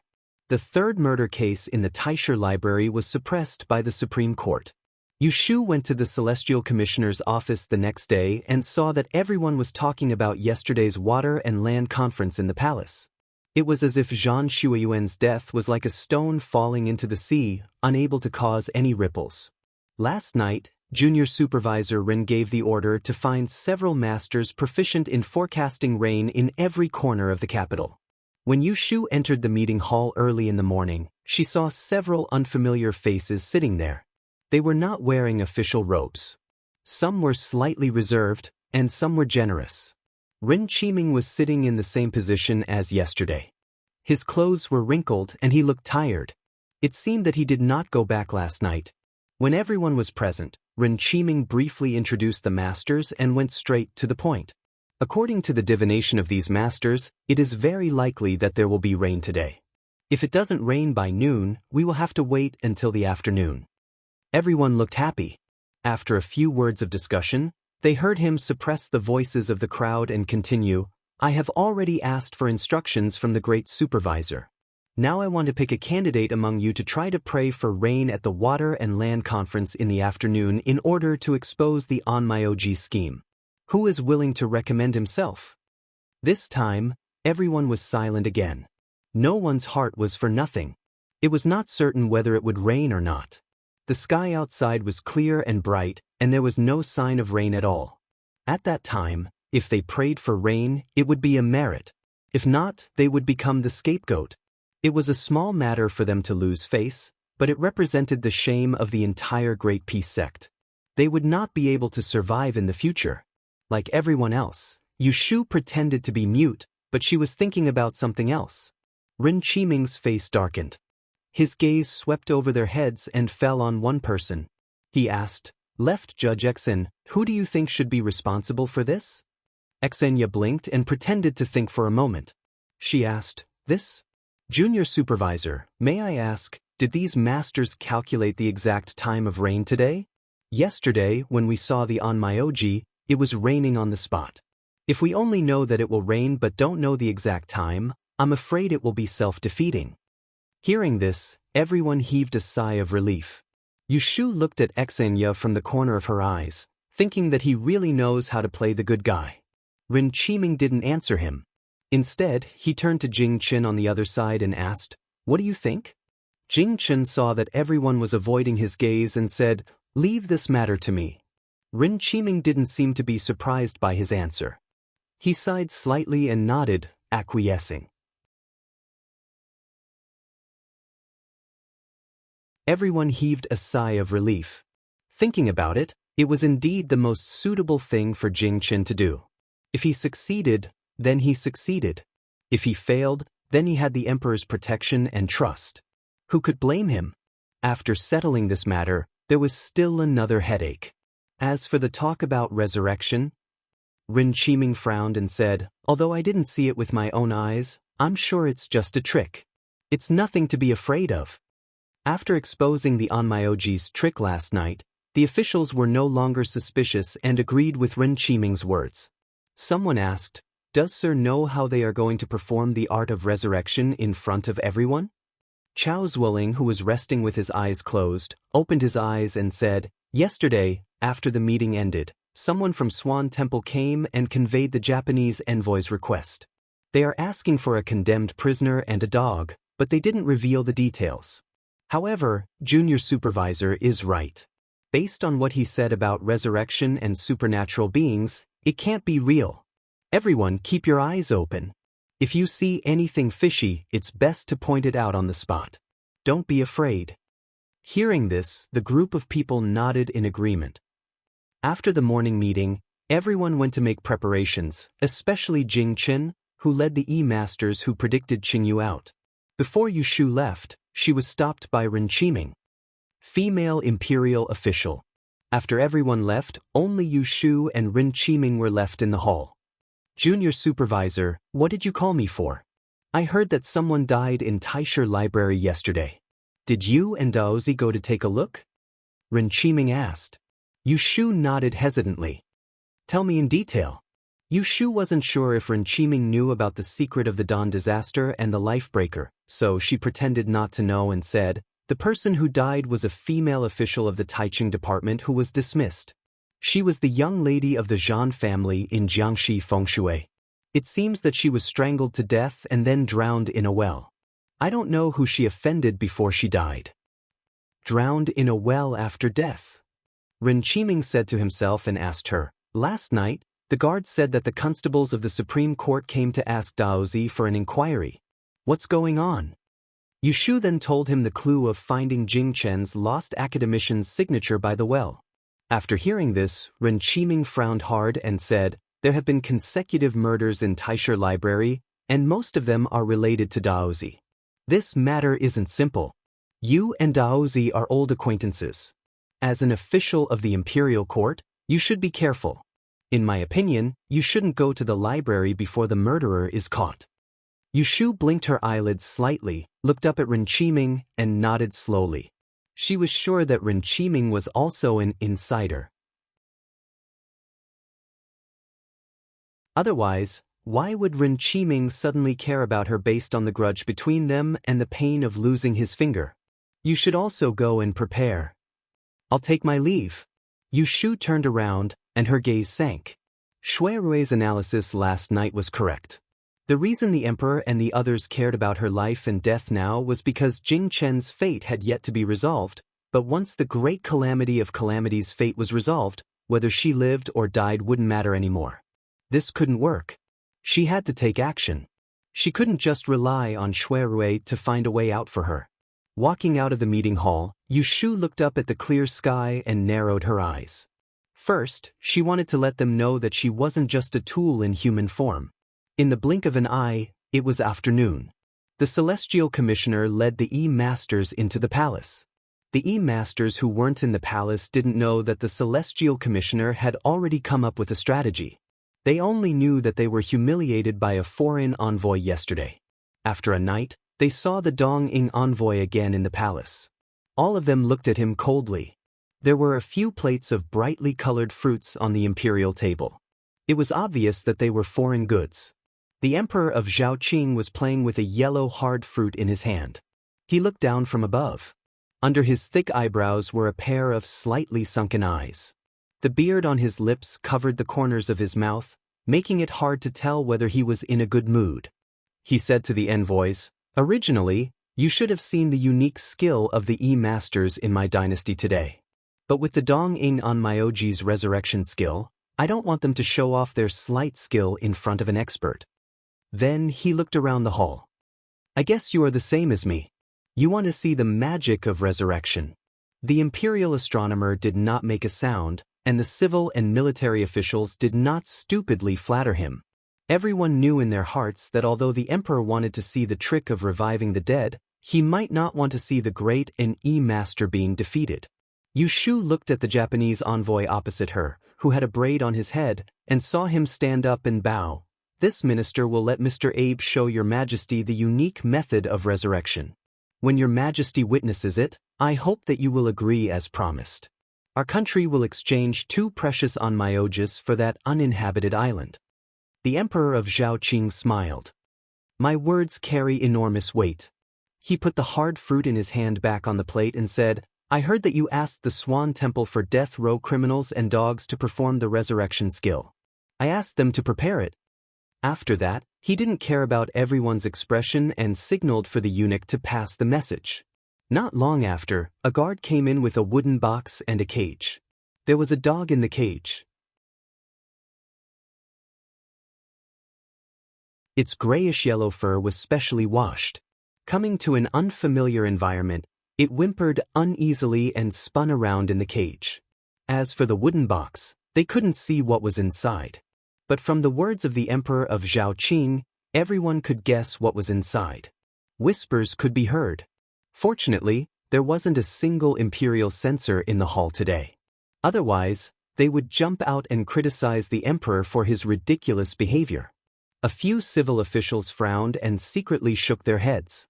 But seeing that the 2 prime ministers, Shui and Yin, didn't move, they didn't try to persuade the emperor. This death row criminal was found from the Ministry of Justice. The assistant minister of the Ministry of Justice, Lord Li, naturally had to say something. According to Ambassador Yamada's request, this is the criminal who was hanged yesterday. I personally arranged it. No one else knows about it. Yushu looked at the middle-aged man who spoke and remembered that her new residence on Baochang Street wasn't far from this Lord Li's residence. Yamada Jiro worriedly walked forward and opened the box to check. The guards didn't stop him since the emperor didn't say anything. When the box was opened, some people subconsciously turned their heads away, not looking. Yamada Jiro was very bold. Not only did he use his eyes, but he also reached out to feel the breath and heartbeat of the condemned criminal. "Kiko, come here."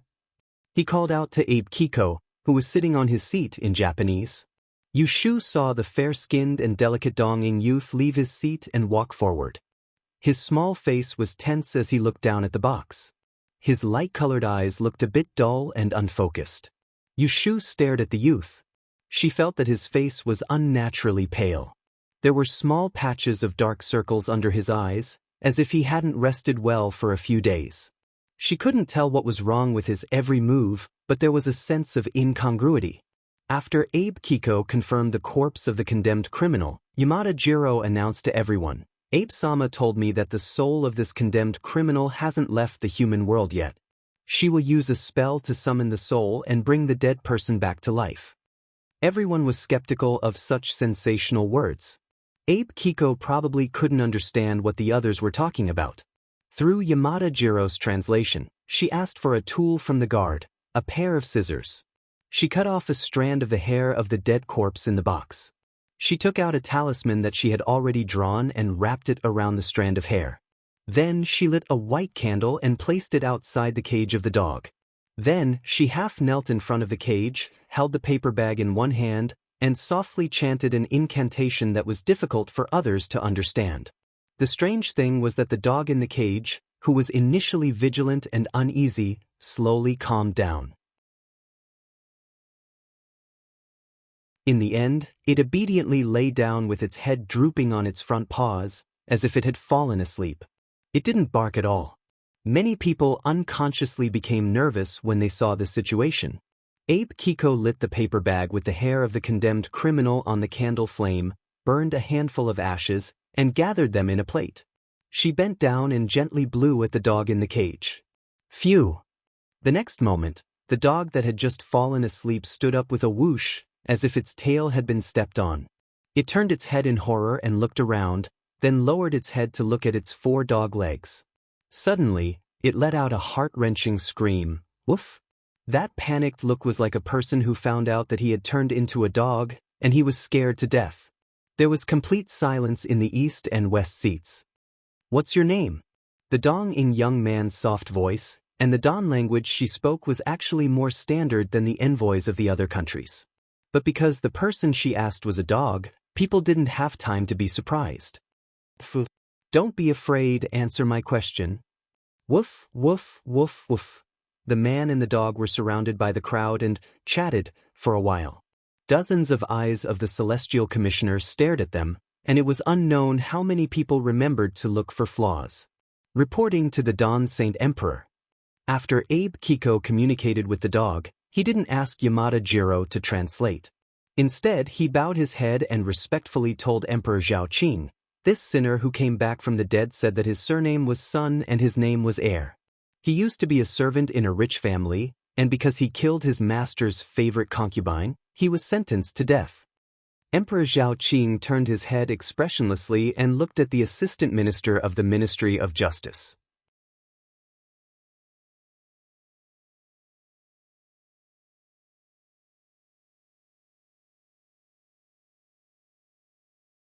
This question came from the Celestial Commissioner's side.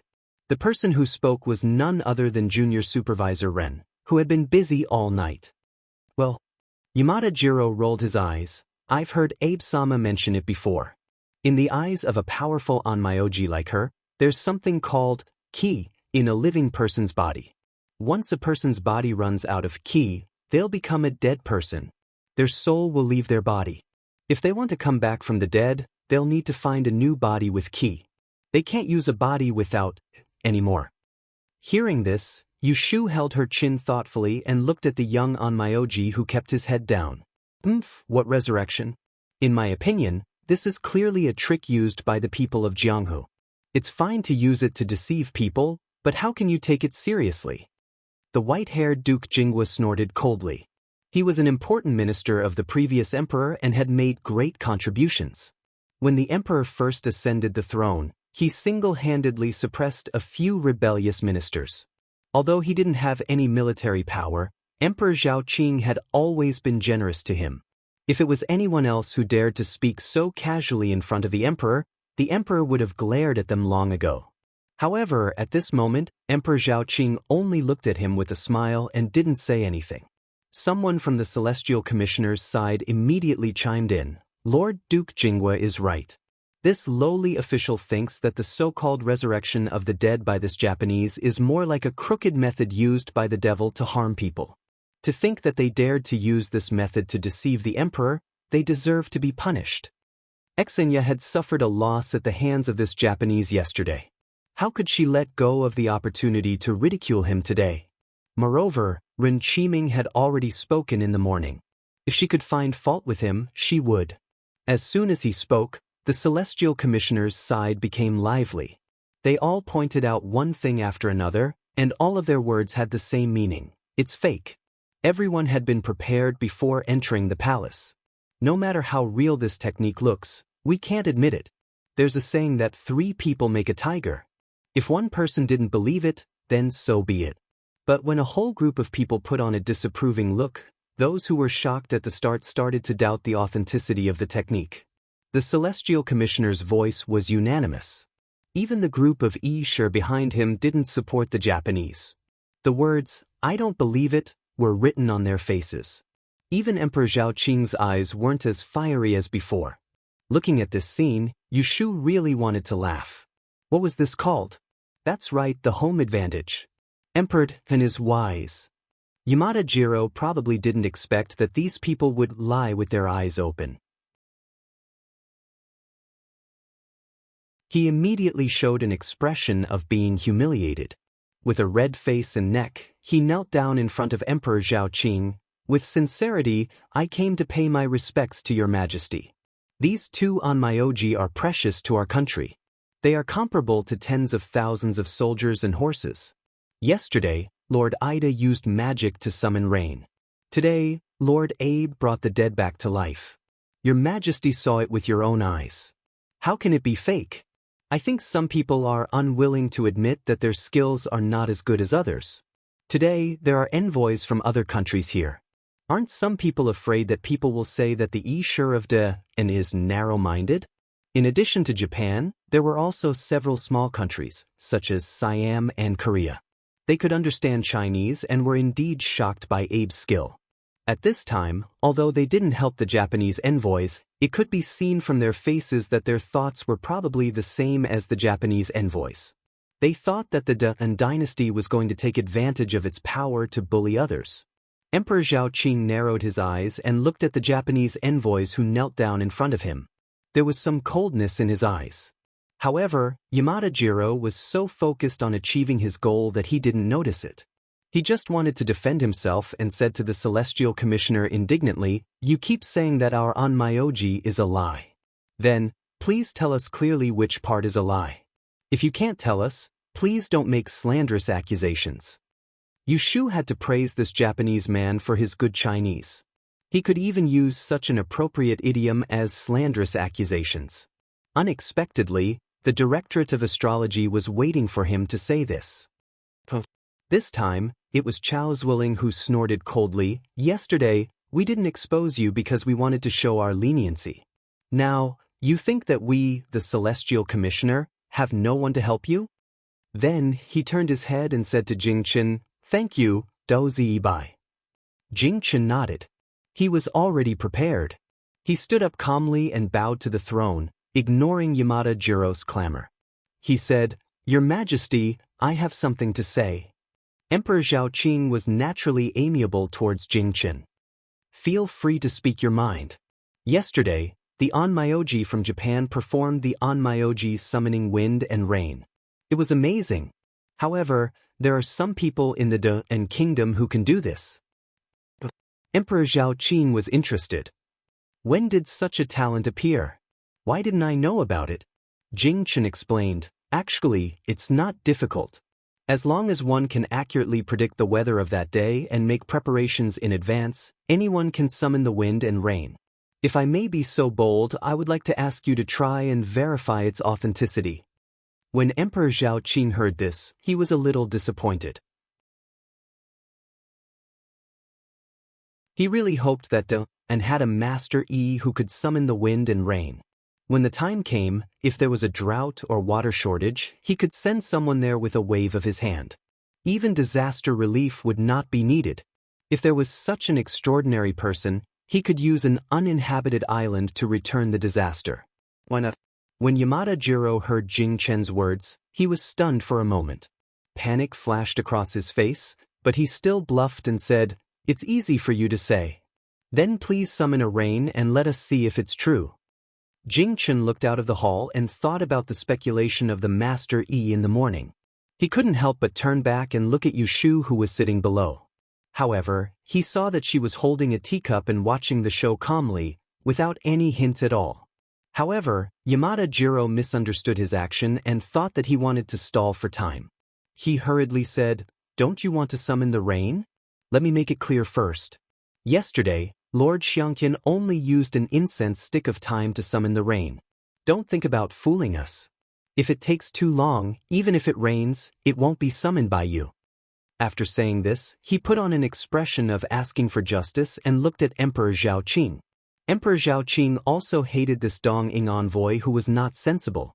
He was probably very confident in his nephew. Without saying anything, he ordered the servant, "Go get an incense stick and light it." The people on the Celestial Commissioner's side who knew the truth more or less showed a worried look. However, there was no turning back. Jing Chen didn't want to argue. He took a step, turned around, and walked out of the hall. His back was slender and his clothes fluttered in the wind. His back was imprinted in people's eyes. He was like an immortal returning with the wind. In an instant, it inexplicably gave more confidence and hope to the hundreds of officials present. Yu Shu, on the other hand, looked at Jing Chen's back as he disappeared outside the palace gates and shook her head lightly. The Great Commissioner sitting in the chief's seat turned his head and glanced at her lightly. No one noticed it.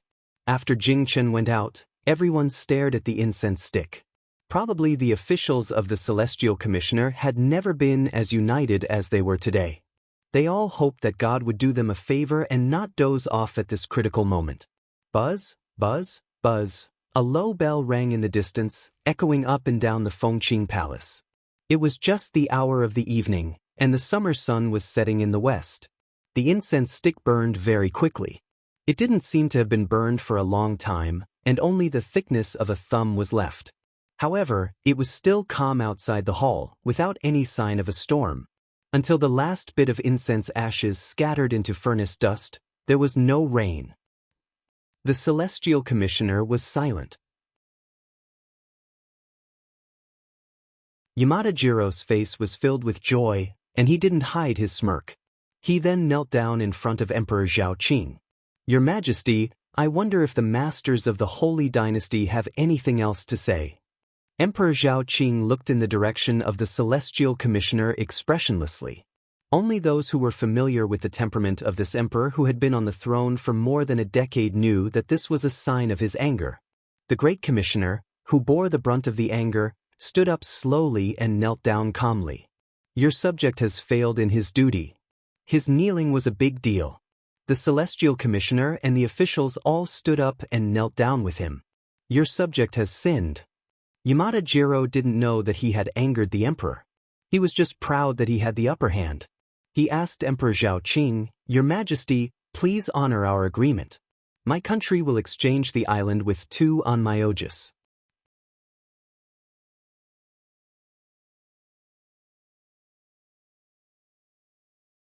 Chapter 606. It's just a light rain and you've become so powerful. It seems that if I don't show you the true power of summoning wind and rain, you will think that I, the Celestial Commissioner, have no one else. Yu Shu stepped out of the ranks with a cold voice, standing alone among the officials who were kneeling and apologizing for their crimes. It could be said that she was being watched by everyone. Emperor Zhaoqing's gaze passed through the rows of kneeling figures and landed on her. Looking at her official robes, he asked a question that Yu Shu already knew the answer to. "Who is this?" "Your Majesty, I am the female official of the Celestial Commissioner's Kunling Bureau, Yu Shu." Yu Shu lowered her head as she replied. She thought, although the emperor has never seen her, he probably knows everything about her. "Oh, you are the female fortune teller from the Great Yen examination?" "That's me." There was a small commotion below. Shui Lingnan, who was sitting on the throne, raised his eyes and swept his gaze across the seats opposite him. "From what you said just now, could it be that you also know the art of summoning wind and rain?" Emperor Zhaoqing's tone was clearly gentler than before, but he ignored the people who were kneeling. Yu Shu nodded and openly admitted, "I know how to use it." Emperor Zhaoqing's eyes lit up. Yamada Jiro, who was rebuked, was startled. He had no idea where this woman in official robes came from. He hurriedly interrupted, "Didn't the Celestial Commissioner say that my country's summoning wind and rain is a lie?" Yu Shu glanced at him. "Of course it is a lie, but what I do is authentic. How can we compare?" Yamada Jiro said, "I think you are boasting shamelessly. Didn't the official who went out just now say that he can predict the rain? Then why didn't it rain? I know that there is a saying in your Don, black cat, white cat. A good cat that can catch mice is a good cat." Your Don Master of Disguise can't even summon rain, how can he be compared to our Onmyoji? Faced with the opponent's argument, Yushu did not feel embarrassed at all. Instead, she smiled and said, "There's another saying in Dan, heaven has unpredictable storms, and man has his ups and downs. Based on your knowledge, you probably don't understand the profoundness of this sentence. Let me tell you in simple terms. The right Commander Darren's luck is not good today. He made a mistake in his divination. But it doesn't matter. He can't predict the wind and rain, but I can bring it for him. Then, I would like to invite you to try your skills. If you can summon rain, then I will be convinced," Yamada Jiro said angrily, but in his heart he was cursing these Den people for being shameless. He didn't believe that these useless and pampered Great Peace Division masters had the ability to summon wind and rain. Emperor Zhaoqing could not bear to watch them bicker and coughed once before asking Yushu, "Is what you said true?" Yushu's expression turned serious. She bowed and asked, "Please give it a try."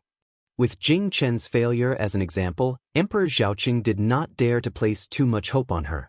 He was hesitating whether to let her give it a try or simply take advantage of the situation and use the uninhabited island to exchange for the two strange Onmyojas from Wei country so that he would not embarrass himself later. At this time, Detidian spoke. "This subject requests your majesty to allow official Yu to give it a try." This sentence made the decision for Emperor Zhaoqing. "All right, I will allow you to give it a try." Yushu lowered her head and smiled. She cupped her hands respectfully again. "This subject needs one thing to summon wind and rain. Otherwise, it will not be successful. Your Majesty, please grant it." Emperor Zhaoqing was puzzled. "What do you want?" "I need the order of the true dragon." Yushu raised her head to look at the Emperor and said in a powerful voice, "Even if this subject has the ability to summon wind and rain, how can a mere mortal willfully control the will of the heavens? It is difficult to control the will of the heavens. Without the order of the true dragon from the Emperor of Grayton, this subject would not dare to ask the will of the heavens for rain and good fortune." Her words were righteous and dignified. In the ears of others, it might sound like flattery, but in the ears of the Emperor of Zhaoqing, it seemed to be very useful.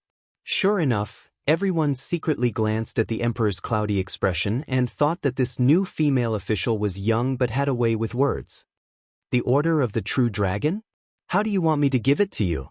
"Your Majesty, please write a flag with a brush and give it to this subject." Emperor Zhaoqing half believed and half agreed. He immediately ordered people to prepare and grinded ink and a brush. According to Yushu's request, he wrote a bright yellow flag for her. Yushu held the flag and did not wait for Yamada Jiro to say anything. She pointed at the incense burner and said, "Light the incense." The young eunuch who was on standby immediately lit a fire and lit the incense. Under the strange gazes of the crowd, Yushu walked out of the main hall with her head held high and went to summon the rain. When her figure disappeared from the door, Emperor Zhaoqing glanced at the people kneeling in front of the Celestial Commissioner and spoke, but only one person stood up. "Take a seat, Your Majesty." Zhu Muzhao stood up as if nothing had happened. He rolled up his sleeves and sat down again. The others knelt obediently and complained in their hearts. They sincerely hoped that Yushu was not boasting and quickly summoned the rain so that they could be relieved. Yamada Jiro and Abe Bakue also returned to their seats. The box and cage were carried away. Emperor Zhaoqing was worried and sent a few more officials to keep an eye on them and report back at any time. When Yushu stepped out of the palace, she saw Jing Chen standing on the balcony not far away. He was alone and bathed in the dusk. His figure looked a little desolate. "Isn't the right commander going in?" Jing Chen turned to look at her. "I heard what you said in the hall just now." Should he thank her for helping him find a perfect excuse to avoid it? There are unpredictable storms in the sky, and people have their blessings and misfortunes. It could be assumed that she was his blessing and he was her curse. "What did you hear?" Yushu walked forward and stood on the 12 jade steps. She looked at the towering bell tower in the distance. A lone bird flew diagonally. "I thought you wouldn't meddle in other people's business." He asked her yesterday and she clearly didn't want to care. Now she suddenly stood up. Was it because she wanted to draw a line between them and not be associated with him? Jing Chen's eyes darkened. Yu Shu saw it and didn't explain. She rejected Jing Chen's proposal yesterday and showed that she was unwilling to participate. On the one hand, she didn't want to be used by him and the Celestial Commissioner. On the other hand, she considered the possibility of going into battle herself. However, after receiving the tragic news of Zhang Shuiyuan's death, she made up her mind. This was an opportunity. She might as well take a gamble. As long as God gave her face, her reputation would definitely be like the sun at high noon. If God didn't open his eyes, she would bear the lid of a dead person's pot and fail the task. No one could blame her. At most, she would just make a fool of herself. For a person as thick-skinned as her, compared to losing her life, it was nothing to be afraid of being humiliated. When she woke up in Yang City, the previous world had become her homeland. There was only one thought in her mind, and that was to survive. Along the way, there were many ups and downs and how many hardships. To be able to reach this point, her life and death were no longer in the hands of others. What are your chances? Jing Chen asked. Yu Shu heard the footsteps behind her and knew that Emperor Zhao Qing had sent someone. Her eyes flashed and she said, I have the true dragon token. I can go up to the heavens. What do you think of my chances? Finishing, she took a step forward and took a deep breath. She raised the triangular flag in her hand and pointed it to the sky. She shouted with a loud voice, Da'an's wise ruler is skilled in both literature and martial arts. The heavens will protect the common people. The land and water will listen to my orders. When the wind comes, the rain comes, the lightning flashes and the thunder roars. God, since you let me come to this world, that is giving me a chance to live. If I don't care about my life, I would be going against the heavens. If the heavens let me live, who can stop me? She shouted these few words in a dignified manner, without a trace of the pretentiousness of a woman. The officials behind her looked at each other and were about to whisper to each other when a sudden change occurred. Boom! A thunderous roar shook the ground and woke everyone's ears. Jing Chen's heart jumped and he turned to look at Yu Shu. He saw that her eyes were like torches as she stared at the sky. There was an unknown emotion burning in her eyes that made people panic. When the wind comes, the rain comes, the lightning flashes and the thunder roars. The true dragon flag in Yu Shu's hand whistled through the air. It appeared to be completely random, but each wave was full of vigor. The flag with Emperor Zhao Qing's handwriting in her hand transformed into streaks of broken, bright yellow shadows. In the palace, the officials also heard the thunderous roar. Everyone was shocked. Emperor Zhao Qing's figure moved and almost rose from his throne. It's thunder!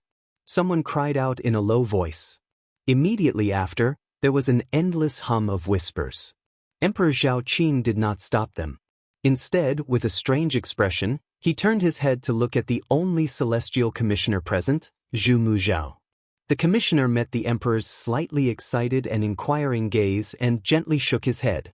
Yesterday, he had divined that today's water and land conference would not have a hasty conclusion. There would be the appearance of the Ziwei strange star and the help of heaven. He didn't know where Yu Shu got the confidence to stand out at such a critical moment and dare to use the emperor's name to order the heaven. Whether it was because she was proficient in divining celestial phenomena or because of other reasons remained to be investigated.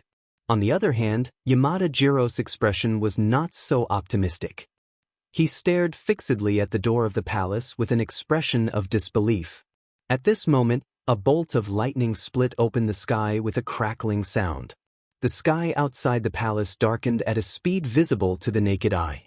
The people near the door of the palace quickly felt a gust of cold wind blow in. Ooh! The incense in the stove burned halfway. Outside, lightning and thunder roared, and the east wind howled. Yu Shu's loud and clear voice traveled clearly into the palace and encouraged people to become restless. Everyone's faces were filled with excitement. Yesterday, when the Wei people called for rain, there was no such commotion. Crackle! Boo! Another string of lightning and thunder roared. A figure suddenly appeared at the door of the palace. An official that Emperor Zhao Qing had sent earlier jogged in and knelt in joy. Your Majesty, it's raining. Emperor Zhao Qing's thick eyebrows rose. Really? It's really raining. What a heavy downpour, it hurts. The entire palace was in an uproar. Emperor Zhao Qing couldn't sit still anymore. He stood up and left the dragon throne. He lifted his dragon robe excitedly and stepped down the jade steps. Everyone, follow me to receive the rain. This rain had obeyed the command of the Son of Heaven. It was extraordinary. The eunuch in charge hurriedly followed the emperor and supported him from behind. All the officials stood up and followed. Even the foreign envoys followed in a hurry. The emperor and the officials walked majestically to the outside of the palace. Their eyes were filled with wind and rain and dark clouds. They only saw a tall figure standing in the rain. Her face and shoulders were wet. She put away the flag and turned around to reveal a spirited smile. Her face was wet. She held the flag with both hands and knelt in a loud voice.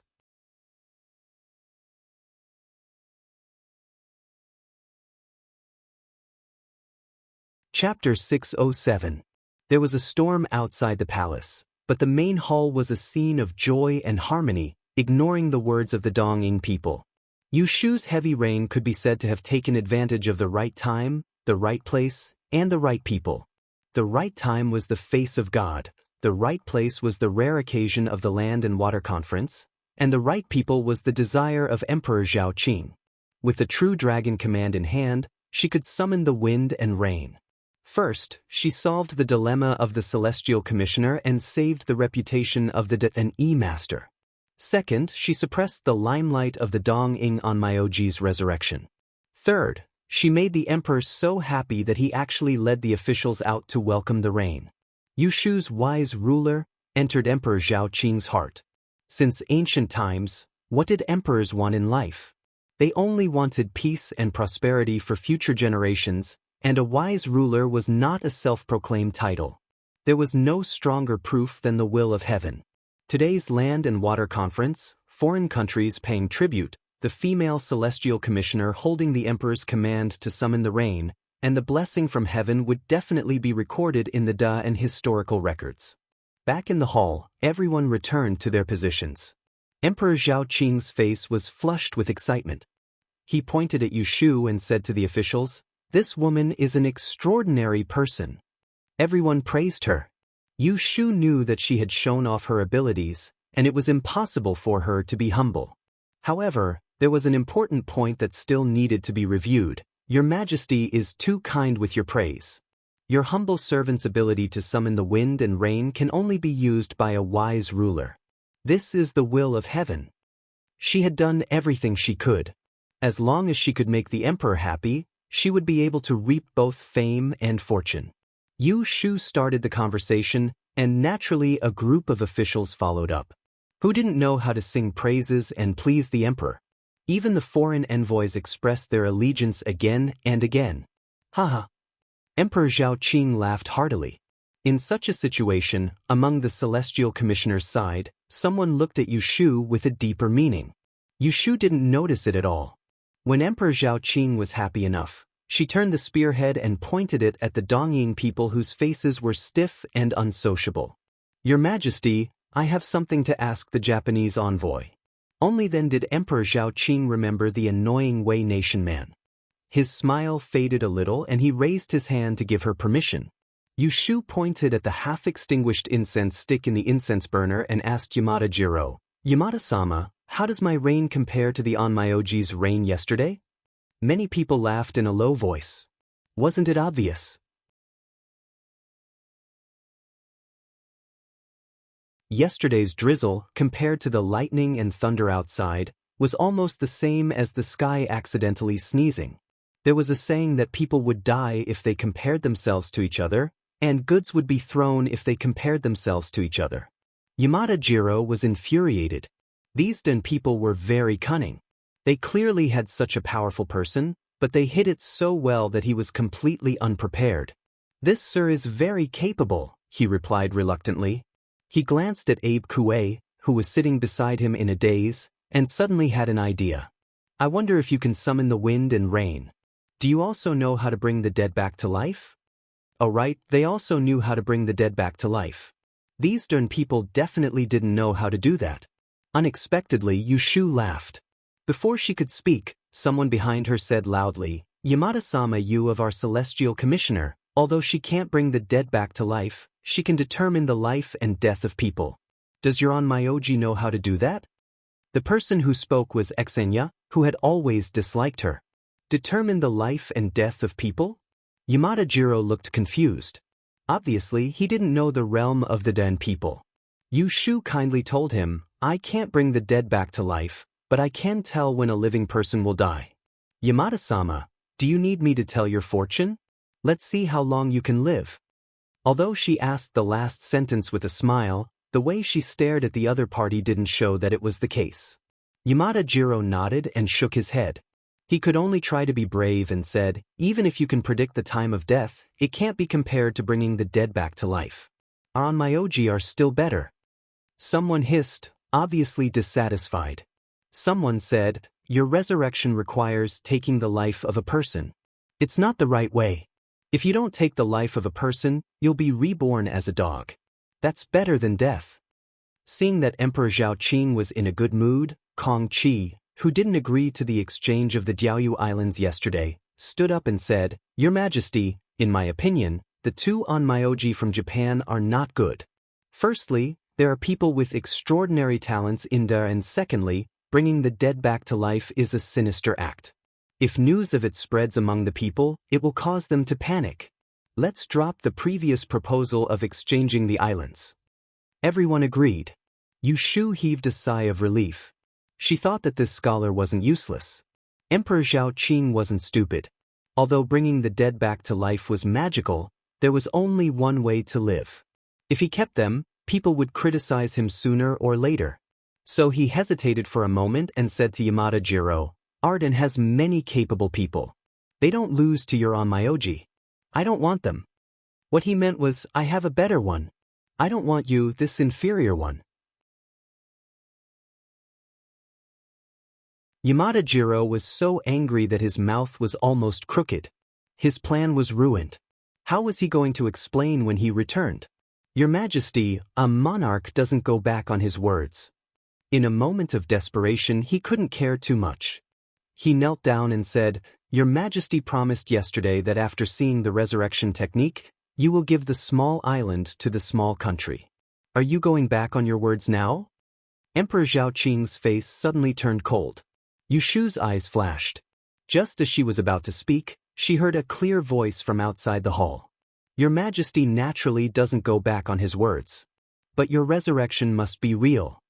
Everyone in the hall turned their heads. Yushu turned around and saw a person wearing a dark green robe and a square hat. He strode in. It was second young Master Zhu. Zhu Muzhao looked at his only son who arrived in time. A smile appeared on his calm face. This subject has offended you. Your Majesty, please punish me. Zhu Qingjue went forward and knelt. As he lowered his head, he stared at Yushu strangely. Emperor Zhao Qing raised his eyebrows. He glanced at Didier. He didn't blame Zhu Qingjue for barging in. He raised his hand and signaled him to stand up to speak. Zhu Erlang, why aren't you on duty at the Imperial Hospital at this time? Why did you come to Fengqing Palace? From Emperor Zhao Qing's tone, it was obvious that they were close. Zhu Qingjue stood up and stood beside Yushu. He said, This subject has something to report. Permission granted. Zhu Qingjue immediately took out two items from his sleeve pocket. One was a white candle, and the other was a paper bag. These two items were used by the Onmyoji from Dong'ing. They were used to resurrect the dead. As everyone knows, this subject is the direct disciple of the King of Medicine from Southern Miao. I'm good at identifying poisons. After my examination, I discovered that the white candle contains the oil of the 5 poisonous insects. The ash of the talisman paper is mixed with the demonic fragrance grass. When roasted with fire, the smoke will cause hallucinations. The former can make people faint while the latter can make people mad. It's also effective on dogs and other animals. It turned out that after the box containing the dead prisoner and the cage used to lock the dogs were carried away, The candle and the ash of the talisman paper were taken away and sent to Zhu Qingjue. Yushu narrowed her eyes in thought. She turned to look at the chief celestial commissioner. Seeing the calm expression on Diane's face, she knew that it was his meticulous arrangement. She couldn't help but admire his foresight. So, resurrecting the dead is fake. Deceiving the emperor is the real thing, Zhu Qingjue said coldly. Being exposed on the spot, Yamada Jiro immediately panicked. He didn't dare to raise his head to look at Emperor Zhao Qing's expression.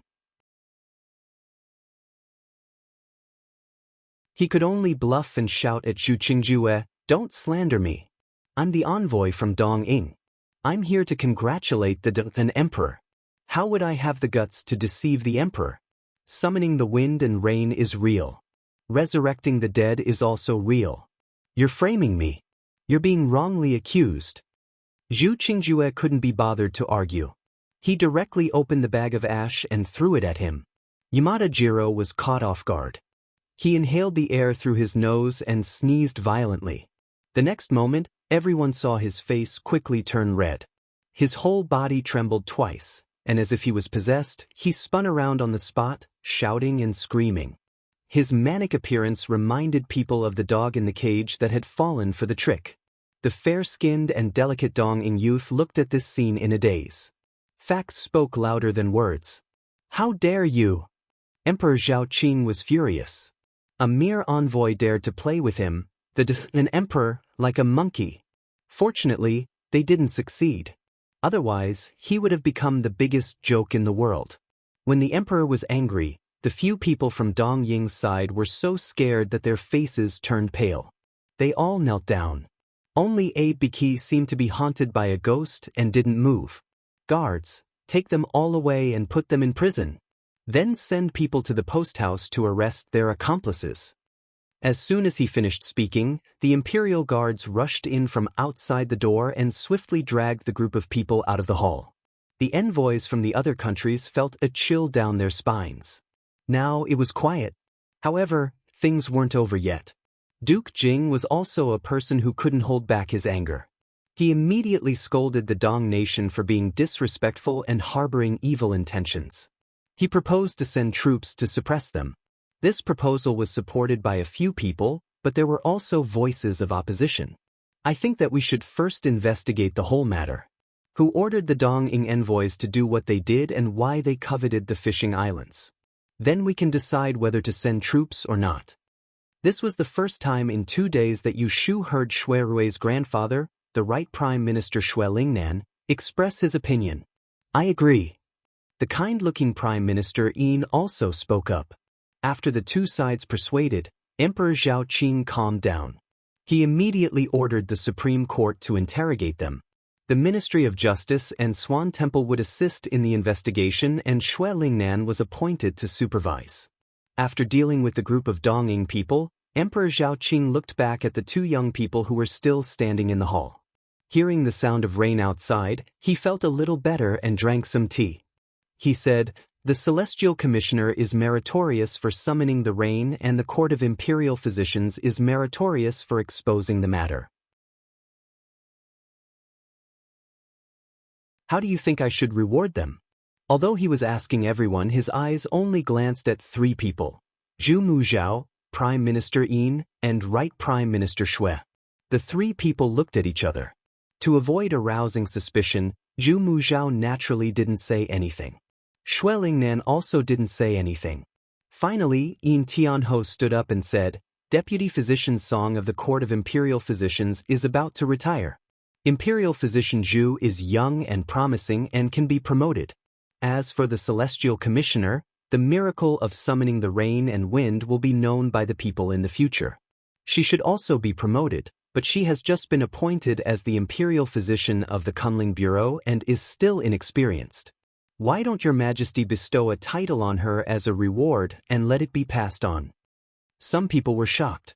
Although they knew that Yushu was going to make a fortune today, they didn't think that the emperor would bestow a title on her.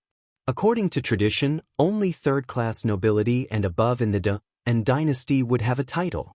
She, a 5th-rank female official, actually received a title. Wasn't this equivalent to giving face to a third-rank official? What's more, along with a title, there were some hidden privileges. For example, walking in front of the emperor, not kneeling to the nobles, riding the sedan chair at the Meridian Gate, etc. Everyone was envious and secretly jealous. Only Yu Shu didn't understand. When she heard Prime Minister Yin's suggestion, she felt that she was at a disadvantage. She thought that Zhu Heir had been promoted and made a fortune. Why was it that she was given a title? Emperor Zhaoqing considered for a moment and felt that this idea wasn't bad. He looked at the two of them and said with a smile, "How about this? Zhu Erlang will be promoted by 1 rank and become the deputy physician of the Court of Imperial Physicians. You will also be rewarded with half a year's salary. Imperial Physician Yu, I will personally bestow a title on you. You will be..."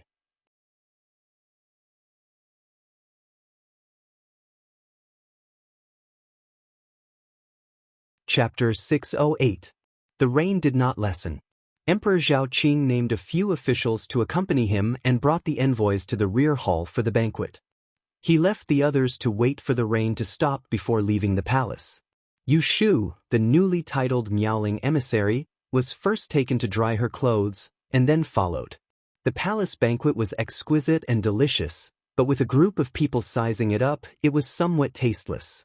She was a 5th-rank official and was only a background character in this kind of occasion. Emperor Zhaoqing's obvious attention made her the center of attention. This jade pine is quite refreshing. Give it to Miaoling emissary to try. This and this, give it to her. The dishes in front of the emperor were very different from those on the officials' tables. They were cooked by the imperial chef.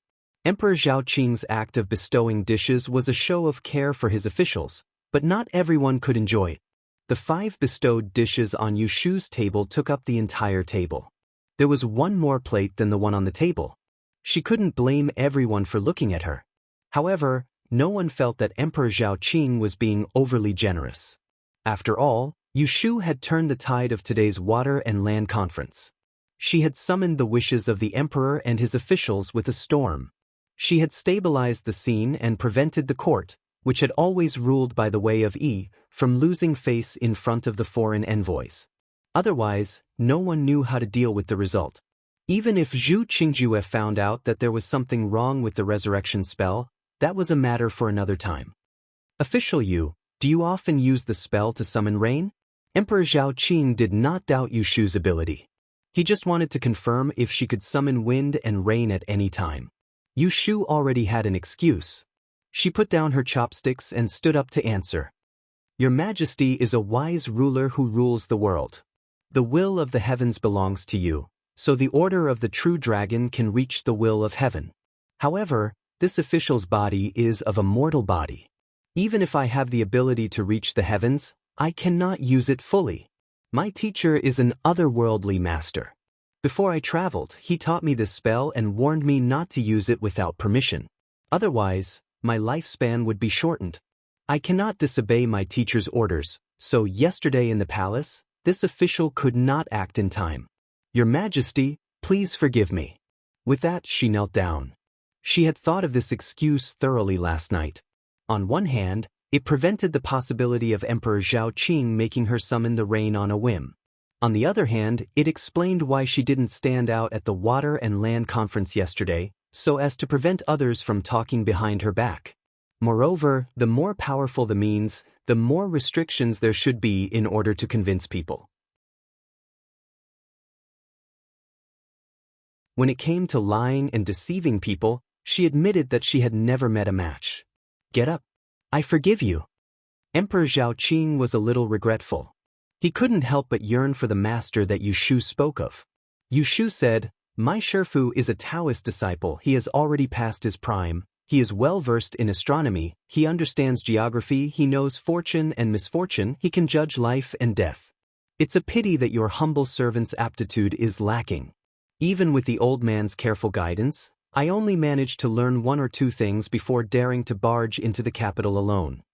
Her words were half true and half false. She wasn't sure how old Taoist Qing Zheng was, but judging from his face, he must have lived for 100 years. Shifu Yi paid great attention to the inheritance of one's master. Raising the status of Qingzheng was raising her own status. So he's an old immortal, Emperor Zhao Qing sighed. If there's a chance, I would really like to see his splendor. After the banquet, the rain stopped. The left minister, the right minister, and the great advisor were brought away by Emperor Zhao Qing to the imperial study to discuss national policy. The rest of the people left the palace. Walking on the damp palace path, water droplets dripped from the eaves. Fortunately, the soles of the boots were thick, otherwise, the soles of their feet would be wet. The group of people distanced themselves from each other. Zhu Qingjue walked beside Yu Shu and teased her with a smile that didn't reach his eyes. Congratulations, meowing messenger. If the news of you calling the wind and summoning the rain spreads, there will be no one who doesn't know of you. Yu Shu also replied with a fake smile, thanks to the great fortune of the minister. Zhu Qingjue didn't bother with her false politeness. He lowered his voice and asked, have you found that person? Which person? Yu Shu naturally knew who that person he was asking about, but she pretended not to know. Since Shuirui didn't plan to pursue Kong Tanhua's responsibility, why would she ask? Zhu Qingjue squinted at her and snorted, but he didn't ask any more. Is the young master of the Yao family better? Yu Shu didn't forget the young master of the Jing public house who ate the golden pill. When mentioning his nephew, Zhu Qingjue revealed a gentle expression. His life is no longer in danger. That's good. Thank you for your concern. The two of them were talking at the back while Jing Chen and Junior Supervisor Ren were walking in front. He heard every word and was slightly distracted. Junior Supervisor Ren, who was comforting him, noticed it and turned around to take a look. He asked him in confusion, is second young master Zhu familiar with the female imperial official? Jing Chen shook his head and smiled bitterly to himself. How would he know when she knew Zhu Qingjue? How many things about her did he know? After she left the imperial palace, Yu Shu really wanted to make a trip to the imperial historian's library to look for Shuirui to show off the title bestowed by the emperor, but when the cold wind blew by, she immediately gave up and didn't go anywhere in the end. Zhan Shuiyuan was dead. She was cautious and specially ordered 2 guards to wait outside the palace gate. She sat in Lu Zhong's carriage and had people escort her back home. Yu Shu slept peacefully that night and woke up at dawn. She was drenched in the rain last night and didn't feel anything at the time. However, after sleeping, she felt a little stuffy. Yun Do came in with water and was shocked to see her flushed face. She quickly covered her with clothes and ran out to invite He Fangji over without waiting for Yu Shu to stop her. She caught a cold and ate hot food. There's some heat in her body, but it's not a problem. He Fangji put away the pulse pillow and turned to tell Yu Xiaoxiu, who was standing by the bed. Go to father's room and grab 3 qian of agastac and 1 qian of licorice. There's no need to boil it. Ask the kitchen to boil a bowl of hot soup for your sister. Yu Xiaoxiu ran out like a wisp of smoke. Zhao Hui touched Yu Shu's slightly hot forehead and couldn't help but complain. Yesterday I was drenched in the rain and asked you why you didn't tell me. Look, you're feeling uncomfortable now. Yu Shu laughed awkwardly. He Fangji also rarely talked about her. Don't think nothing of it just because you have a good body. After the Zhongyuan festival, there will be a rain. The weather is turning cold, and it's easy to get sick. Do you still want to go out today? Yu Shu sniffled and nodded. The aquatic assembly lasted for 3 days. Today was the last day. It didn't matter if there were a few Dong-ing people missing. Zhao Hui hurriedly turned her head and ordered Yun Do to add more clothes for her inside. In the morning, Yu Shu arrived at the Celestial Commissioner's roll call. Everyone stared at her as she walked through the door. The respectful expressions were not because of the 5th-grade iris dress she was wearing. As soon as she entered the Kunling Bureau, Xie Lan and Renrenjia were already waiting. They greeted her with smiles and bowed. Congratulations on being appointed, milord. Yu Shu looked at them with a smile and walked inside. Have you heard? Renrenjia was an 8th-grade E-Master and wasn't qualified to enter the palace to participate in the aquatic assembly. Xie Lan was a 7th-grade E-Master, but he was a Celestial Commissioner. He wasn't a 5th-grade E-Master, so he couldn't accompany her. The two of them followed. One said, There were people from the secretariat who came to inform us this morning. You don't know how envious they are that we can work under you. The other said, the gentlemen at the bottom of the clock tower have been talking about it all morning.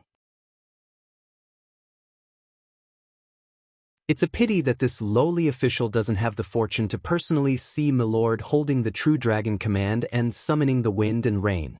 Yu Shu had flattered the emperor yesterday, and today she was flattered by her subordinates. She laughed. When she raised her head and saw Jing Chen standing by the window on the second floor, her smile faded a little. After sending the two away, she went upstairs. Jing Chen was now her immediate superior.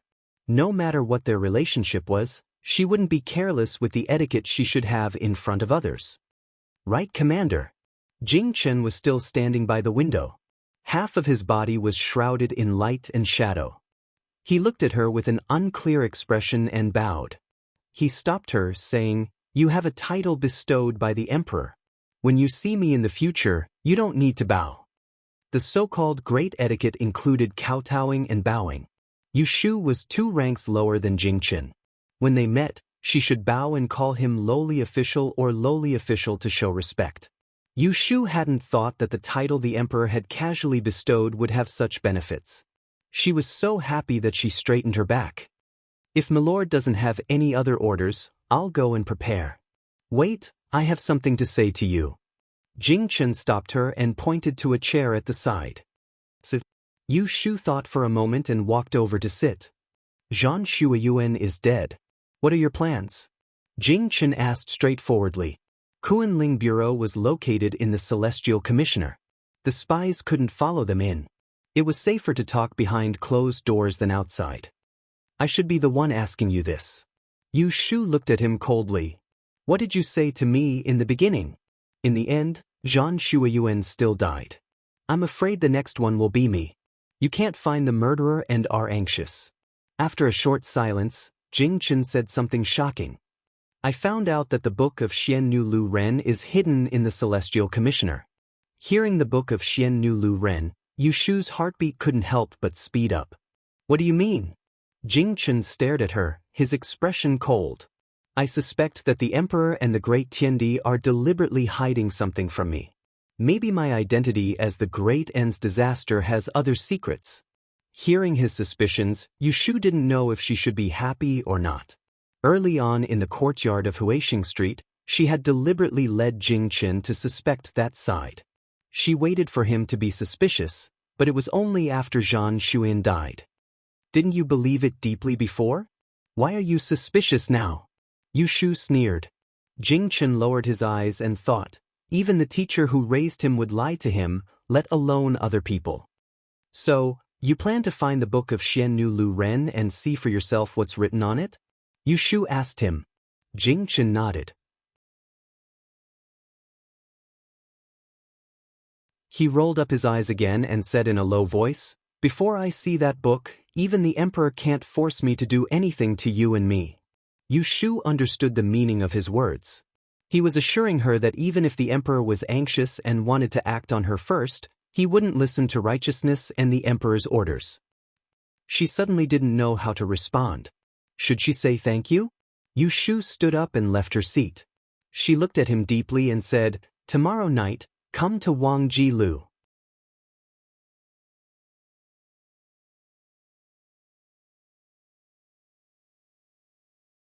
Chapter 609. The 3-day aquatic assembly came to an end. During this period, several strange things were spread by word of mouth. The first strange thing was that it suddenly rained on a sunny day. The second strange thing was that the dead came back to life. The third strange thing was that mortals could summon wind and rain and summon thunder and lightning. Under the deliberate spread of some people, the storytellers in the tea houses and restaurants quickly made up a story and told it early in the morning. This is right. The Dongying villains are cunning and deceitful, but they are no match for the thunderous means of a woman in death. The true dragon commands the wind and rain, and the little king of medicine is good at distinguishing. The emperor is a wise monarch, and the meowing messenger can reach the heavens. For the whole morning, the tea house was packed with people, listening to the story from the imperial palace with great interest. Sometimes there were cries of surprise, sometimes there were clapping and cheering. Quite a few people were not satisfied after hearing it once, so they tipped the storyteller to tell the story again. The people of Anling City had a new topic to talk about after their meals. The story of the aquatic assembly became the favorite of the customers in the tea houses and restaurants within a few days. It spread all over the streets and alleys. This is a story for another time. Yu Shu made a contribution in the aquatic assembly, but she also caught a cold. When she left the palace yesterday, Ren Qiming heard her cough, so he gave her special permission to rest the next day. Who knew that she would be all right after waking up? She got a free day. Yu Shu went to Wangji Tower early in the morning. As expected, Shuirui, who was busy investigating the case, did not come these 2 days.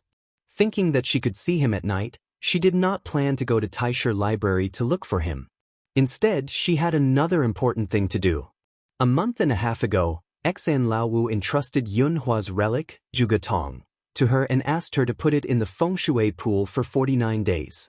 Counting the days, the 18th of July was today. Xan Laowu promised her that when the time came and she returned Zhugetong, he would tell her the use of this treasure.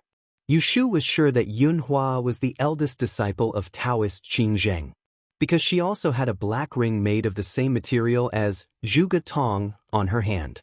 So she really wanted to know what the use of this thing that Qing Zheng gave her was. Taking Zhugetong with her, Yu Shu took the carriage to the south of the city. Naturally, the 2 guards of Jin Wu followed closely on horseback. Who would have thought that when he arrived at the fan shop, he would see that the shop door had been smashed to pieces. There wasn't even a lock on the door. With a push, the door creaked open. "Milord, be careful." Lu Hong walked past Yu Shu and dutifully stopped her from entering. "This subordinate will go in and take a look." Yu Shu remembered that she was not safe at the moment. The foot that was about to step out retracted. "All right, go inside and take a look. Is there anyone else?" Lu Hong entered the shop in a flash. Yu Shu stood at the door and saw that the shop was in a mess. The counter was overturned and broken fans were scattered all over the floor. It was as if they had been attacked by bandits. After a while, Lu Hong came out and reported the situation in the shop to Yu Shu. "Milord, there is no one inside or outside the shop. The shop is in a mess, and there are some rice and noodles left in the kitchen. There were also steamed buns and porridge. It looked like it had been left there for 3 to 4 days. It's probably a debt collector. I don't see any signs of a fight, so the shopkeeper must have gone into hiding." Yu Shu listened to his analysis with a strange look on her face. If she didn't know Xan Lishan's identity and background, seeing this mess, they would also think that it was a creditor. Although Xan Lishan was chased out by the Xan family, he was still a great E-master who ranked first on 2 lists. Who would dare to find trouble with him, the 5th master Xan, so blatantly? Lu Hong did not inquire about the purpose of Yu Shu's visit. He glanced at the end of the alley and winked at another Jin Wu Imperial Guard, signaling him to stay and protect him. Then he said to Yu Shu, "Milord, please wait here for a moment. This subordinate will go around and gather some information." Yu Shu nodded and let him be. Lu Hong was efficient and came back after a short while. He told Yu Shu that he had inquired about a few nearby neighbors. Someone said that a group of people came to the fan shop to cause trouble the day before the Hungry Ghost Festival. They smashed up the shop and kidnapped the shopkeeper. Yu Shu was surprised. In broad daylight, no one did anything? Who did 5th Master Xan offend? Lu Hong said, "Naturally, someone came out to stop them." But according to the neighbors, the group of people claimed that the shopkeeper was unfilial and that they were here on behalf of the master to arrest the unfilial son. Since it was a family matter, it was not appropriate for others to interfere. Yu Shu heard this and immediately understood. She did not know whether to laugh or cry. So it was Xenya who sent people to smash up 5th Master Xian's fan shop and dragged him back. Were these 2 father and son or enemies? "Milord, what should we do now?" Yu Shu thought for a moment and turned to the alley. "Let's go and look elsewhere." Based on the situation, 5th Master Xian must be in the Xian residence. She was still holding his treasure and would have to return it sooner or later. Since there was no time like the present, it was better to go and find out. In the Exen residence, Exenya returned from the Celestial Commissioner's roll call. After changing into a set of casual clothes, she went straight to the backyard where the person was locked up. He had captured that unfilial son 3 days ago. With the delay of the Land and Water Conference, he finally had the time to interrogate him today. Exenya made up his mind to use both carrot and stick to force that unfilial son to hand over the item. There were 2 guards at the entrance of the small courtyard. When they saw Exenya, they took out their keys and opened the courtyard door. "How is it today? Is he still noisy?" Exenya asked as she walked in. Replying to Master, Fifth Master's throat is probably hoarse from all the shouting. "He is very quiet today. He did not make any noise." Exenya was a little suspicious. He knew his son best. When had he ever been caught by him? He did not know what was good for him. The worst time was when he made a scene for 7 days and 7 nights. How could he be so obedient after just a few days? Just as he was wondering, he walked to the door and waited for the guard to open the door. Before Exenya pushed the door open, he quickly adjusted his facial expression and made a sad look. However, a moment later, his face turned green. "How dare you look at people? Where is he?" "This Master, please forgive me. I just sent food to Fifth Master this morning." He was clearly still here then. The sunlight shone into the room with the windows and doors closed. There was not a single person in sight. In a corner of the Exan manor, a gray figure climbed over the wall along a ladder. He threw the cotton mat he had been holding onto the ground and hung himself by the edge of the roof. His 2 legs flopped in the air a few times, then he blinked his eyes and let go of his hand. Ouch! Landing in a deserted back alley, Exen Lishan held his waist and climbed up from the ground. Looking around, he limped towards the west, muttering to himself, "I've learned so many skills, but only opening doors and breaking locks is the most useful. Do you think I can't reach the lock just because it's outside? As long as there's a crack in the door, I can break it open." Walking out of the alley, there was a main street in front of him. Exen Lishan stopped at the intersection. He tidied his clothes and thought about where he could hide for a few days. At this time, a carriage ran past in front of him. The moment it passed, Exen Lishan saw a figure at the window. He was stunned for a moment and shouted without saying anything, "Wait, wait. I said the one with the surname Yu in front." Yu Shu was the first to hear the shout from behind. She felt the voice was a little familiar, so she asked Lu Zhong to stop the carriage and looked out. She saw a sloppy man waving his hand some distance behind. He ran over with a limp. When the person ran to the front and stopped, Yushu couldn't help but laugh when she saw the person's ragged appearance. "Hey, Fifth Uncle, which prison did you escape from?" Exen Lishan ignored her teasing and got into the carriage. He sat down panting and waved his hand to Yushu weakly. Go. Go quickly, don't stay here." Yushu's eyes rolled. She asked Lu Zhong to turn around and go back to Wangji Tower. She poured a cup of tea and handed it to him. When he was out of breath, she said, "I went to the south of the city to find you in the morning and saw that your shop was smashed. I didn't know where to find you, so I was going to ask about it." Exen Lishan waved his hand and said, "Fortunately, you didn't go, otherwise, we would have missed it." Yu Shu curiously asked him, "Were you caught by the left judge? How did you end up like this?" I'm embarrassed to tell outsiders about my family's matters." Exen Lishan touched his nose. "Lord Exen locked up my unfilial son. I won't run away. I'm waiting for him to torture me." The son called his father Lord, and the father called his son a prisoner. Was there such a big grudge? "Forget it, I won't tell you.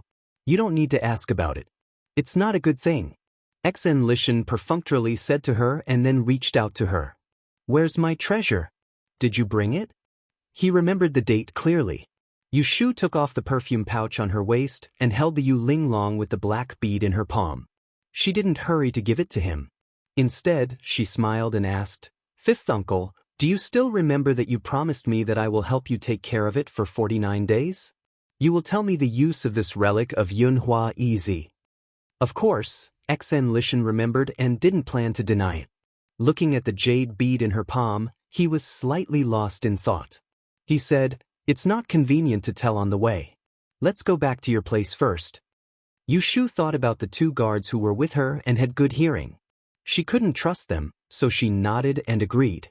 When they returned to Wang Jilu, it was already noon. Xen Lishan's stomach was growling along the way, but he didn't blush at all. Yushu felt embarrassed for him and led him in from the backyard. She asked Xiao Qing and Xiao Dai, who came down to welcome them, to clean up a guest room. First, she asked someone to send water and food in. She looked at Xen Lishan and Gong Qingqi's figure and asked someone to borrow a set of clean clothes for him. After Xen Lishan changed and washed, the food was also prepared. With his dripping hair, Xen Lishan sat at the dining table with a chicken leg in one hand and a duck neck in the other. It couldn't be said that he wolfed down the food, but he ate like a beggar on the street at the entrance of the market. "Why didn't the left judge give you a meal after he caught you?" "There is food, but I don't dare to eat." Xen Lishan shook his head and didn't want to say more. Yushu tactfully changed the topic. She took out the Zhuge pupil and asked him, "Let's talk while eating. Tell me, what is the use of this Zhuge pupil?" Xen Lishan raised his head to look at her. He swallowed the meat in his mouth and smacked it twice. A strange smile floated on his face. "Have you heard that the emperor has a rare treasure of heaven and earth?" "I've heard my eldest brother talk about it." Yushu remembered that at the hibiscus gentleman's banquet, she saw the Cui family's spirit speech technique and wondered why the emperor allowed the existence of such a strange technique that could guess the emperor's heart. Shui Rui told her that the emperor has a treasure that he always wears. No one can predict the son of heaven's fortune or misfortune.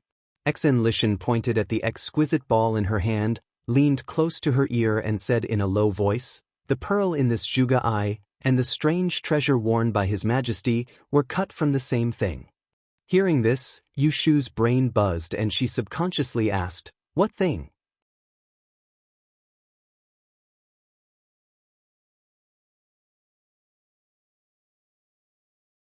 Chapter 610. If it weren't for Xen Lishan's revelation, Yushu wouldn't have guessed that the ring that Taoist Qin Zheng had casually given to her was related to the legendary 6 treasures of the founding dynasty, no matter how hard she thought.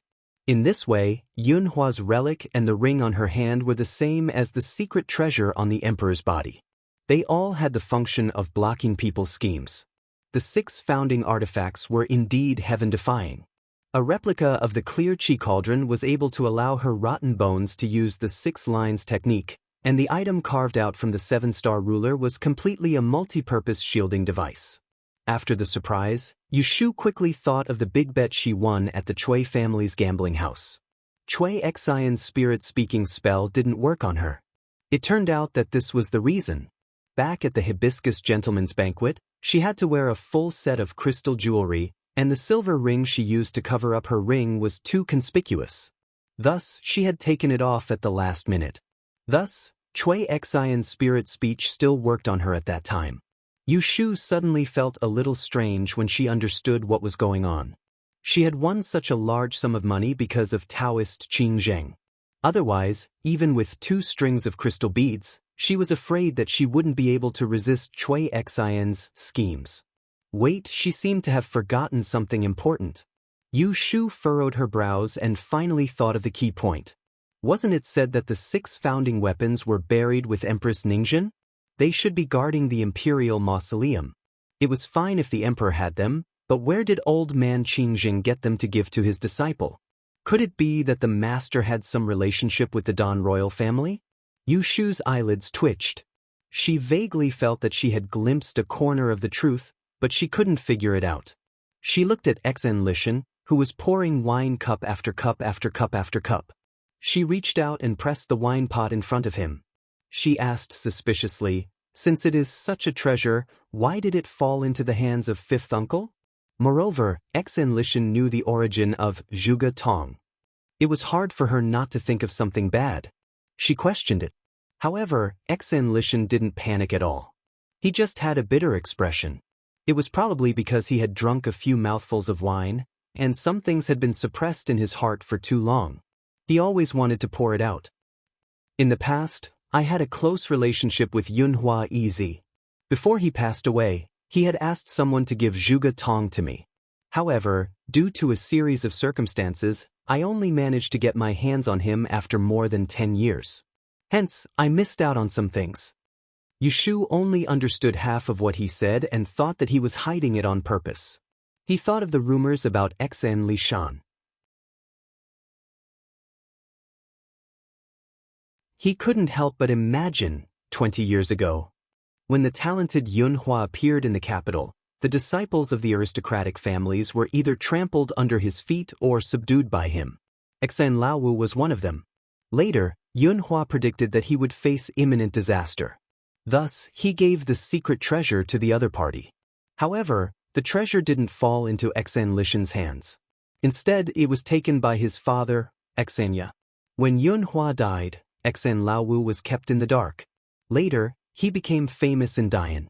Until a few years ago, he accidentally found out that Xanya had embezzled Yunhua's relics.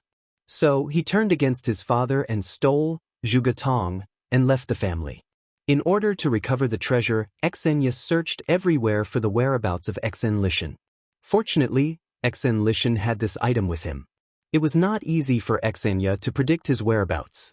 So, he stayed in the capital without fear and ambushed his father. Some time ago, Xan Lishan probably realized that Xanya had found him. Instead of running away, he transferred the Zhuge Tong to her, a person who had nothing to do with him. This made Xanya fail to find him. Yushu felt that her guess was very reliable. There was only one doubt.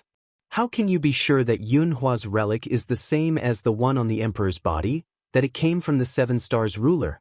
Could it be that other heavenly materials and earthly treasures have the same effects?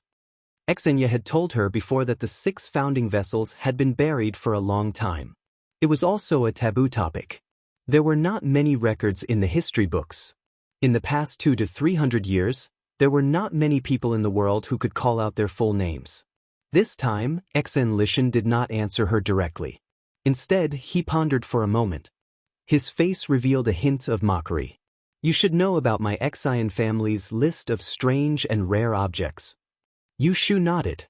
She had an incomplete copy in her hands. It was given to her by the ancestor of the Xan family to thank her for saving Xan Lu. On the list of wondrous and rare objects, there are pictures of the 6 founding armaments. Although only the Tai Ching cauldron records some forging methods, those pictures are vivid and lifelike. I've seen it before. The 7-star ruler is a white ruler, with 7 black beads embedded on its body in the form of the Big Dipper. The one in Zhuge Tong is exactly the same color and size as the one on it. It must be one that was carved out from the 7-star ruler. Yushu was stunned. She asked, "Have you seen the one on the emperor?" Xan Lishan shook his head. He had never been an official. How many opportunities did he have to meet the emperor? Naturally, he had never seen it. Yushu could not help but look down at her left hand. She felt strange again. The black pearl in Yunhua's Zhuge Tong was only the size of a mung bean. The ring she hid on her hand was at least the size of 2 mung beans. It was probably made by Qingjing by melting 2 of the pearls from the 7 stars ruler. Should she be happy that her master was more generous to her than to eldest brother? She just did not know how many the emperor had. Yushu calmed her fluctuating emotions. She raised her head and stared at Xan Laowu. "Uncle Wu, why did you tell me these shameful secrets? Just because she helped him keep Yunhua's relics? Stop fooling around." She did not forget how Xan Lishan, the profiteer, had extorted her. Hee. Xan Lishan laughed inexplicably. He took the wine pot under her hand. He raised his head and drank a few mouthfuls. He burped and wiped his mouth. He narrowed his eyes and looked in the direction of the void. He said vaguely, "I did not intend to explain it to you in the beginning. But later, something unexpected happened. You actually know the art of determining death. I want to ask you to help me calculate a person's fortune. You can just treat these secrets as the deposit I paid you in advance." An idea flashed in Yushu's mind. She suddenly guessed who Xan Lishan wanted to calculate a person's fortune. She blurted out, "You want me to calculate? Is it Yunhua's EZ?" Xan Lishan nodded slowly. Yu Shu did not show it on her face, but her heart was bursting with joy. She had been searching high and low for a long time, only to find it by chance. She had long suspected that there was something fishy about Yunhua's death, so she wanted to get Yunhua's 8 characters to calculate his background. But Yunhua was a mysterious person. How could it be so easy to get his 8 characters? Even Shui Rui admitted that he could not do it. Yu Shu pulled a long face. She did not let herself appear too eager. She said to Xan Lishan, "As far as I know, Yunhua's EZ died because of love for Princess Liyue Royal. Why do you still want me to do a divination? If that's the case, I would not have done it." Xan Lishan's expression suddenly turned cold. "You don't have to trick me. I will tell you clearly what I can tell you. Don't expect me to say a word more to you if I can't tell you." Yu Shu nodded, sensibly, and said, "All right, I will help you do a divination. You tell me Yunhua's EZ's 8 characters of birth. I will write it down." As she said this, she went into the study next door and quickly took out a pen and paper. Xan Lishan seemed to be a little drunk. He supported his forehead with one hand and half closed his eyes. He recalled Yunhua's birthday and said, "Xan Yu Year." When he said this, he did not notice that Yu Shu's hand, which was holding the pen, trembled.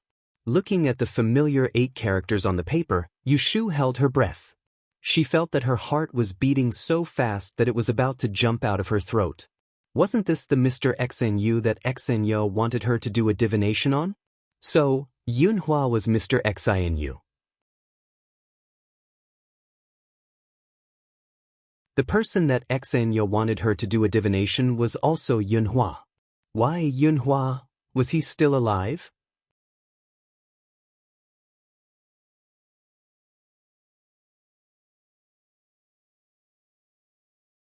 Chapter 611.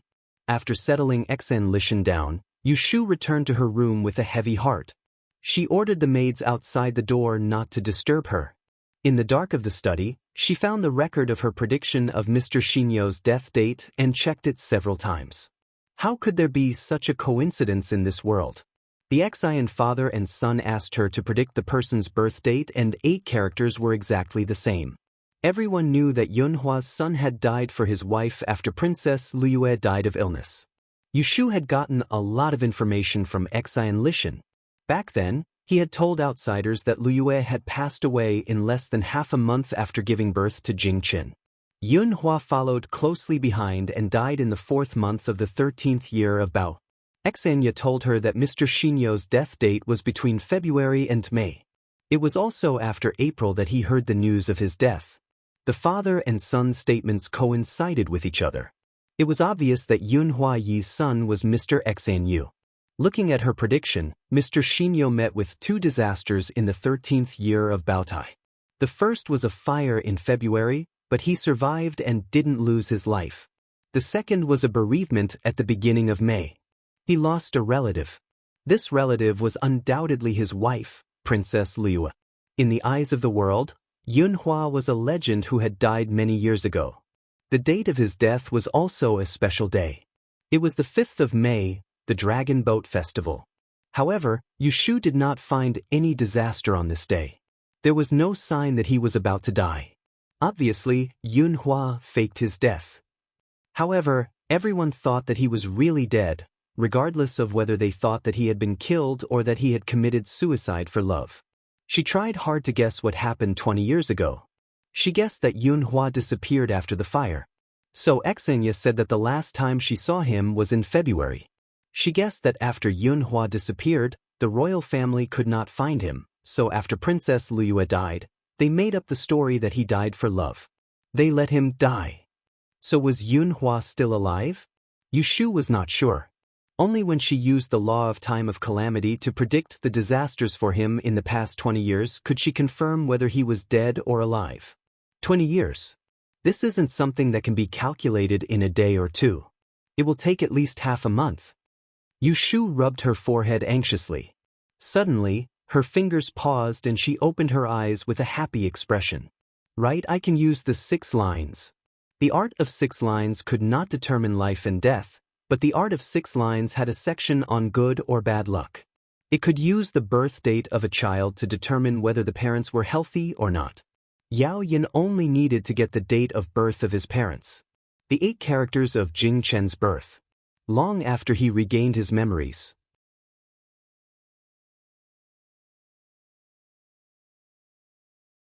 She had already asked about it. Now that she knew Yunhua's horoscope, she only needed to do a divination. Regardless of what happened to Jing Chen's parents, Princess Liyue was already dead. If it was not a hexagram, it would prove that both his parents were dead. If it was a hexagram, it would prove that Yunhua was still alive. Yushu did as she said. She hurriedly took out the small blue stove and the Tihu incense from the secret compartment of the bookcase.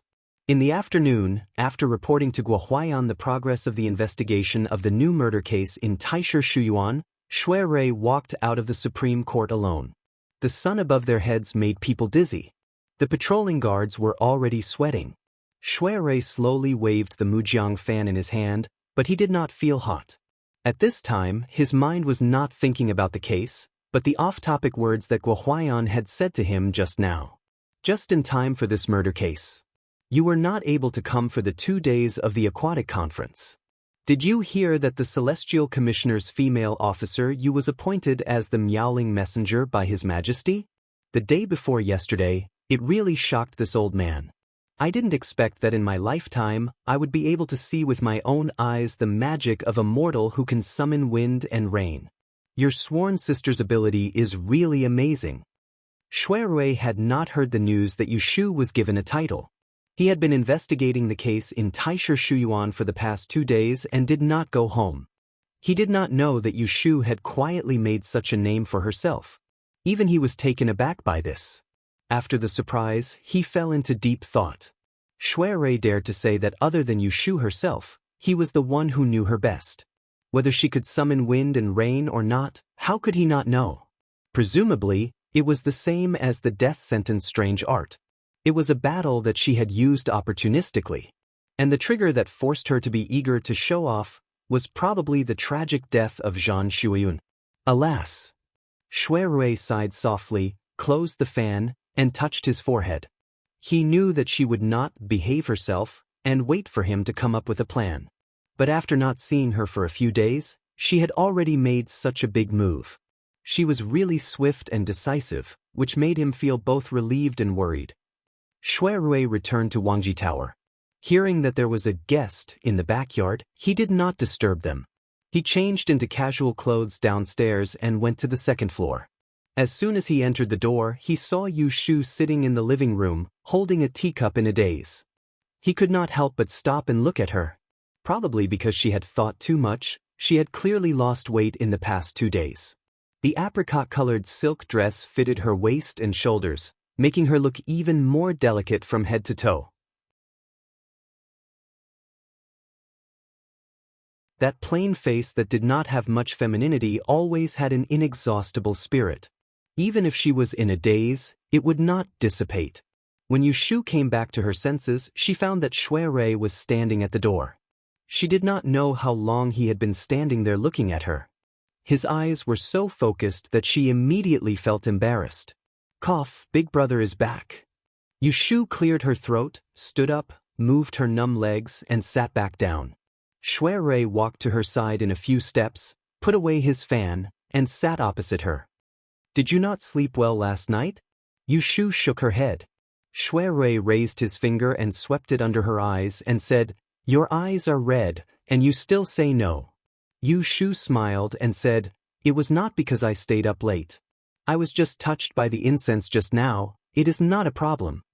Shui Rui's nose moved and he raised his eyebrows. You use Tihu incense?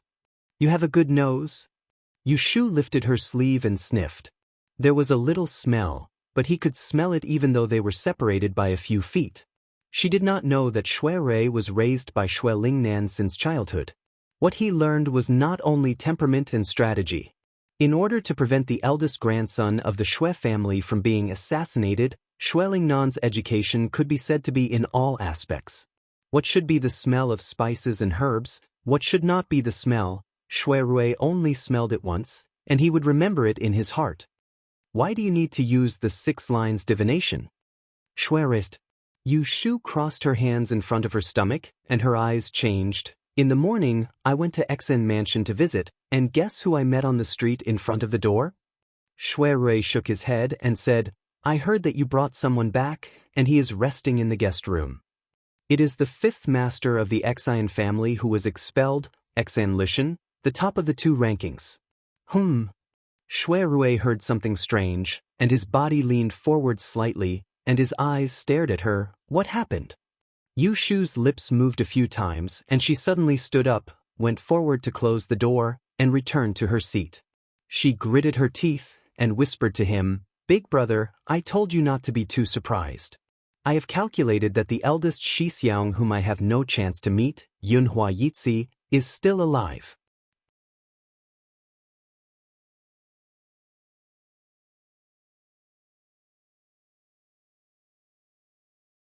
Chapter 6:12. Yu Shu told Shui in detail that the father and son of the Xian family had asked her to predict Yunhua's death. Rather than saying that Shui's reaction was surprise, it would be better to say that he was bewildered. So he's still alive? It can't be wrong. I used Jing Chen's horoscope 3 times, and the result was the same. Princess Royal Liyue passed away 20 years ago. If Yunhua is also dead, then the 6 lines will not be a hexagram at all. After Yu Shu finished speaking, she did not see Shui reply for a long time. Looking at his erratic eyes, she raised her hand and waved it in front of his eyes. Big brother? What are you thinking about? Shui put away his thoughts of running away and said to her, I have some suspicions, but I can't confirm it yet. I won't tell you for the time being. Yu Shu nodded indifferently and continued her previous words with some joy. This is good news for us. This is good news for us. Yunhua is my eldest senior brother. Back then, his purpose of entering the capital city was the same as mine, which was to destroy the Book of Mystic Fairies' 6 Rens. However, I don't know where he is hiding now. Otherwise, we can find him and ask him clearly. Shui looked at her and asked, Are you going to tell Jing Chen about this? Yu Shu had never thought about this before.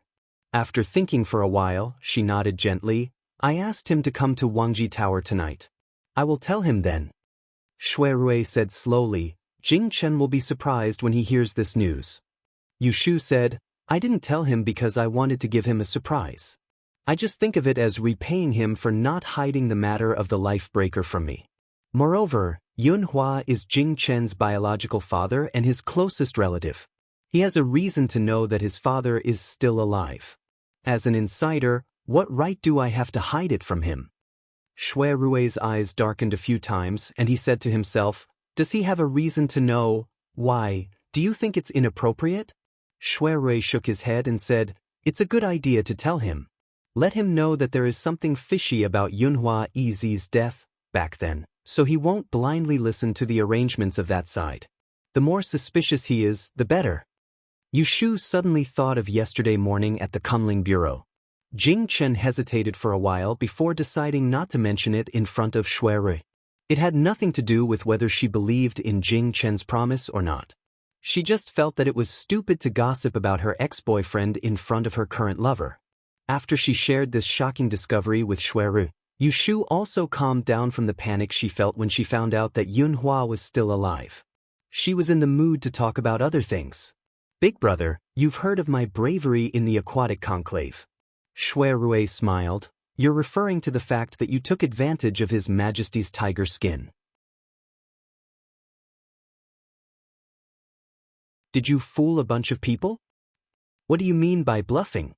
I'm truly talented, Yu Shu mumbled. But she did not have much confidence. Shui knew her the best. It would be strange if he believed that she could really summon the wind and summon the rain. You're really bold, Shui said worriedly. You've even lied to His Majesty. Aren't you afraid that you'll have a hard time getting off in the future? If there's a drought, what will you do when the Emperor sends you to the place to make rain? Yu Shu became proud again. I've thought about it, so I told them that day. If I use this ability of mine, I'll die. I can't guarantee that I'll be able to return to Turin. Shui was relieved. He raised his hand and flicked her forehead. He chuckled softly and said, "You're so cunning." In the evening, Jing Chen came. Yushu heard from the waiter that Xen Lishan was still sleeping soundly in the room. To prevent him from waking up and bumping into Jing Chen, she sent Gui Ba to guard outside Xen Lishan's mountain gate. Little Qing took Jing Chen to the slightly deserted third floor. Yushu and Shui Rui were waiting in the tea room. There were 2 blue and white porcelain lamps on both sides of the tea room, illuminating the room. Jing Chen saw Shui Rui, who was wearing a bamboo gown and sitting leisurely. He stopped in front of the door and looked at Yushu with a tired expression.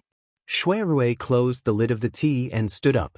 He said, "Brother Jing, please come in. It's me who wants to see you today.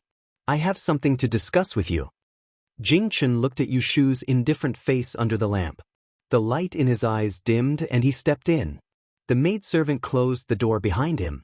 The 3 of them were in the same room. There was a strange silence in the air.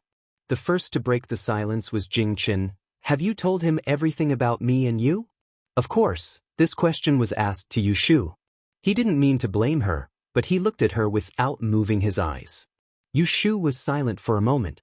When she was about to answer, she heard a voice beside her. "If you're talking about the great trouble and the life breaker, I know everything." Jing Chen then turned his eyes to Shui Rui. Looking at the man who always appeared beside Yushu, there was an indescribable feeling in his heart. He knew this feeling. It was because there were many things that he should have done: accompany her, protect her, and not let her be bullied. He couldn't do it, but the person in front of him did it. Shui Rui frankly met Jing Chen's gaze. Not so long ago, he had envied this person. Perhaps Jing Chen's background was slightly more unfortunate than his own, but he was fortunate enough to meet a person who was worth sacrificing for. Unfortunately, he was unable to cherish her and missed out on her. "What do you want to say to me today?" With all due respect, Shui Rui stopped being polite, and his voice became cold. "Brother Jing is righteous. You can set an example for the great peace country. I admire you. Brother Jing is kind. In order to repay the kindness of the sect, you have to endure humiliation. I understand that. But dare I ask, Brother Jing, what did my sworn sister do to you? Why did you disregard her life and involve her in a dangerous situation?" He had wanted to ask Jing Chen this question a long time ago. What right did he have to cut off all ties with Jing Chen just because he wanted to? Did he think that Yushu should obediently submit to him just because he wanted to get back together? No matter how dignified his reason was, it couldn't hide the essence of taking advantage of her. Men always had such a self-righteous drawback. They thought that they could decide everything. A selfish man was more arbitrary than a selfish woman. Seeing Jing Chen reminded him of himself 3 years ago. He wholeheartedly wanted to marry the 10th princess, but he didn't consider whether she was willing or not. In the end, he ended up in an irreversible situation. As a man, Shui Rui didn't think that he had the right to blame Jing Chen. But as Yushu's man, he couldn't tolerate Jing Chen's covetous heart. Or is Brother Jing really naive to think that as long as Shu agrees to marry and have children with you, everything will be fine? Although Jing Chen was used to Yushu's cold words, he still felt that Shui Rui's bluntness was a little harsh. The things that he had always wanted to deceive himself and others became clearer. That day at the bottom of the imperial tombs, he had his doubts, but he still chose to believe De Dian's words. De Dian had told him who the person who broke his life was. Apart from kindness and righteousness, in his heart, the person he liked was Xiaoyu. He was happy to have such a chance to be with her again. "She doesn't owe me anything. I'm the one who let her down.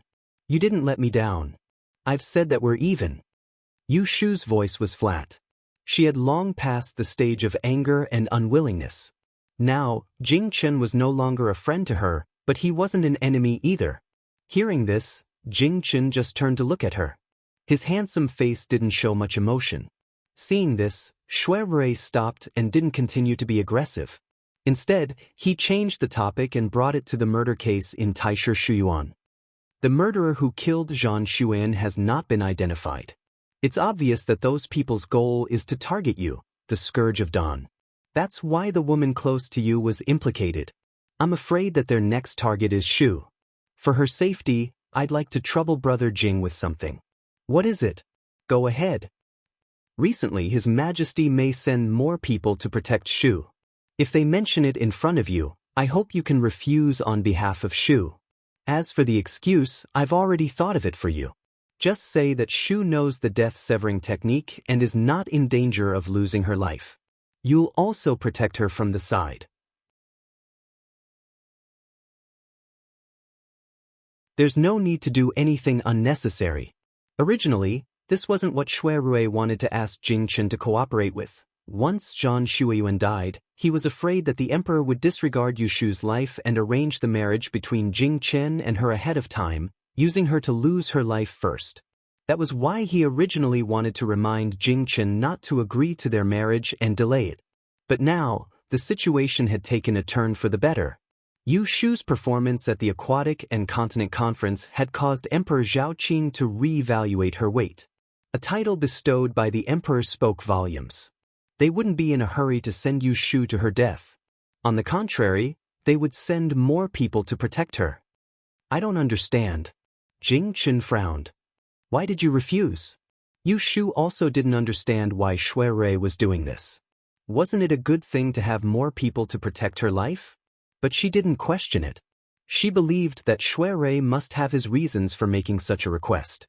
Xue Rui quickly gave this reason. Historically, the Emperor of Darren Kingdom has a group of secretive personal guards that follow and protect the Emperor.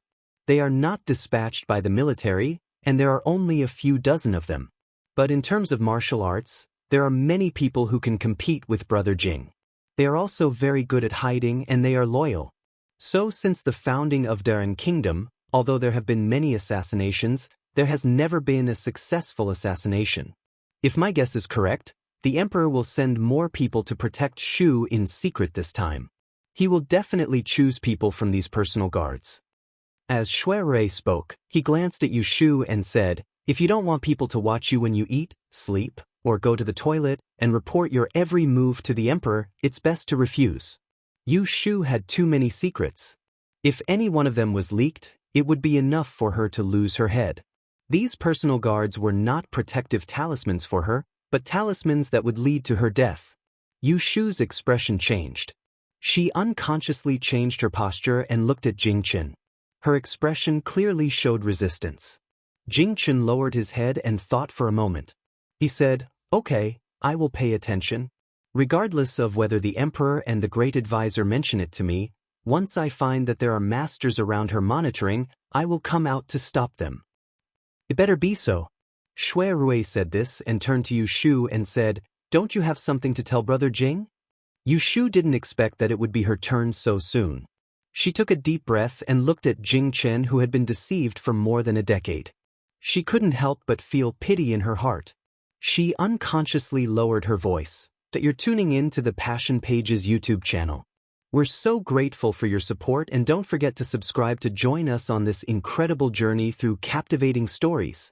Your generosity through donations truly makes a world of difference, as it's the primary source of revenue that allows me to expand and enhance this channel for you. Thank you from the bottom of my heart for being a part of this adventure.